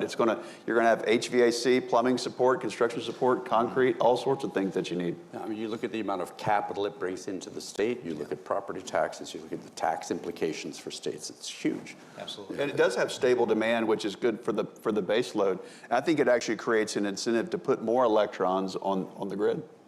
So now we start talking all of a sudden about potentially data center operators being energy utilities. Right? If they start building energy generation, operate behind the meter, and then sell energy, excess energy into the grid, now you're actually doing a net benefit to the grid. That's also a regulatory reform issue, though. Right? Because now you've got to operate behind the meter. Right. So this is becoming a weaponized argument. And I think definitely in the midterms, this is going to become a very loud voice. As you look 5 years into the future, where do you think the battles on digital assets, data centers, AI, where do you think they're going to be? What do you think the topic is going to be? Because we'll soon get past this, for lack of a better term, NIMBYism around I don't want a data center in my backyard. We still need transmission lines. We still need more generation put out there. But what do you think the big battles in 4 or 5 years are going to be? The next administration. I think it's going to be on the world stage. I really do. I think, and that's where we really need to make sure that we succeed, that we're the leader, because I think it's, I don't think there's any question that that's going to be one of the biggest challenges. Yeah, I don't disagree with that. And I'm kind of making a broader statement there, not just blockchain, not just digital currencies, but artificial intelligence. I mean, this is the modern day arms race, and we need to make sure that we're leading. Yeah, you're going to see the tokenization of assets, so that's going to be a great thing. Things move more digitally. You're going to see the need for more cybersecurity. You're going to see also more crime happening digitally. You're going to see quantum and the need for post-quantum encryption. You're also going to see AI and physical AI in the form of robotics and what that does for the workforce. That's the number one thing our office works on, is getting, our office works on here in the Senate, is getting the workforce ready for the age of AI. And I think one of the underpinning technologies, while you may think about it in the term of, choose your favorite coin, but it's really a technology that underlies all this, which will enable so many other industries. Absolutely. I mean, blockchain technology is a core part of AI's ability to interface with other systems and financial networks. And AI needs digital currency to be able to operate. Yeah, if I could just double down on something you'd mentioned, quantum, and you talked about future issues. What really scares me is I remember not too long ago when you couldn't export 128-bit encryption. In this next generation of quantum, when encryption is now meaningless, what are the next version of protection to make sure that we have that cybersecurity when we have the ability to just grind through who cares how many bits of encryption you have there? What does that next generation look like now that our entire lives are on our device there, and the only thing keeping bad guys from us is the ability to encrypt it? I mean, what does that look like? I always find it interesting that people talk about quantum computers and Bitcoin as Bitcoin being the target for quantum. What they don't realize is every single login that you have on your bank account, anything, email, it's all RSA encryption. Exactly. Right? That's what quantum's going to go after. And oh, by the way, they've been recording all of these internet transactions for years. That's what I lose sleep over. What does that look like?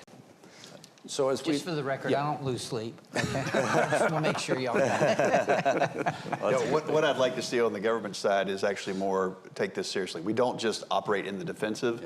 We actually need to operate offensively and hunt forward operations.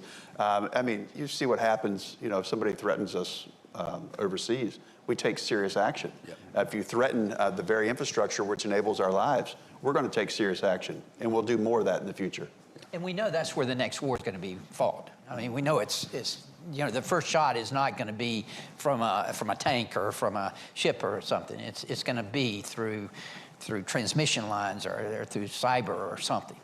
Yeah, and when you think about, earlier part of my career was very involved in building Internet of Things and looking at industrial automation, the infrastructure. I mean, what controls our electrical infrastructure, what controls our water and utilities infrastructure is old technology that was designed and deployed before the internet existed. And we have some major upgrades to do there. I mean, that's where Salt Typhoon and Volt Typhoon were very vulnerable, and those things are still embedded out there, and the telcos are trying to get those, utilities are trying to remove those, but again, that's what we all live and breathe by. So, to kind of close off the topic around digital assets, if you had a magic wand and in kind of 30 seconds or less could wish for something related to digital assets, what would it be? We'll start. Well, exactly what we're trying to do is get clarity in what that ecosystem looks like so that we do have innovators that don't have to innovate here, they want to innovate here. And I would say that we do need some kind of federal guidelines, but let's don't get in the way. Government has the tendency to get in the way, but I just want to make sure that I reiterate how excited I am about this and about the future and what this leads to. Great. The one ring that seems to rule them all is energy and the electrons. So I would say more power on the grid. We win through industry, we win at AI, we win in blockchain. More power to you. Absolutely. Love it. Gentlemen, thank you very much. Thank you for your service, and really appreciate everything you do. Thank you. Thank you. Okay. Good job. Good job,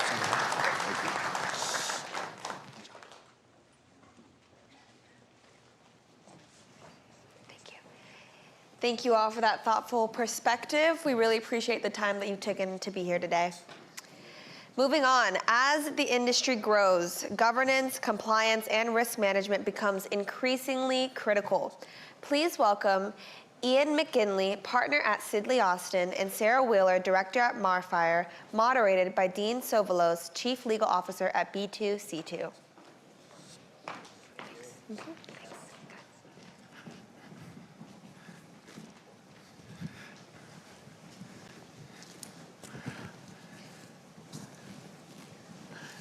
Good afternoon. It is great to be here. Long 2 days, productive 2 days. And I want to start off with a thought.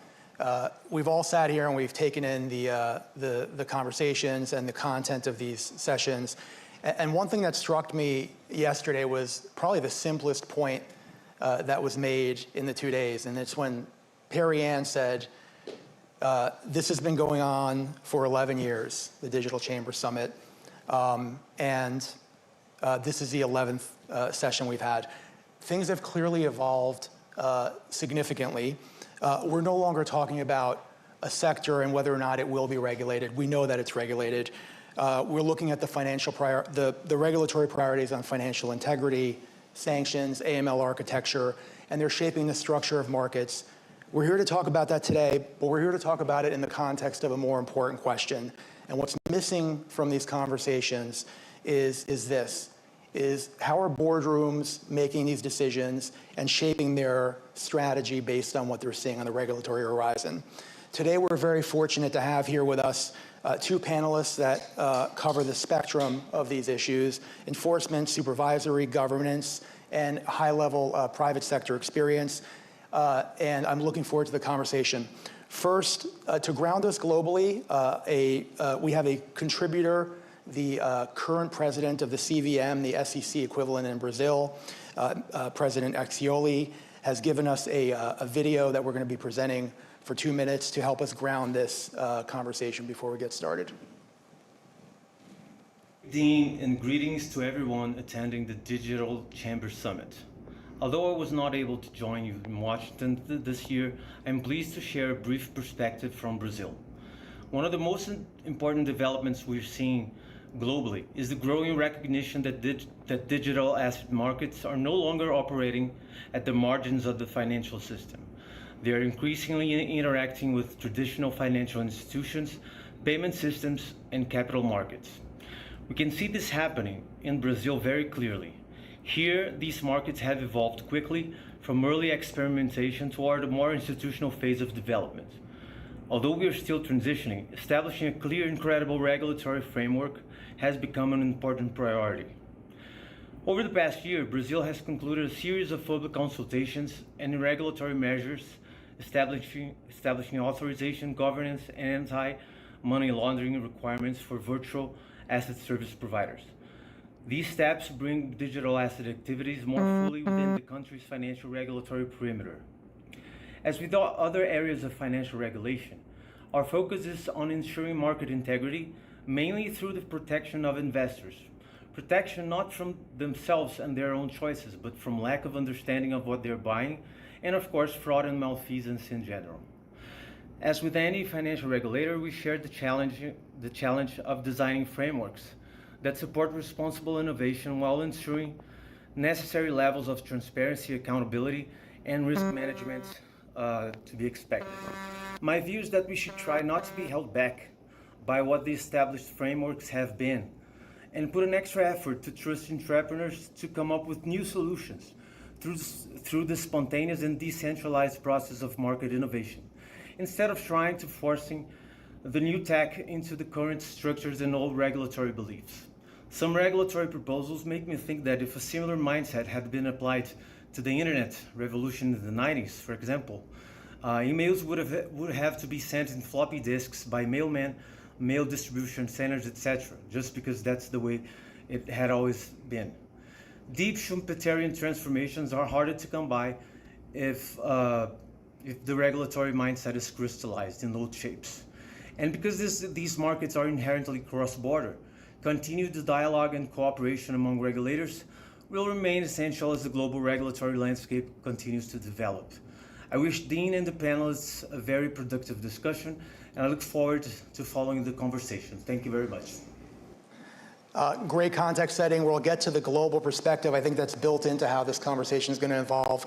Let's kick it off with Ian McGinley, former Director of Enforcement at the CFTC. We are happy to have you on this panel. From an enforcement perspective, what are regulators focused on right now in the digital assets market as a general starting point? Yeah, and thank you, Dean, and to the Chamber for having me.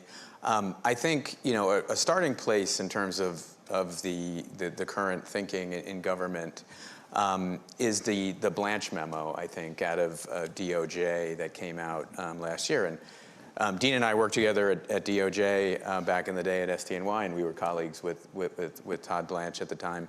And that memo really lays out, when you're looking at cases involving cryptocurrency, the government is looking for willful misconduct, right? And you look at the regulators, the CFTC put out a statement at the time essentially adopting that policy and saying we're going to focus on willful misconduct in digital assets. We will not focus as much on registration violations. So has someone fit a particular category of registrant, unless there's evidence of willfulness. So someone knew or a firm knew of registration requirements and specifically chose to avoid them. So that is kind of what I look at as the big policy. Now within it, I think there's some interesting features and why this area is still very important, even though it's certainly been interpreted as a more hospitable environment. But the focus on whether digital assets are used in furtherance of any other conduct, I think is very important. And the Blanche memo, notes that, to the extent that any kind of digital asset is used, in furtherance of cartel activity or any kind of narcotics, things of that nature, I think there's still a very high risk when you're thinking both in terms of DOJ, but then also other regulatory organizations, because we are in an atmosphere now where I think there is much more of a whole of government message in terms of what's important and where resources should be focused.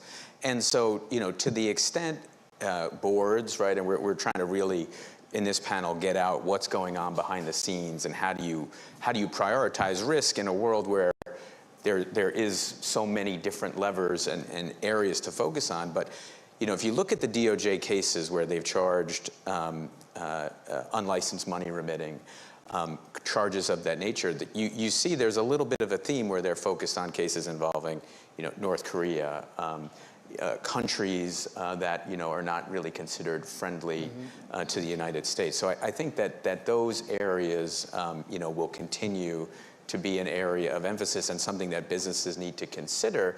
And it obviously sounds very obvious to say, if there is any connection to, a transnational criminal organization, but as we all know, things don't start that obviously, right? It starts with one suspicious transaction from maybe a place you don't, necessarily see business from, and then can go from there. Yeah, certainly welcome developments. I think there's consensus on that. Thank you for that, Ian. Let's jump to the supervisory side and build on that. Sarah Wheeler, formerly of the head of AML for SEMA, which has one of the most disciplined AML frameworks that other jurisdictions model after. What are regulators thinking about AML sanctions risks as this market has matured in the past couple of years? Yeah, and before I answer that question, I just want to comment on something Ian said, because it strikes me that in this current landscape in the US, where you have the law hasn't necessarily changed, but the guidance and the appetite to enforce has changed. It's such an interesting time for lawyers advising their clients. And it's such an interesting grey area now. So I don't envy all of you who have that task in terms of advising whether someone can act or not act. It's an interesting space. But I digress, because I'm going to do something controversial now, which is not to talk about the US, but to talk about the Cayman Islands, where I'm currently a director and, as Dean said, was formerly head of AML at the Cayman Islands Monetary Authority. And I'm also going to comment just broadly on the Caribbean region. And it is still entirely relevant for a lot of US practitioners, because where you have complex corporate structures, you will always have a place for tax-neutral jurisdictions, including the Cayman Islands. And so we've seen a lot of symbiotic business with the US and people setting up structures. And when I joined the Cayman Islands Monetary Authority 6 years ago, we were really starting from zero. We were saying this in the preparation for this panel. We're in a place of a totally unique time where you had an entirely new way of engaging financially, of placing transactions using new technology, devised and invented by people who were completely outside of the traditional financial system. And then on the other end, you had regulators and policymakers who had no experience of that. And we had to try and come together to manage these risks and set up registration and supervision regimes. So the current landscape in Cayman is a fairly benign and happy place, where we have we have had clarity for quite some time on the simplicity of our rules, which are, it's quite clear where the regulatory perimeter is. We have one regulator for any virtual asset activities, and where you have tokenized funds, they're treated as funds rather than VAS, which is a development that's happened recently. So from the regulator's perspective there, the key issues, we do care about non-registration actually in the Cayman Islands. So that's one of the things that they will carefully look at because they want actors to engage with the regulatory regime. But equally, we don't, it's very clear that most people who aren't conducting centralized activities won't be in scope for regulation. As I said, funds will be treated as funds. So this year is going to kickstart, I think, a huge amount of growth and innovation just because we've got this very simple and easy to navigate regime in the Cayman Islands. Okay, enforcement, supervisory. Let's start talking about the boardroom a little bit. And let's also pressure test this a little bit with something current. On this stage yesterday, Paul Atkins signaled a much narrower view of its jurisdiction. And the question from a boardroom perspective, given that you both now function in that capacity, Ian as a partner in an international law firm, Sarah in advising and playing a significant governance role, does that create more clarity? Any risk of adding uncertainty? What do you think, Sarah? Yeah, I mean, so I sit as a director for a number of entities. Some are regulated virtual asset service providers in the Cayman Islands. Some are foundations, housing protocols. So that covers DeFi, that covers DPINs, that covers infrastructure cross-bridging, and some AI folks. So a really broad spectrum of activities that can use a protocol to house in Cayman. And so to answer your question about board considerations, it will wildly different depending on the activity of your client and whether they are subject to full suite of regulations or more just the kind of AML sanction side. But it is a great paradigm, I think, of this current mood and appetite to say we should, not deregulate, but keep regulation simple, encourage innovation, free up people to kind of, operate in safe harbors. I think that's what was discussed yesterday in the SEC announcement. At a time where sanctions are still one of the most popular tools that the Trump administration has at its disposal. Because when you're talking about the AML side, there's never been a greater need for full compliance and considerations of that nature. We're seeing still huge demand for sophisticated tools, blockchain analytics, staff, and on a global level, so we're also seeing a lot of risk assessment of outsourcing and providers and all the challenges that poses. Certainly my clients who are all in the virtual asset space, because they tend to be operationally all over the place. And I don't mean that metaphorically, I mean that literally. Their servers could be in the UK, their compliance team could be in Lithuania, their head office could be in Singapore, but their main folks are like in New York. So we do see that challenge. Thanks, Sarah. Ian, I have to ask you this. Does that change, does Paul Atkins' announcement yesterday change the enforcement risk? Does it change where it shows up? What's the significance of it? Yeah, I mean, I think, to kind of step back, guidance, regulation, I think is generally welcome, right? We were talking about this when we were preparing. I think regardless of where you kind of stand in a lot of debates, clarity is a good thing, particularly for businesses, right? So to the extent that the guidance gives clarity, and it certainly does on certain assets and whether those are considered securities or commodities or something else, that's a helpful data point when you're counseling clients for sure.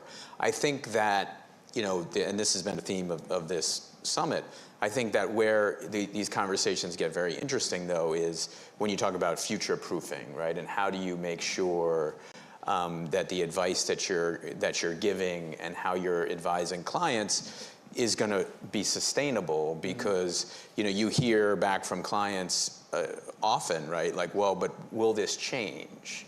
And so I think that's why there's a very, I think, large consensus for some form of legislation or regulation that has that kind of permanency. So because businesses love certainty, of course, and that makes total sense.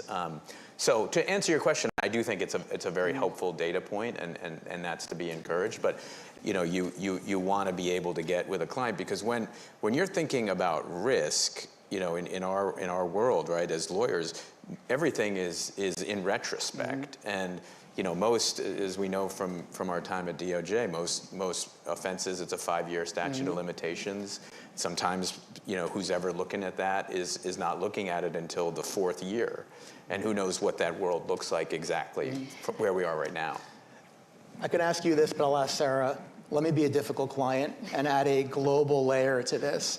We have a different approach in the US, Europe, Cayman. We have MiCA passporting into 27 jurisdictions.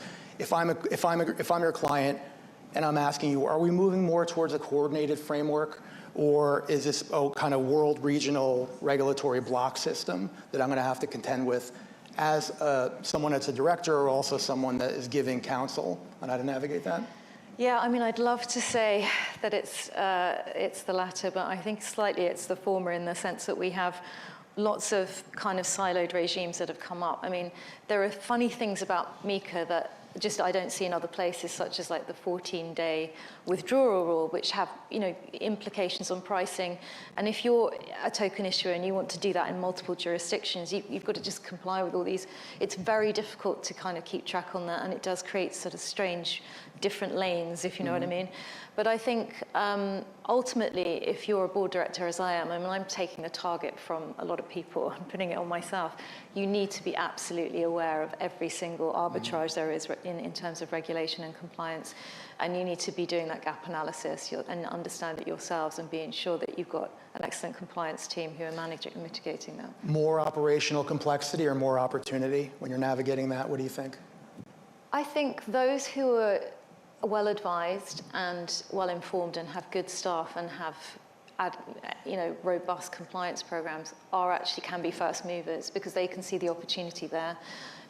It's usually the folks who are a bit reticent to do that necessarily inquiry or spend that money, shall I say, who then find themselves left behind because they then can't operate or they can't act in those certain. So, yeah. Yeah. So we're talking global. That discussion has to include a discussion of the UK. Ian Taylor from Crypto UK is out here. Ian, I'm gonna pick on you and ask you a question. How are firms dealing with the UK and the FCA? Are they leaning into the UK or waiting for some more clarity with recent developments? Yeah, thanks for the opportunity, Dean. So the question is, are people leaning into the regulations in the UK? Well, I kind of don't have a choice because if you don't get compliant, then you can't operate and you can't sell your services into that jurisdiction. And so what do? You move to Europe, the same thing applies because there is a regulatory framework. And so what I've seen time after time, Sarah, you said it, these teams are decentralized. They operate in multiple jurisdictions. Engineering teams might be in Asia, leadership team might be in Europe, you might have some product folks in the US. And so it is very complicated for leadership, to your point, Dean, to be able to get able and compliant with the new regulatory framework. It requires a lot of capital, requires a lot of resource. And so what I've seen is, at times, outflow out of particular jurisdictions because the regulatory framework hasn't necessarily been rolled out proportionally and supported the builders of products and services. So it's been interesting to hear this week some clarity from US regulators that will hopefully force other regulators in other jurisdictions to, let's say, come on side with that. Yeah. Thank you, Ian. And if I may add, I have a vested interest in that comment because I used to be at the Financial Conduct Authority in the UK for many years and was involved in the policy side of the crypto regime as we were drafting it back in 2016, 2017. Hence why I enjoy being here with all these policy folks. But I would say there's a kind of existential question that the UK has got a bit bogged down in, which is how much do we need to protect consumers? Like, are people actually able to make their own financial decisions, even if they're high risk, or should we prevent that from happening? And that's my personal view of what has really been tricky in terms of innovation in crypto. In Cayman Islands, they don't see themselves as a conduct regulator at all, so we don't have those kind of barriers, wrongly or rightly, and we can discuss that over a drink later, but it does create, then you do see the jurisdictions that are really focused on that. And I know that our colleague from Brazil mentioned that Brazil are looking at that as well. But that is where you have that tension point between an innovation and development and then risk to your average Joe on the street. So, cross-jurisdictionally, I'm sitting in a boardroom and I need guidance. One of my questions is going to be, to what extent are regulators coordinating internationally? Are there MOUs? Is there informal coordination? How do I need to think about that as a board member? Yeah, well, there's a lot of work internationally. I mean, the Financial Action Task Force, as you may know, is doing its assessment of the USA currently. So we'll see what comes out of that, because virtual assets is a key focus for them. So a lot of what you see is a trickle-down effect of people then implementing laws and regulation because they've been told to in their recommended actions by the Financial Action Task Force. And so we may see a kind of global harmonization in certain areas. I mean, DeFi is the obvious thing, where there is so much regulatory anxiety about that, where people just can't use their traditional tools to lift and shift to be able to address the risk in DeFi. And it's never a better time to mention it than when we had a week where we've seen a 50 million trade go down to 35,000 through a DeFi protocol. So that's, I think, going to be the most interesting kind of convergence of regulatory thought. In terms of intelligence exchange of information, yes, they happen routinely already. And I know that there's lots of kind of global initiatives on the prudential and AML side to work together in governments. Yeah, I'll just add to that. Having been at a regulator recently, there is a lot of cooperation, and I think one area to really watch, and Chair Atkins gave a speech in Boca last week where he talked about substituted compliance and spoke, favorably of that, and I think that when substituted compliance basically means, if you're complying in one jurisdiction, it essentially, I'm going to paraphrase, it basically counts in the U.S. And I don't know that has not obviously been adopted wholesale when it comes to digital assets, but it has been adopted in other areas. And I think to the extent you are interacting with regulators and trying to show your good faith, right, and particularly where there's a situation where the rules in one jurisdiction are not as clear, if you can say, look, we are registered in this jurisdiction, those requirements are very, very stringent. In fact, they mirror either your guidance or where you think this is going. I think that is a good thing for businesses and advocates to really consider, especially because the general tone right now, right, on regulation, and you saw the SEC and CFTC sign a memorandum of understanding, and there's certainly a movement to not have overlapping regulations. So I think that's an interesting area to watch. Excellent. I feel like this is a billable hour. Thank you for that. It might be. No. Yeah, let's see. I would love that move, actually, if I got that. We have 2 minutes left. This is a conversation that can go on for the better part of an hour. That was the biggest challenge of this panel topic. I've really enjoyed preparing. Let me end it with a bit of a lightning round. Again, boardroom perspective, next 3 years, you're advising a board. What are the key issues that you would advise a board to be paying attention to in the US, in Cayman, and also globally with everything that we've heard today? Absolutely, I'd say it's your transaction monitoring, your AML controls. In a world where there is increasing lack of tolerance for sanctions violations and an increasingly turbulent world, that is absolutely where the best money would be spent. Lightning answer. Yeah, 2 quick things. One, be just very cognizant of how any particular matter may impact larger U.S. policy and whether that it's going to be a priority and fits within that kind of framework, because that could be higher risk. And 2, we didn't really touch on it that much because, as you said, there's just so much. But there is a very kind of golden opportunity now to cooperate when you are sitting there and something goes wrong. DOJ, CFTC, a lot of other agencies have put out some very strong guidance where if you go in and cooperate early and quickly, it's not just a presumption in favor of a declination against the company. It is a declination. Yeah. Yeah, thank you for this. I think this has been a great panel. I'll tell you on a personal level, our company operates in 7 market centers. We're dealing with decisions on capital allocation, jurisdictional strategy, compliance investment, enterprise risk, as we all often are. And these are the tough questions that we're trying to grapple with, taking regulatory ambiguity, making concrete decisions. Give a round of applause to this great set of panelists. It was a total pleasure preparing for this and a great pleasure having you on stage. Sarah, Ian, thank you so much. Thank you. Thank you very much, Ian. Thank you.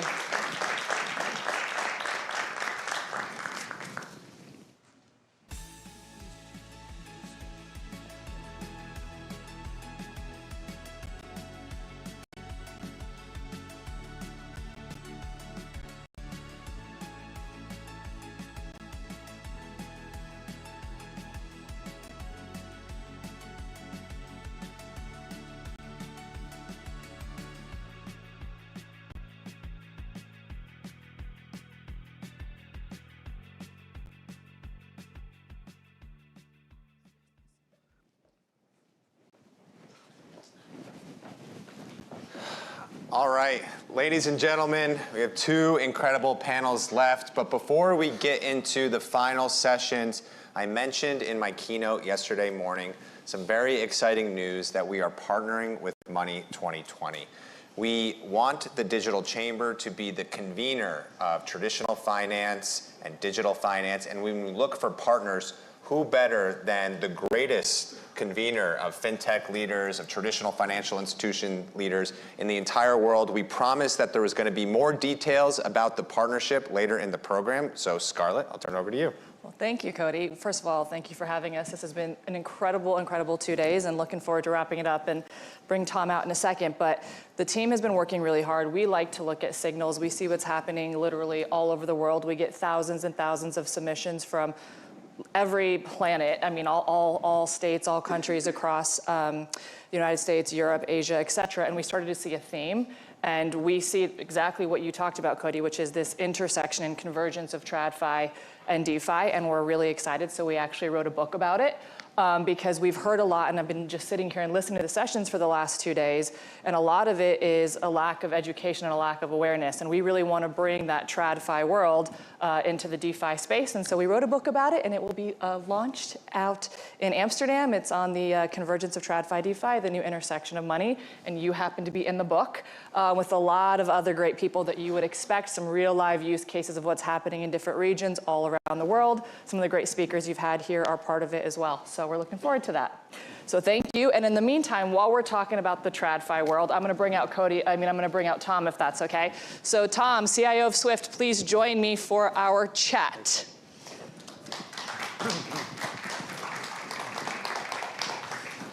Well, so we made another announcement. No, we have a great one right now. No, I'm just kidding. That'd just be announcement crazy.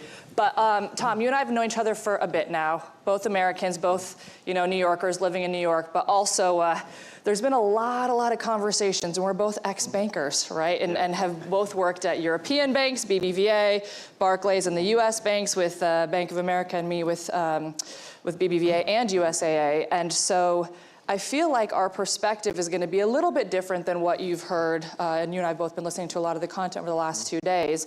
And I really want, as we're kind of wrapping up before Richard from Binance joins us as well, on thinking about where we're going from here.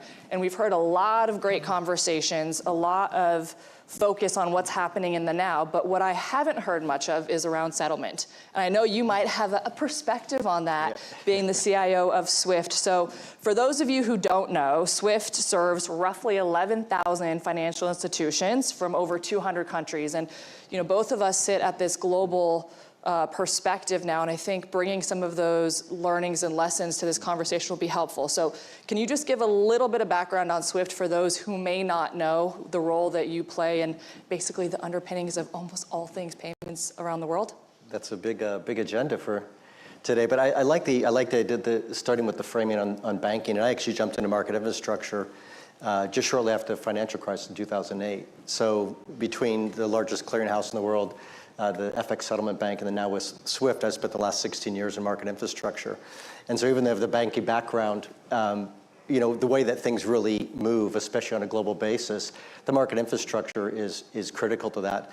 And Swift's really kind of the fabric that holds that together. And I like the way that you set this up, because we've had a lot of conversation about what's happening now and speakers telling you what's happening with legislation or what's coming in terms of rules and that sort of thing.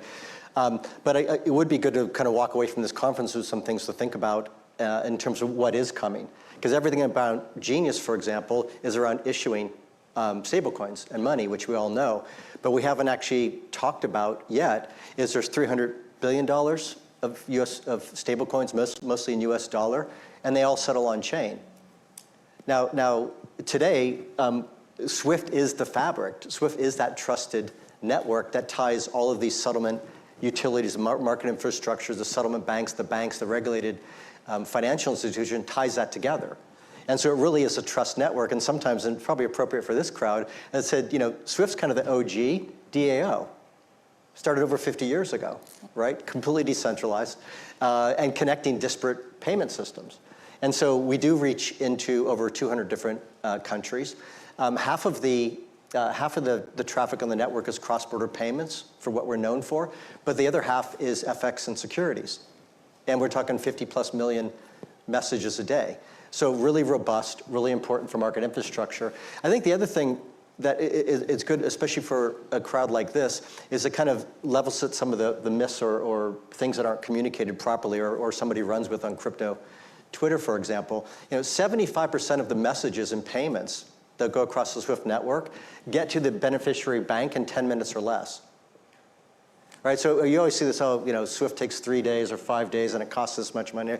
I mean, there's definitely friction. There's definitely things that need to get worked out. There's definitely a last mile problem and all of that. But there's a really strong foundation for us to build on top of. And we'll talk a little bit more about this as this goes on, but we announced at the end of last year that we're actually going to put a blockchain infrastructure on top of the SWIFT network. And that gives us a really substantial way to step into digital assets and into new settlement locations, which are probably private and public blockchains. Well, and I think one of the things that's exciting about that is it is about the whole reason why we're here and the convergence of these two worlds coming together.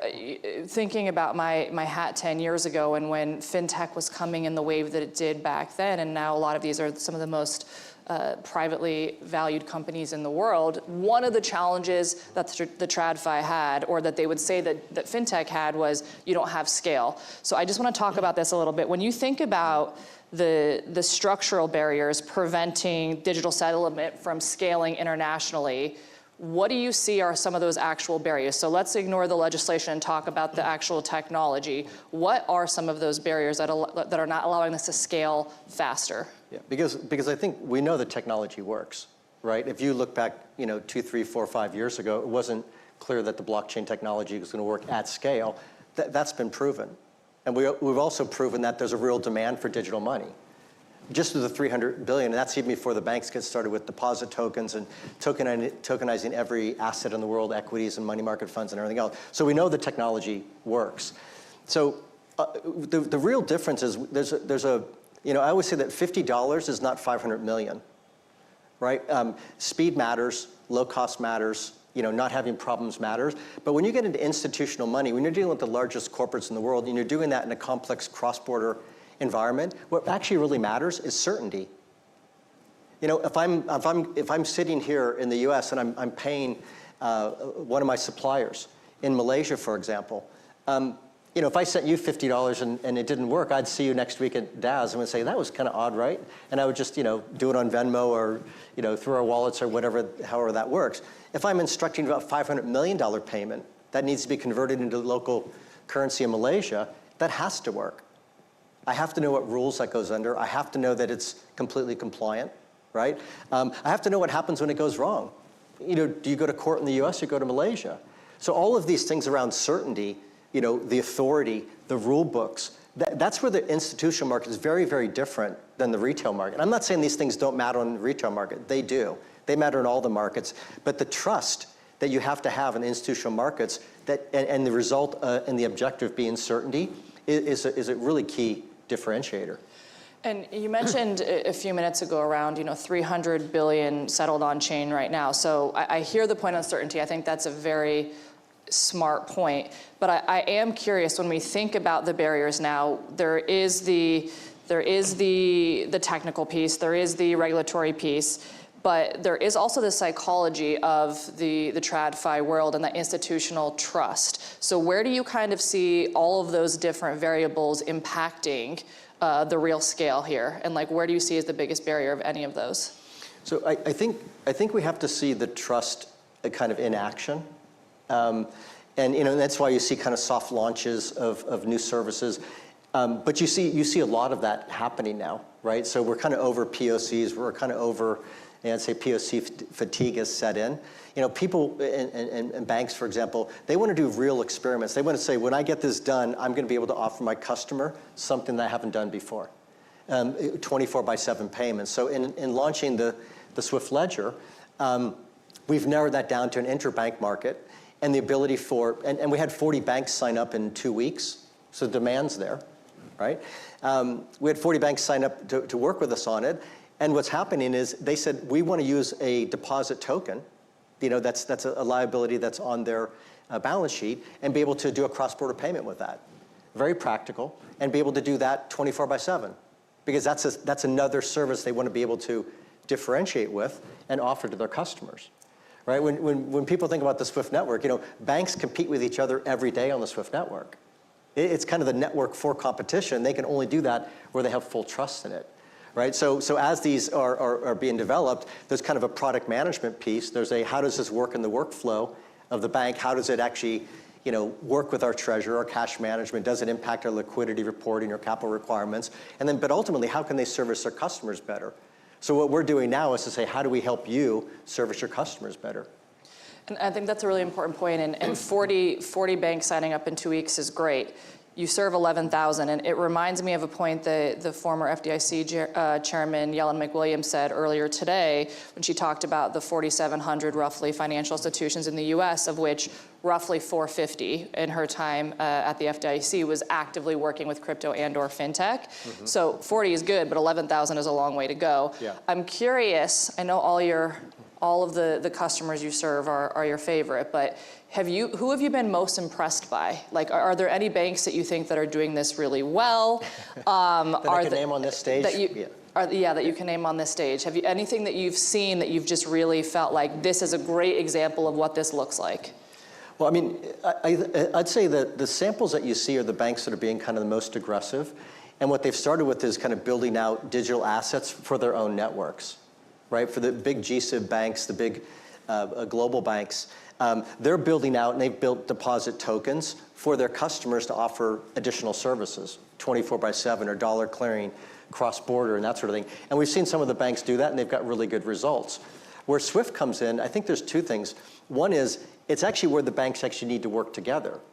So as big as a bank is and as big as their network is in any given country, whether that's the US or in Hong Kong or Singapore or wherever, when they come to SWIFT, they're saying, I now need to work with another bank. Mm-hmm. I now need to make a payment in a location or jurisdiction that I don't have a full operation. That's kind of the traditional corresponding banking business model. I'll tell you the other thing that I think is really interesting, what I'm impressed with, is I go to conferences like this and I talk to the new entrants. The first OCC digital bank, right? The stablecoin issuers. And my question always to them is like, you say that your target are institutional customers and banks. How are you not on the SWIFT network? Because they're all connected to us. And we're a network. We're not competing with you. You're a network. We're a trust fabric. How could you not be on the SWIFT network? And sometimes I get kind of well, it's not really a blank stare, but they look at me and like, yeah, I didn't actually really think about that. I'm like, well, let's go. Let's figure it out. And so we've seen where I see a lot of really interesting builds are the people that are going for the licenses, that are building kind of the next generation of infrastructure, because they're joined on the SWIFT network as well. And I think that combination is really, really powerful. Yeah, the idea of banks working together, I remember back in the early days of this being one of the early members of R3 when it was first starting. I'm curious, because one of the things, there was some cultural nuance with some of the Asian banks typically never working together, et cetera. Given your global purview, have you seen any regions, of course the US, we're all going to everything we've heard over the last 2 days, but have you seen other regions that have really done this well? Like, who are you impressed by from a geo perspective? Well, I think that, I mean, the policy and the regulatory environments are obviously different around the world. And so they're kind of moving at different paces, and they have different priorities and that sort of thing. I think the SWIFT and what we're doing with the ledger is a great answer to really avoid things like fragmentation. So let's say one part of the world, Southeast Asia, or the Nordic banks, or South America, decide to get together and say, we want to do digital assets. We're going to use stable coins, whatever, kind of bring whatever money you want, any forms of money you want. If every bank or groups of banks went off and did their own solution, you might actually outweigh the friction that goes along with that, and the fragmentation that's actually created with that actually might outweigh a lot of the benefits you get from introducing a digital asset into your flow, into your customer base anyway, right? So it's the way that you get scale. The way you get scale is that you standardize things, you standardize market practices, and you go to the settlement environments in a consistent way. The industry just adopted the ISO 2022 a payment message type, right? And I don't want to get too technical on this, but there's a standard way to describe a payment. Fedwire's on that as well, right? So when you get these standards, that's actually what ends up driving your scale, and that's what avoids the fragmentation. Any particular part of the world, I think we see energy everywhere. I mean, the US to me is like really a catalyst here.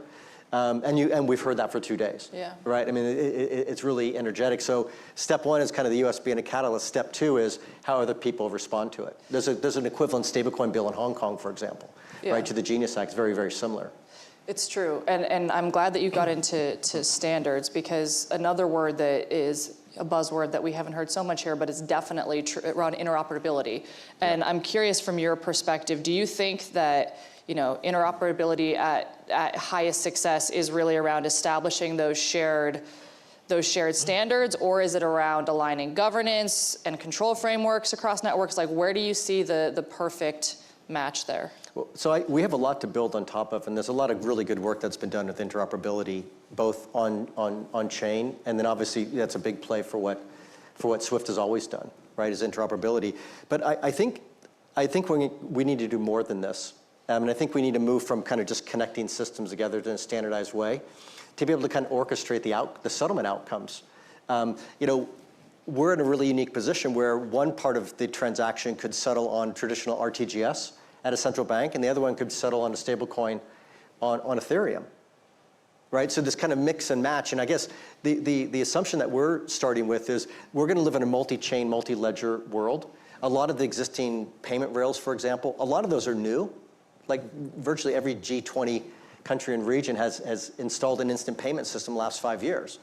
Nobody's going to tear that up because we have blockchain technology, right? So one assumption is that we're going to be in this kind of this state of kind of constant improvement what we have, in addition to all these new capabilities that are coming along with the blockchain.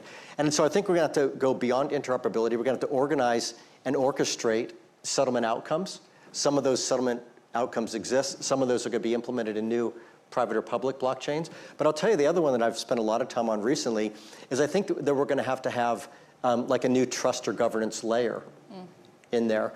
And I think, if you move an asset from one blockchain to the next, it can't lose the provenance. It can't lose the compliance, right? I was trying to think of a good analogy for this, and I was thinking about a bouncer at a bar, right, that would let you in. Well, if I go to another bar, they go, well, let me see your ID. It's like, well, I just showed him. Well, that doesn't. Well, maybe they get a system and they work together. It's like, oh yeah, they can verify. Well, that only works in Washington D.C. How do I do that when I go to Singapore, right? And so this idea of how do you kind of if the bouncer is compliance, and we want to be within the law, I think we're going to need some kind of additional trust layer for the tokens, and I think we're going to have to put a lot more inside of the token when it's issued, so that proof kind of travels along with it. That makes a lot of sense. I'd love to try to get 2 more in quickly, but let's see if we can do it, because Sarah from Chainalysis was talking a lot about how they were leveraging AI. I'm curious, if you think about liquidity management really being run machine to machine, what is the role of the human in that when it comes to oversight, and who's responsible from your mind? The role is going to be diminishing, right? We're not far off from algorithms or agents, if you want to get the headlines, making decisions that humans make. And with that, that governance layer is going to have to prove who's accountable. When you made that payment, which one of your policies were you following? Which rule were you following? Why exactly do it? You can't just say to a regulator, oh, well, it's algorithmic. It just does what it does. You're going to have to say that happened at this time, right? And today, when we have a problem, we kind of reconstruct the problem. When you have 1,000 payments a day, you can do that with an exception. When we have 1 million payments a day, you can't. So agentic AI and algorithms are going to outpace human ability to kind of keep up, to reconstruct, which to me means you're going to have to do all those compliance checks up front. Somebody can't take that token into their wallet. You have to prevent that from happening, as opposed to explaining why that did happen, because there's going to be 1 million of those a day. You're not going to be able to reconstruct that, right? And then the real question is not going to be, is this allowed? Or could you stop it? There's some good services that have been built out there where you stop it from happening. The real service is going to be, do you have permission to do that? And if so, what permission did you have to do that? So it's all going to become, the humans might come out of the decision making, but the accountability squarely sits with the institution. And that's this extra kind of governance trust layer that I think we have to build, and I think we're going to be having algorithms make decisions a lot sooner than people think. Okay, very last question, hyper fast. So convergence of TradFi, DeFi, we've been sitting here talking about it the last 2 days. On a scale of 1 to 10, 1 being just getting started, 10 being we're done, where do you think we are in the journey? I think it's completely inevitable, but I think these things take a lot longer to settle in at scale, especially on a global basis than people would like. So we're going to have pockets where it's expedited very fast, but I think it's inevitable. I think all forms of value are going to be digital. I think every asset can be tokenized. We talked about this before in terms of liquidity and transparency was set on the stage. It's actually too good.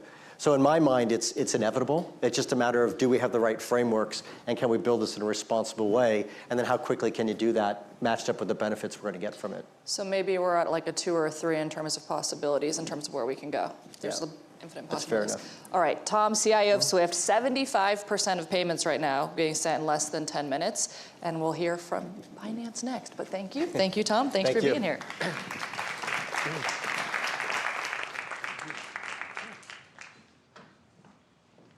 Thank you guys both for the conversation, and congratulations, Scarlett, on your book.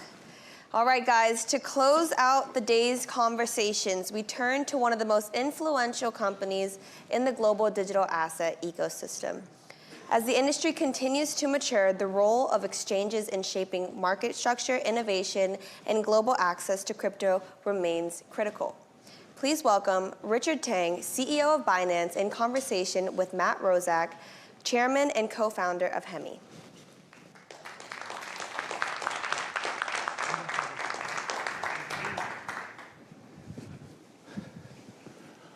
All right, this is the final cleanup crew of the day of the conference. So it's welcome. My name is Matt Rozak. I am co-founder and chairman of Block, or a blockchain infrastructure company.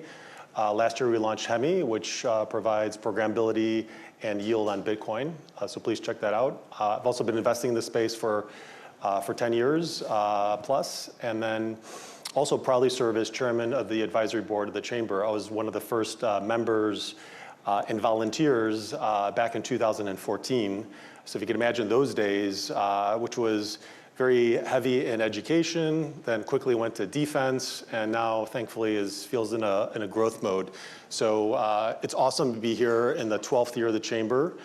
And congrats to Cody and Perianne and the team at the Chamber for putting on such an awesome show. With me today, I have Richard Tang, co-CEO of Binance. And you've gone through this last kind of regulatory crucible, so we want to hear more about that. But maybe tell us a little bit about your background quickly for the room. Oh, so my background has mainly been in financial services regulation, right? So I spent my formative years with the Central Bank of Singapore, then became Chief Regulatory Officer at Singapore Exchange, and then CEO at Financial Services Regulatory Authority before. And it's actually there that I started to regulate the crypto sector. So I got my hands dirty, got to know a lot more about blockchain. And the more I know about it, the more I believe it's going to be the future of finance. I joined Binance in 2021, so about close to 5 years back. So the rest is history. Amazing, amazing. And I think it's important to put some perspective on the size, the shape, and the scale of Binance, because I think in the US, we think about Coinbase, Circle, but globally, if you look at the world as a heat map and seeing what's operating globally, I think it's interesting to hear the Binance story. Well, so if you look at our market liquidity, right? So last year we did about 34 trillion in terms of volume. And if you stack us up against the second to the 10 largest exchange, right? We probably, are still bigger than those all aggregated together. So that's the size. So anybody that's looking for best execution, the deepest market liquidity, institutions know that, Binance is the firm they go to. We have close to 310 million customers globally now. So just end of last year, we reached 2 thresholds, important milestones. First is we crossed 300 million in terms of global customers. So we are very grateful to all users for their support. And I looked that up. That's somewhere between like a Netflix and a Spotify. So it just kind of shows you the growth and the kind of perspective there. Yeah, so we started 2024 with 170 million users. So we ended last year with 300 million. So on average, we onboard more than 60 million new customers on any given year, right? We are the most regulated exchange now with 21 different jurisdictions under regulation. And we are actually the first to secure a home regulator in the form of Financial Services Regulatory Authority at Abu Dhabi Global Market, right? So they regulate us on an end-to-end basis, KYC, KYB, transaction monitoring, our risk management measures, our listings, and also our global liquidity, right? So I think nobody else can boost something like that. We took a lot of time and energy to secure that global license, went through a lot of workshops with the ADGM on that front, so we're pretty proud of that. So, those are the two key milestones that we managed to reach. But we believe that, regulation is the way to go. As crypto continue to pivot, now you have, in the past, you don't have institutions and family offices and corporates in this space, right? Crypto is a very unique asset class, started by retail embracing it, right? For all other major asset class, stocks, secure, bonds, Forex, etc., it's always the institutions that embrace it. It goes down to the corporates, and then finally the retail gets it. Here you have a unique situation.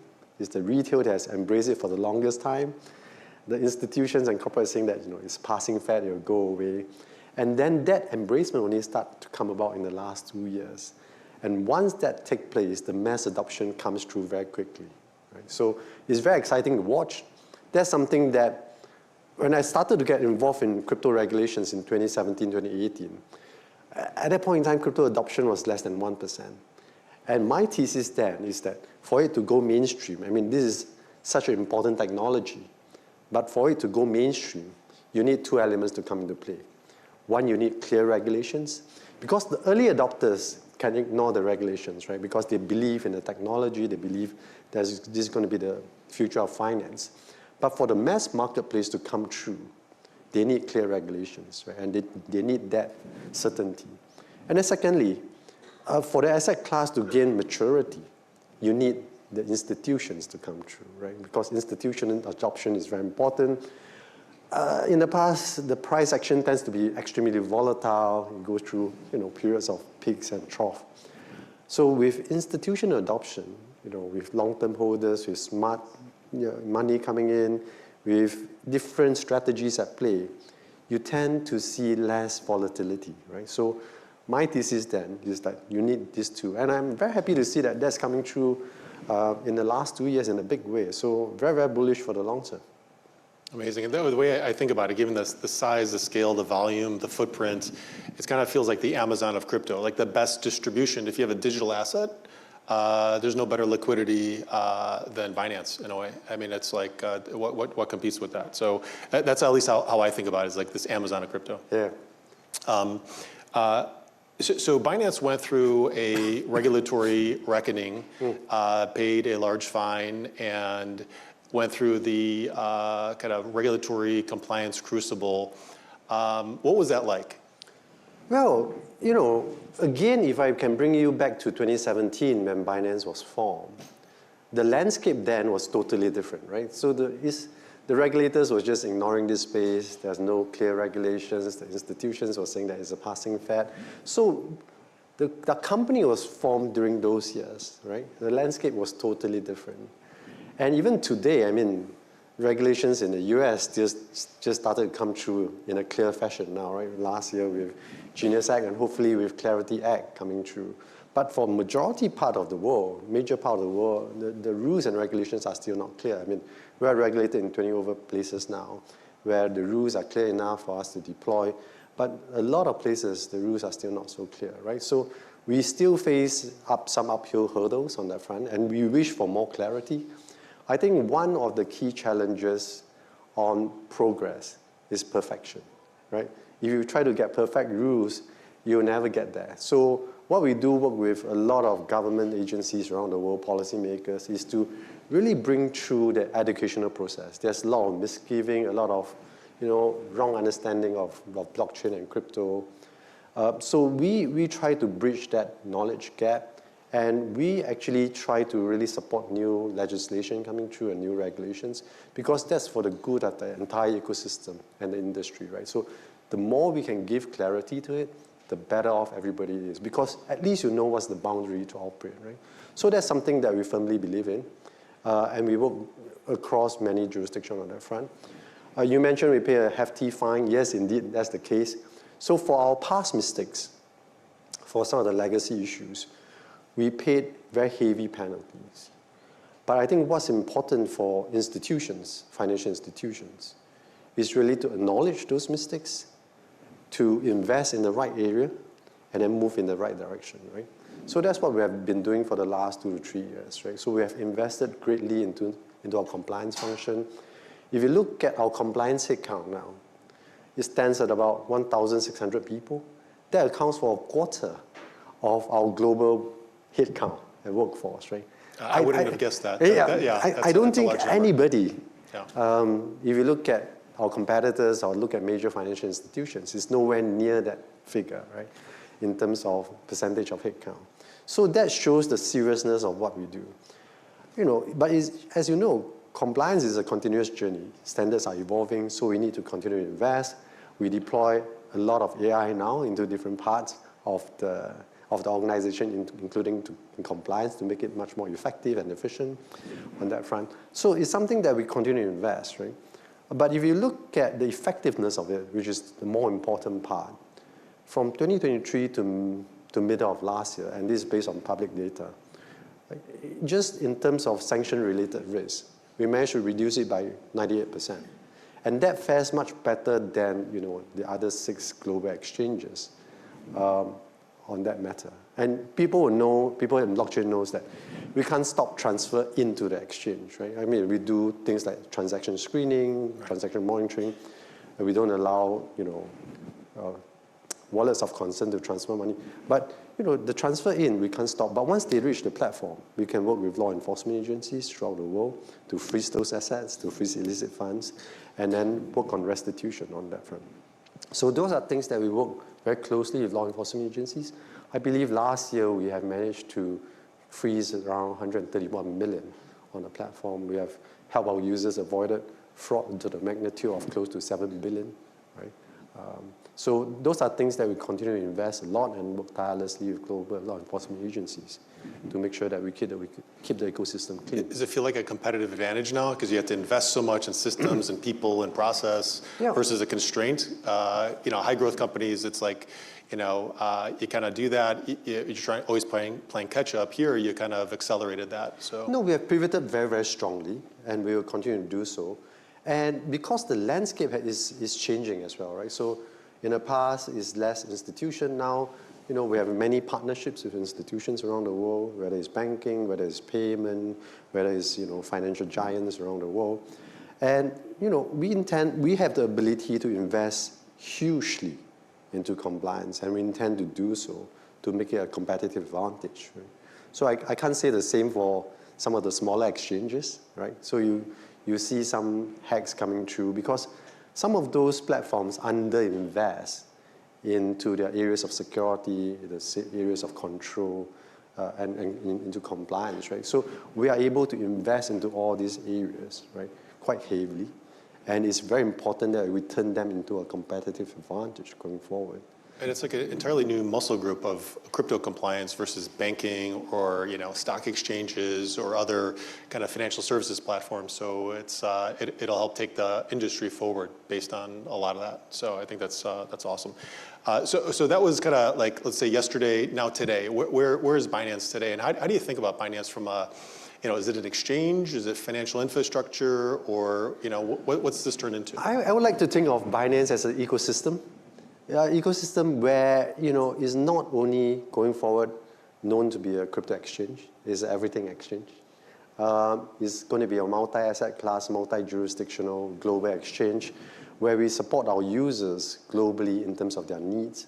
So earlier this year, we started to introduce things like precious metals contract, and those have done extremely well in the course of 2 months, right? So in terms of if you look at trading volume, just skyrocketed. So we will, throughout the course of this year, we will continue to innovate and push out new contracts. We will continue to expand our global footprint in terms of global licenses, working with regulators, policymakers on that front. Our ambition is to reach 1 billion customers. And to reach that number, you just have to continue to broaden your reach in terms of geography, and then also your reach in terms of asset classes, right? And to allow more choices to consumers. So those are things that at the management level, at the board level, we are working very tirelessly to chart out what's next for ourselves as we look forward to continued expansion using proper risk management control, proper compliance as an advantage. And then how do you think about like 2026 priorities? It's like sometimes people say, you know, narratives in crypto matter. It's like the fashion industry. Every week there's a new narrative, there's a new, you know, kind of vertical. But you know, the you know, stable coins, institution, DeFi, AI, like how do you think about that vis-a-vis Binance this year? I think what's important is to build the long-term momentum in terms of use cases, right? So it needs to be sustainable. My view has it always needs to be sustainable. It has to solve a problem statement, right? If you look at stablecoin, why it has taken off in such a big way after the Genius Act was introduced, is because it solved fundamental problems. If you look, I mean, I've been involved in financial services for a long period of time now, close to more than 3 decades. And, you know, transfer of money, especially cross-border, is so painful, right? So you do a cross-border transfer, it takes 2 to 3 days for the recipient to receive the money. If you're a corporate treasurer, right, you want to transfer money from Australia to Europe, to US, etc., you have no certainty of when the money is arriving. You are being charged huge fees. Same for, you know, the mom and pops, the retail in different parts of the world. If they do small amount denomination transfer, anything less than $500 US, you pay fees up to 12%, right? So which is huge. Right? But if you do it via crypto and stablecoin, it's instantaneous at a fraction of the cost. You have certainty. So corporates find that they need to hold much less capital. There's much higher capital velocity. They can put their capital to work, and you know they just can plan better, right? They can do everything much faster. So once the certainty comes through, you can see all the different financial institutions, the banks themselves say, hey, I'm looking to issue stable coins as well, right? Because it solves a fundamental problem. Same for things like real assets tokenization, which is an excellent use case for blockchain, right? So, I mean, you look at whether it's New York Stock Exchange or NASDAQ, saying that they're going to put their assets on-chain now. And the more assets are put on-chain, the better it is for a platform like ourselves, right? We can start trading all those assets globally, which makes perfect sense. If you look at public markets today, they trade, you know, I'm not quite sure what's the US trading hours, 9 to 5, 9:30 to 5, 4:30 maybe. But, you know, the market is moving 24/7, right? Especially for a lot of global contracts, right? Whether it's equity, whether it's precious metals, whether it's oil, etc. It's subject to world events, it's subject to new information flow. And if you are not allowed to manage risk through the weekends, you know, a lot of institutions find that they are holding on to huge risks in their books, right? So, which is why you're going to see a lot more asset class move on-chain, trade on a 24/7 basis, which blockchains allow, which crypto has been trading for the last 10, 15 years, is trading on a 24/7 basis because it allows you to manage risk better, take position, right? So that's why we're going to see a lot more of those coming through, and it's a perfect use case for blockchain. Right? We're going to see a lot more utility coming out from that. Crypto payments, I think, is going to continue to increase its momentum. Just to give you some anecdote, we started last year, beginning of last year, with 11,000 merchants signing up to support things like crypto payments on our platform. By the end of the year, we have 21 million merchants globally looking to support crypto payments, right? And we're integrated in Brazil with the likes of Pix, you know, direct payment into their national payment networks. So all those are important momentum, which are very strong, which are very sustainable. And that explains my bullishness, why all these important use cases will continue to develop very, very strongly going forward. And as new use cases coming through, I mean, you look at the DeFi space, there are new use cases coming through. So what we aim to do at Binance is we want to bring about the convergence of Web 2 and Web 3 industry. We want to be the best CD-FI exchange, right? Bring together the best of centralized world and decentralized space on that front, with different features to support our users in terms of their needs. And we are working tirelessly behind the scene with all these new product and features.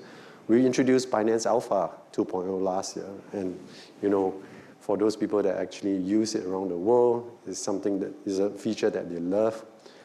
So we continue to look at new areas for improvement. There was massive volume on Alpha. Were you surprised by that? Well, are we surprised by the volume? We are thankful for the volume. Yeah. We do think that there's a gap there that we need to fill. And a lot of this good feedback actually comes from our users, right? So including things like Binance Junior. We have parents, we have users that come to us and say, hey, I want to teach my children crypto and blockchain literacy. I want to help them save from young. Yeah. So can you come out with something which allow them to save? I don't want them to trade, but I want them to save and earn and learn about crypto and blockchain from a very young age. We say, fine, let us work on it. And we came out with Binance Junior. That's also a very popular product globally. So we continue to come out with all these things because our user group are very passionate group of people. They keep giving us very, very good feedback, and we take those very seriously, and we work on those and roll out new product features. Awesome. And just kind of in summary here, we're here in DC. What's your message to people in this room, in this town, in March of 2026, in terms of, Binance is the biggest player in this space. The U.S. wants to be the crypto capital of the world. Yeah. We're getting our regulatory game on, having Paul Atkins and Mike Selig doing all the amazing stuff that they're doing. The wind's at your back. And so what's the message to the room? Well, we want to be very supportive, right, of U.S. I mean, U.S. is the largest capital market in the world, the largest global economy, is very significant. Whatever the U.S. does has outside influence on the world, right? So U.S. has gone from very anti-crypto under the past administration to extremely pro-crypto under President Trump. So we are very supportive of that. And because of what the U.S. has done, the rest of the world is forced to sit up, right? Whether it's Europe, whether it's different parts of Asia Pacific, Latin America, to say, hey, in order to keep our competitive advantage, we need to try to match up to what the U.S. is doing, right? Because President Trump is extremely strategic. He said that we want to be the AI capital of the world, we want to be the blockchain crypto capital of the world, because these are the two fundamental technology that will transform every economic sector going forward, right? So we, being the largest ecosystem, we want to be extremely supportive, and we think that we can play a very important role in that. At this point in time, we're not deployed in the US yet. We continue to look at ways and options. But, we do think that we can bring a lot of value to the table, whether it's in terms of investments or other things on that front. And we can make the US crypto economy and ecosystem much more vibrant than what it is today, and inject a lot more investment into this area. Yeah, I agree. I think the growth ahead is tremendous. And thank you for joining us. So please join me in thanking Richard for thank you. Thank you.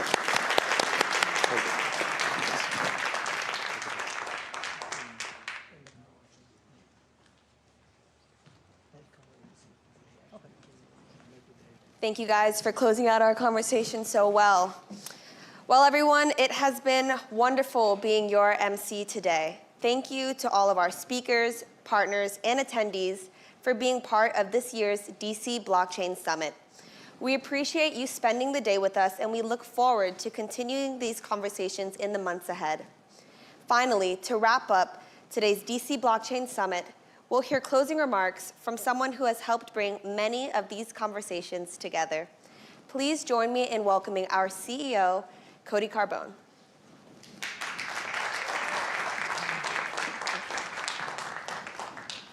All right, I will be very, very brief because I saw the bar was already open outside. Thank you so much for joining us for the last 2 days. We had 39 members of Congress, over 50 policymakers. I was just looking at the last panel. There was 20,000 live stream viewers on X, an incredible moment. The last 2 days have been amazing with news that was broken from the SEC, the CFTC. We're getting market structure updates. It all happened here at the DC Blockchain Summit. We were thrilled to put it on, and it couldn't have happened with all of you who have attended. Thank you so much for joining us. I hope that you will join us again next year. Reach out to us at the Digital Chamber if you're interested in advocating with us, in educating policymakers. We're trying to build as big of a tent as possible. Our roots are here in DC. We will always double down on DC and ensuring that policymakers here in Washington have a resource. We want to be that resource. But as you've heard throughout the last 2 days, we are quickly expanding. We've gone to London. We're going to Asia. We're doing work in the UAE, soon in Latin America. We're focusing more and more on all of the innovations that are happening around blockchain technology, AI integration, quantum computing, prediction markets. Anywhere where there is disruption to be had, we are leading the charge. We want to bring all of you into it and to be a part of it. You've already taken the first step in joining us here today, and I hope you will continue to work with us. So please reach out to me. I'm very accessible, as my team knows, on LinkedIn, Twitter, wherever. Reach out to any of our team members as you see them out throughout the day. But thank you, and truly, truly thank you from the bottom of my heart for coming, participating, and educating and advocating with us. Thanks all. Have a great time at the happy hour.